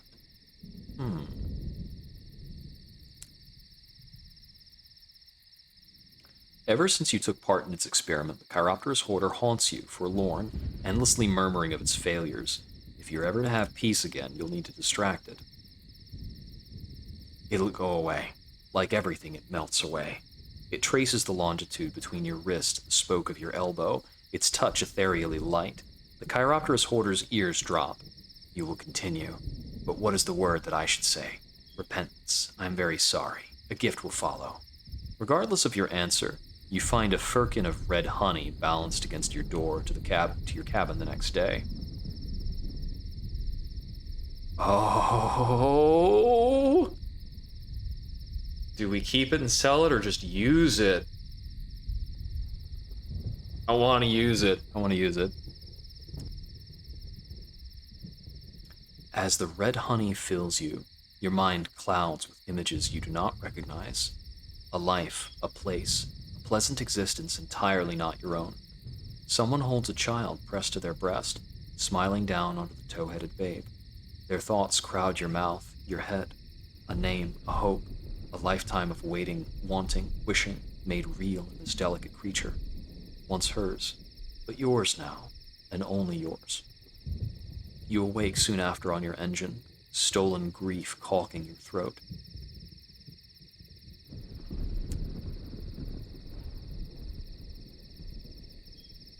What is next? I require something eternal. It swats at its clergy of vials, sending them crashing onto the floor. Something that lasts. Not like these reagents which age and sour and fade. I need to make a culture from one that has loved voraciously, loved in a fashion that even time and death cannot dilute. Light blooms in the Chiropterus hoarder's gaze, ravenous as kings. And whose eternal love is better than Victoria's? Oh yes, she built such a beautiful tomb for hers. I want a piece of her beloved, the consort, something to cook and simmer and distill into precious oils. Uh-oh. Oh boy. You gonna... might make the Empress mad. That is... might not be okay.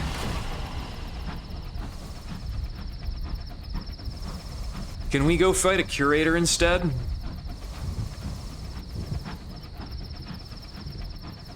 I'll sail into one of those black holes for you. We can do that. It'll be fine.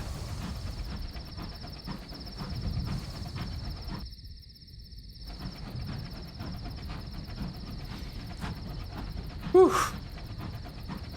All right.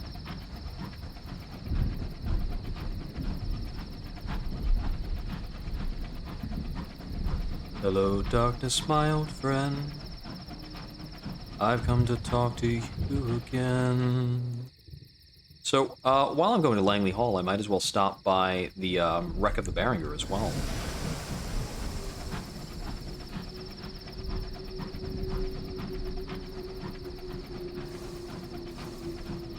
What have we here? I could use more crew, if I could find more somewhere.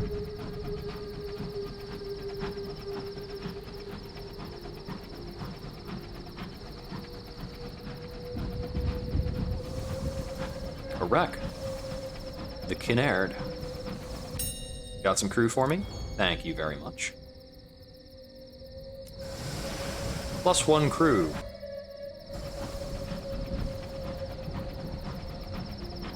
Just ask, and the universe will either provide or take it away. There's, okay, that is almost definitely a well, then. Given the way that looks over there. It's a permanent fixture, not something temporary. The sound it makes is very much like a well. Either that or that actually is the storm that speaks. I'm not sure. Maybe the storm that speaks was the remnant of the judgment all along.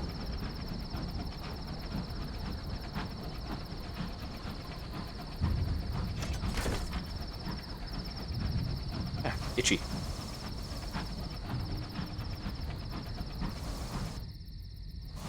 Okay. Cutting in over to Langley Hall.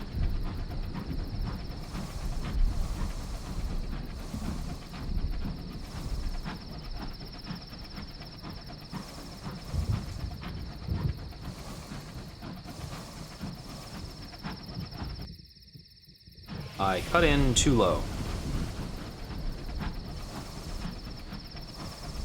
Let's go around here. Come on now. Now just get on in there. Oh, hey there.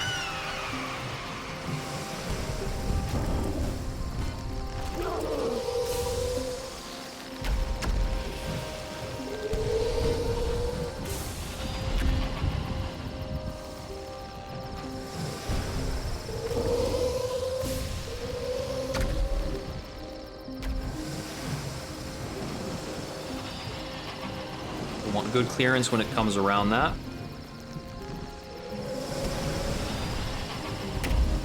You're not even on target.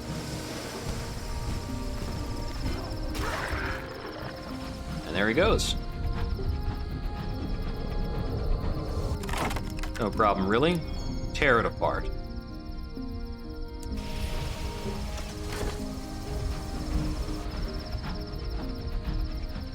Reading about Lord Langley. So the Incognito Princess has not met Lord Langley. The Incognito Princess seems to have met and know basically everybody.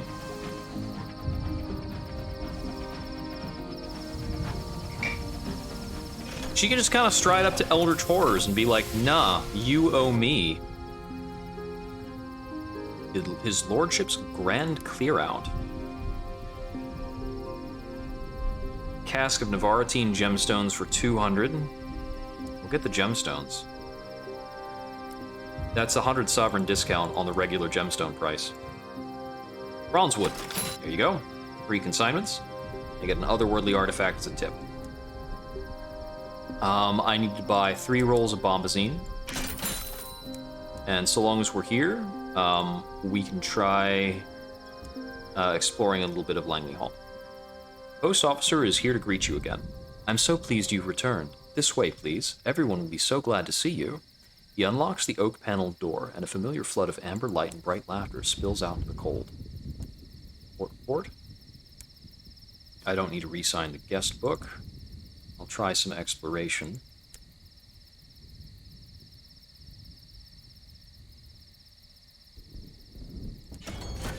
Ooh, success. You lead your crew through lamplit hallways, up stone staircases, and down hidden back passages. You meet exiled duchesses, take tea with priests, and swap stories with fellow spelunkers on the landings. When you arrive back in the hallowed hallway, you find you've been away for less time than you'd thought. The chart of the hall is expanded, and some of your supplies remain. Cool. I found the kitchen. Your explorations have borne fruit. You found the kitchen. You can practically taste the pepper in the air. Having found the kitchen, you'll always be able to return from the hollowed hallway. It seems the real party's in here. Champagne corks pop. Someone is playing a viol. Cards are slapped onto the wooden table. A dozen flushed faces turn towards you, all beaming. Talk to the notorious flirt. She disarms would-be suitors with bon mots that stay just on this side of good taste. What's the matter? Verdant eaten your brain? You look like you've never seen a woman before. She practically inhales her whiskey. That's funny. Okay, so I need to be lingering for a time in order to interact with certain things. Caged catch to interact with the cook. So that's a caged catch to interact, and it's a low success rate. Finding Lord Langley appears to be quite a ridiculous challenge.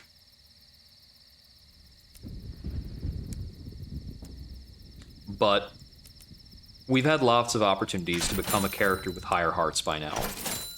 And we haven't really followed through on that. It's just not our skill set. Okay, so that was by and large our business at Langley Hall. I do want to pop into the Beringer.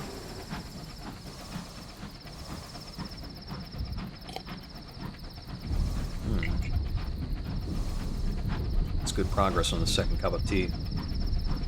Are we past midnight? It seems so. It's been 4 hours of streaming. Well, so long as folks are still in to watch, I'm still in to stream.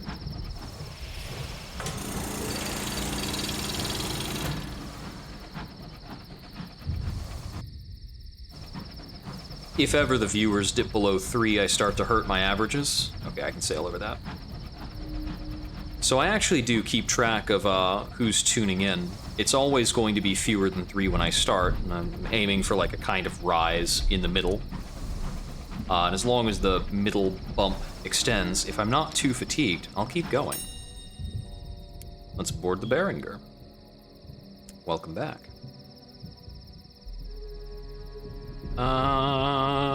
So we still need to complete the Scintillant and the Recalcitrant tasks. I'll use the Mask of the Scintillant.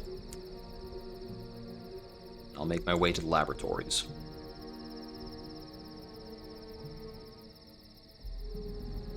This risks up to 4 crew. I need a minimum of 6 crew. I'll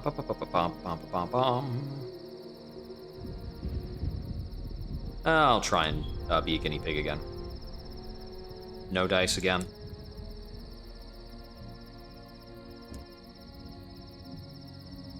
We'll switch back over to the Recalcitrant. In the Hall of Debate. Try this again. I've gotten better at this. Nope.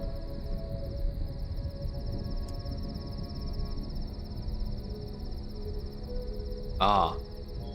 To a chorus of jeers and laughters, you admit that your arguments were flawed, and perhaps you should go away and reconsider your position. As you step away, another Recalcitrant fills your place and picks up where you left off.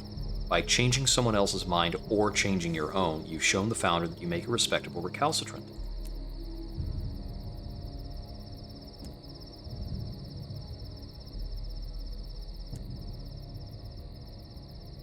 I grew up on Visage, says the founder. I don't need a face. I can hear your voice, see the curve of your back, the way you walk. I can recognize a member of this community just by the pattern of acne on the back of their neck. When I was first establishing the community here, I quickly learned that true anonymity can turn people into monsters. She raises her hand in cheery greeting as an aspirant wanders past. Hello, Ronald. You see, the fact that I know who they are keeps the community honest. It's good to remind them occasionally. Okay. I'm going to switch to a Supplicant's Mask. Head to the forum. So long as I'm here, I might as well go through all of these things. I'll tell a story. Drops my terror. Cool. Then I will switch my mask back over to the Aspirant's Mask, and then listen to a lecture.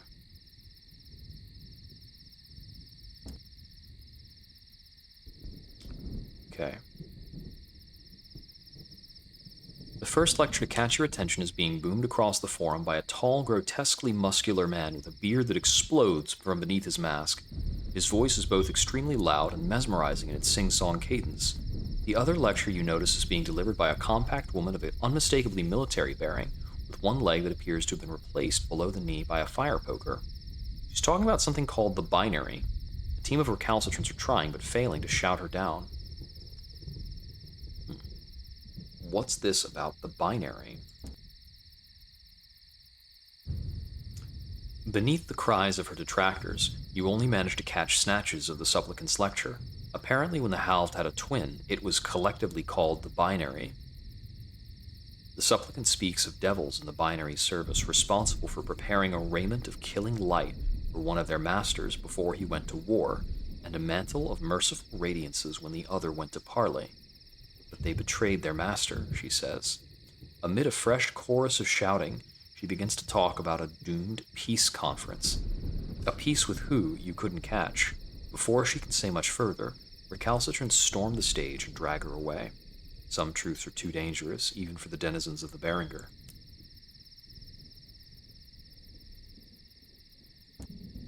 All right. Well, that's what we'll do on the Beringer for now.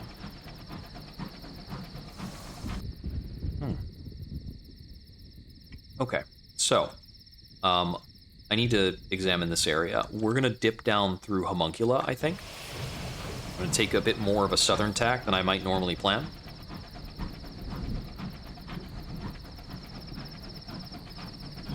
Well, it's not a tack per se. That's a nautical, like, wind-based thing, but whatever.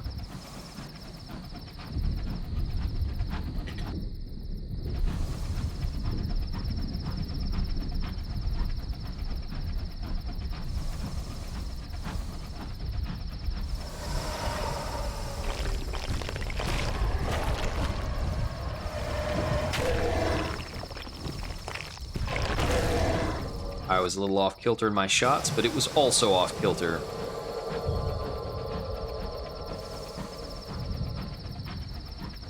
And half the loot options for those things just hurt me, and the other ones don't even profit me that much. Oh, that's kind of a lie. There was one that converts up to... you can convert, I think it's Savage Secrets, up to Searing Enigma. Haven't found one of them. There's a more terrifying enemy out here, eh? Is it the one that, like, slings sight-looking projectiles? Because I found something like that. I just turned around before I had it on screen.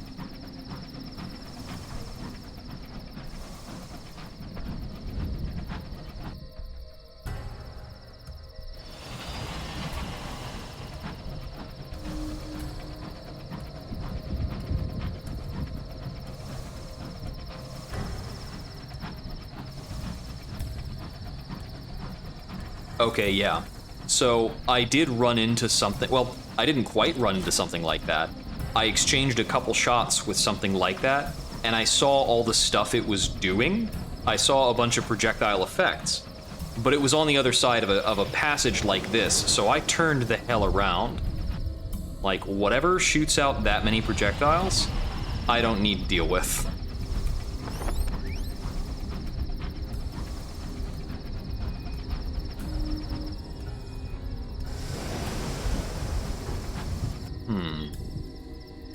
Over there.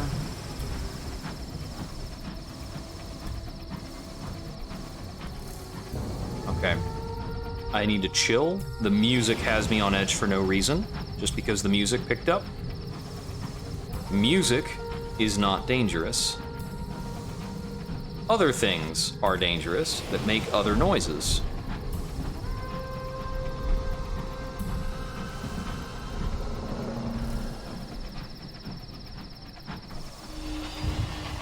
The Jita. And salvage up some crew from this wreck.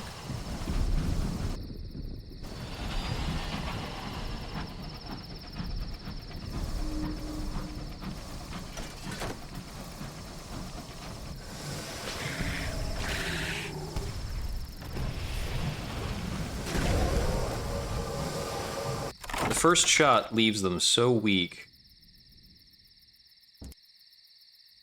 that they will die just by colliding with something random. Okay. What is this something succulent? Or something to crave? I've seen a couple of these pop up.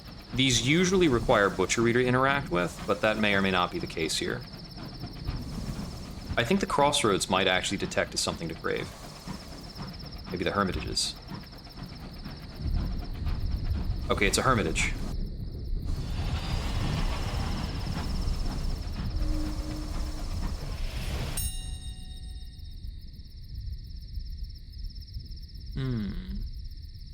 I can ascertain whether he has caddies of dried tea. Trade supplies, whisper secrets. 3 secrets from a condemned experiment and an Eleutherian mystery. That's pretty good. Yeah, we'll do that. I think I get a terror bump for this. Yeah, that's alright.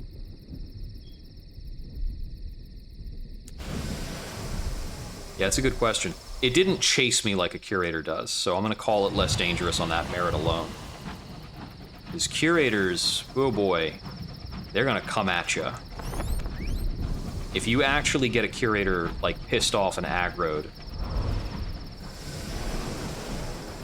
it is difficult to get them to leave you alone.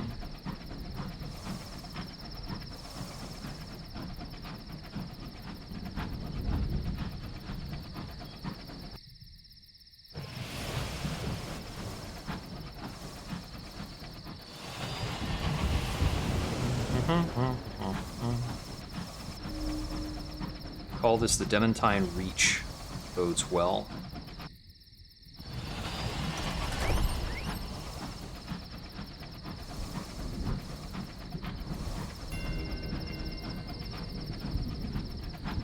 I wanted to figure out why this was visible the entire time, but I don't think I'm actually getting anything about that, one way or another.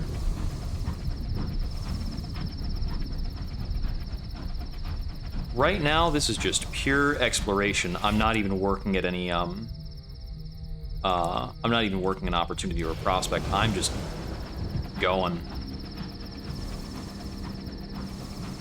So the area referred to as the Belt of Midnight that I found earlier was up here.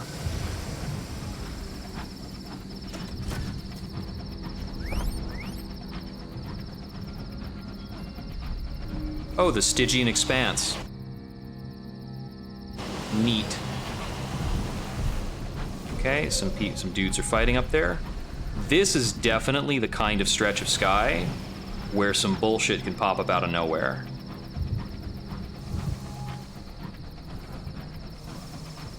I think I would probably get an audio cue on it.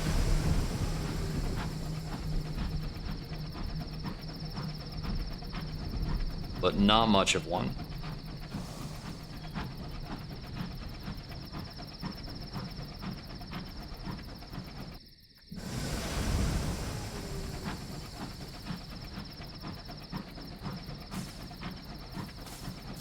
Lightning.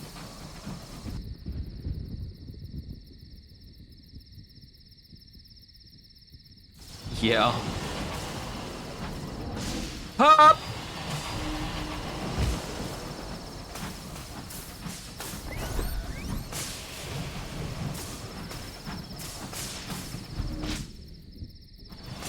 I'm going to that, whatever that is. No, no, no, no, no, no, no, no, no, no, no, no. Stay away, you son of a bitch. Oh, you've got a nest over here, do you? Is that so? You know what? Just friggin' get out of here.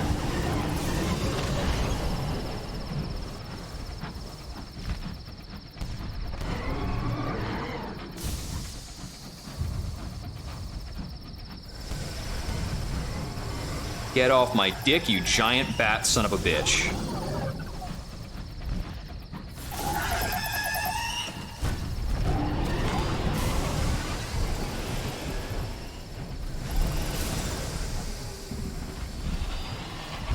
Oh, the curator's hunt here. You don't say. Take that.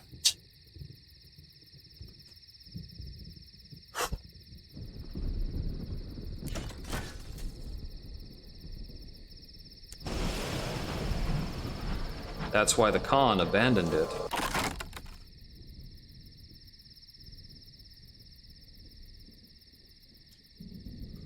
Its wings are perforated and torn. Its head lolls like a broken toy.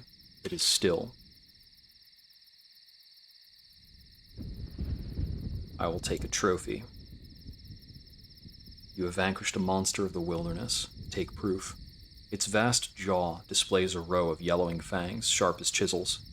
Each is stubbornly rooted in the scarlet, glistening gum, and the beast's head itself is too huge to display. You settle instead for a long-fingered claw. It can hang in the engine room as a reminder of your victory, at least till the smell becomes intolerable. Well, that's almost certainly the lesser reward item. Okay, so we've just got curator nests out here. It's just a bunch of goddamn curator nests.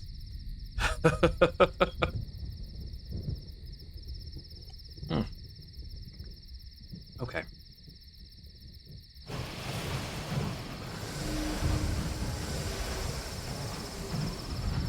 I keep getting, like, a ping directionally, like, up over this way. What's all this? They're like buildings and things. I don't know if looting curator nests spawns additional curators, which is why I haven't been doing that. Okay, so there's definitely... Is there a port here?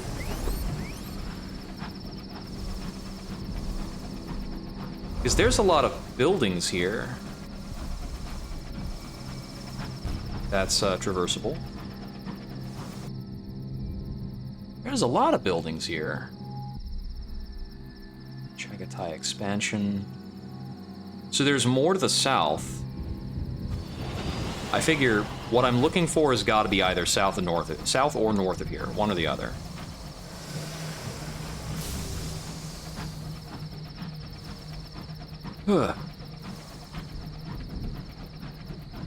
Well, I have a combat strategy for curators now. Just backpedal while firing madly. Okay, I really need to know why this, like, little thing is blinking here. This little, like, white chevron keeps popping up.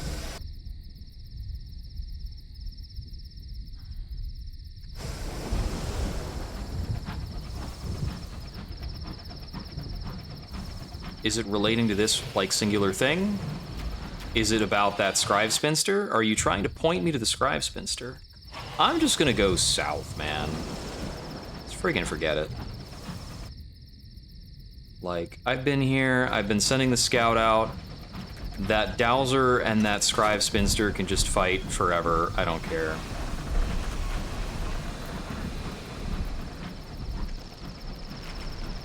I'm certain I got notified about it because one of those got mildly pissed off at me while I was over there before. And I'm not even about that mess. Okay, so I've only got 2 fuel left. I should probably make sure that I can make it back to Pan from here. Which sucks, because I just need to go back to Pan and then, like, refuel. Heard Heaven's library was destroyed, but you can still find bits of it around here. That might explain why it's swarming with scribe spinsters and curators.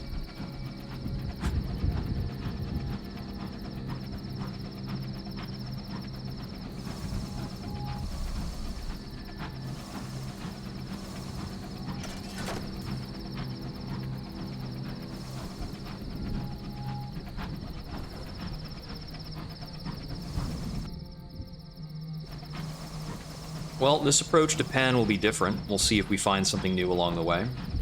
I have the supplies to scout at least one more time.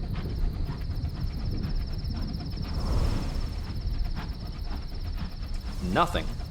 Huh. This is super weird. The Intrepid KV is usually so good at finding things. Quite different to find nothing. It's nearly 1 o'clock.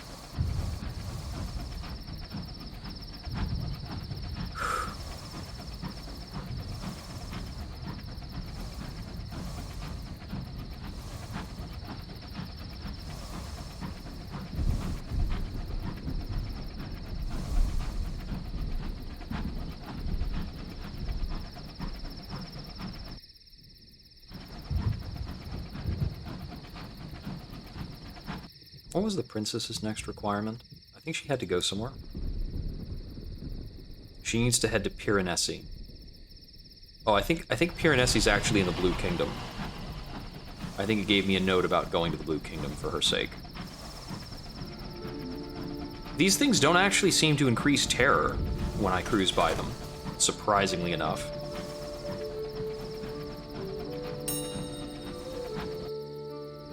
There's like pitch black, horrifying holes in space, but you can just go past them.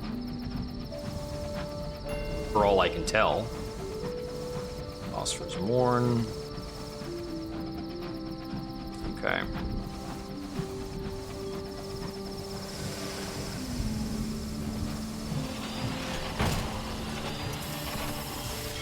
Whew. The hour of trumpets when devils roam the streets. Prisons are forbidden in Pan. Instead, those who aggrieve other citizens too persistently are branded with a calf sign. Then, during the hour of trumpets, the Brazen Brigade hunt.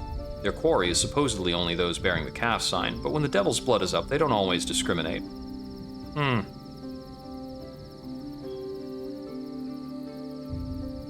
I'll spy on the hunt. From your concealment amidst the branches of a red-leaf tree, you catch glimpses of the hunt. The devils carry no weapons. They wear bright waistcoats and happy smiles. They ride silver horses. Where in the heavens did they get silver horses from? One chase culminates in the shadows of a viney ruin. Afterwards, while their quarry gurgles and dies, the hunters sit on the old stones and talk of recent affairs and idle wishes. The hems of their skirts and trousers are speckled with crimson. Their horses' hooves are dripping in red. Viewport reports. Can I get more details on how to leave Eleutheria? Somewhere beyond the belt of midnight. Okay. So I do think Bombazine to the Eagle, to the east of Pan. Okay. 3 rolls of Bombazine. That's fine. I mean, I'm carrying 3 rolls of Bombazine. We'll deposit the gemstones.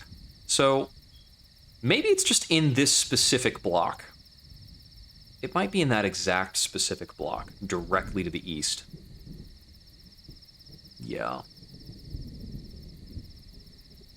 It is interesting that most of the ports I've been able to get to, I've just been taking straight lines, and you don't get to do that for a lot of other the other arrangements of places. Like the Reach certainly doesn't let you do that for like half the ports in the Reach. You have to be taking like hooks and loops around all sorts of things.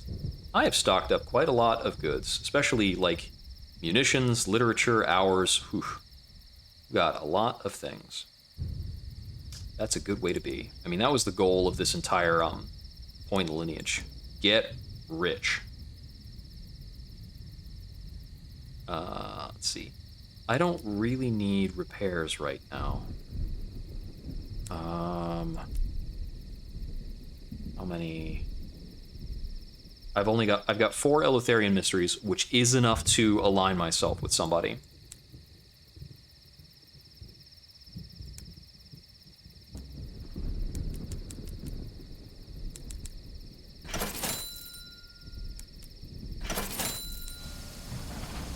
I'm going to try aligning myself with the heart catchers because they're weird and interesting.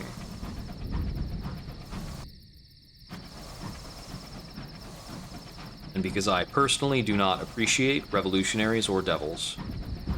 Devils of any kind, really. They're friggin' weirdos.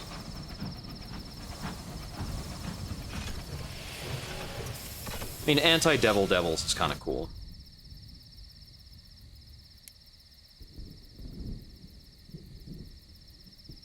I will prove my value to the heart catchers. In an egg under a mountain on an island behind the wind, the green-fingered old warhorse hands you a box containing 3 carefully packed clay jars. Each jar contains a death. Petitioners pay very well for us to capture a death that they fear or have foretold, and ensure that it won't trouble them. Unfortunately, deaths are clever little blighters, always slipping free and cropping up where least expected. The best we can do, once we've caught them, is to hide them as inconveniently as possible. Take these and find hiding places for them during your travels, and hide each in a different way. Leave no pattern, leave no trail. Look for ways to dispose safely of the deaths while you're traveling the sky. Return when all 3 are disposed of. Interesting. I could probably throw some of them into a well. Well, I could throw one of them into a well, but they needed to be disposed of in different ways. All right. We are going to close out for now. When we next sit down, we're going to try and make our way through to see if we can find Eagle's Empyrean. I think Eagle's Empyrean is probably like dead center, right flipping here, like a direct cut through all the black nonsense. It's not safe by any means. There's all sorts of crazy stuff out there, but we can give it a shot. I think I'll probably make some adjustments before I go, because I can pivot out the Rossetti cabins for a little bit more armor, just in case. Although I don't have any spare Eleutherian port reports to actually get healed on that basis. So, yeah, I think 38 hull's probably just the way it's going to be for that traversal, and we'll just deal. So, I'm not sure when I'll be online next. Might be Monday evening, because I don't think I have plans for Monday right now, but we'll see how it goes. I think this next week is going to be reasonably busy. I've got some important errands to take care of, so we'll be taking care of that stuff. Good night, everybody. This has been Jupiter Exile, and I hope we wander again soon.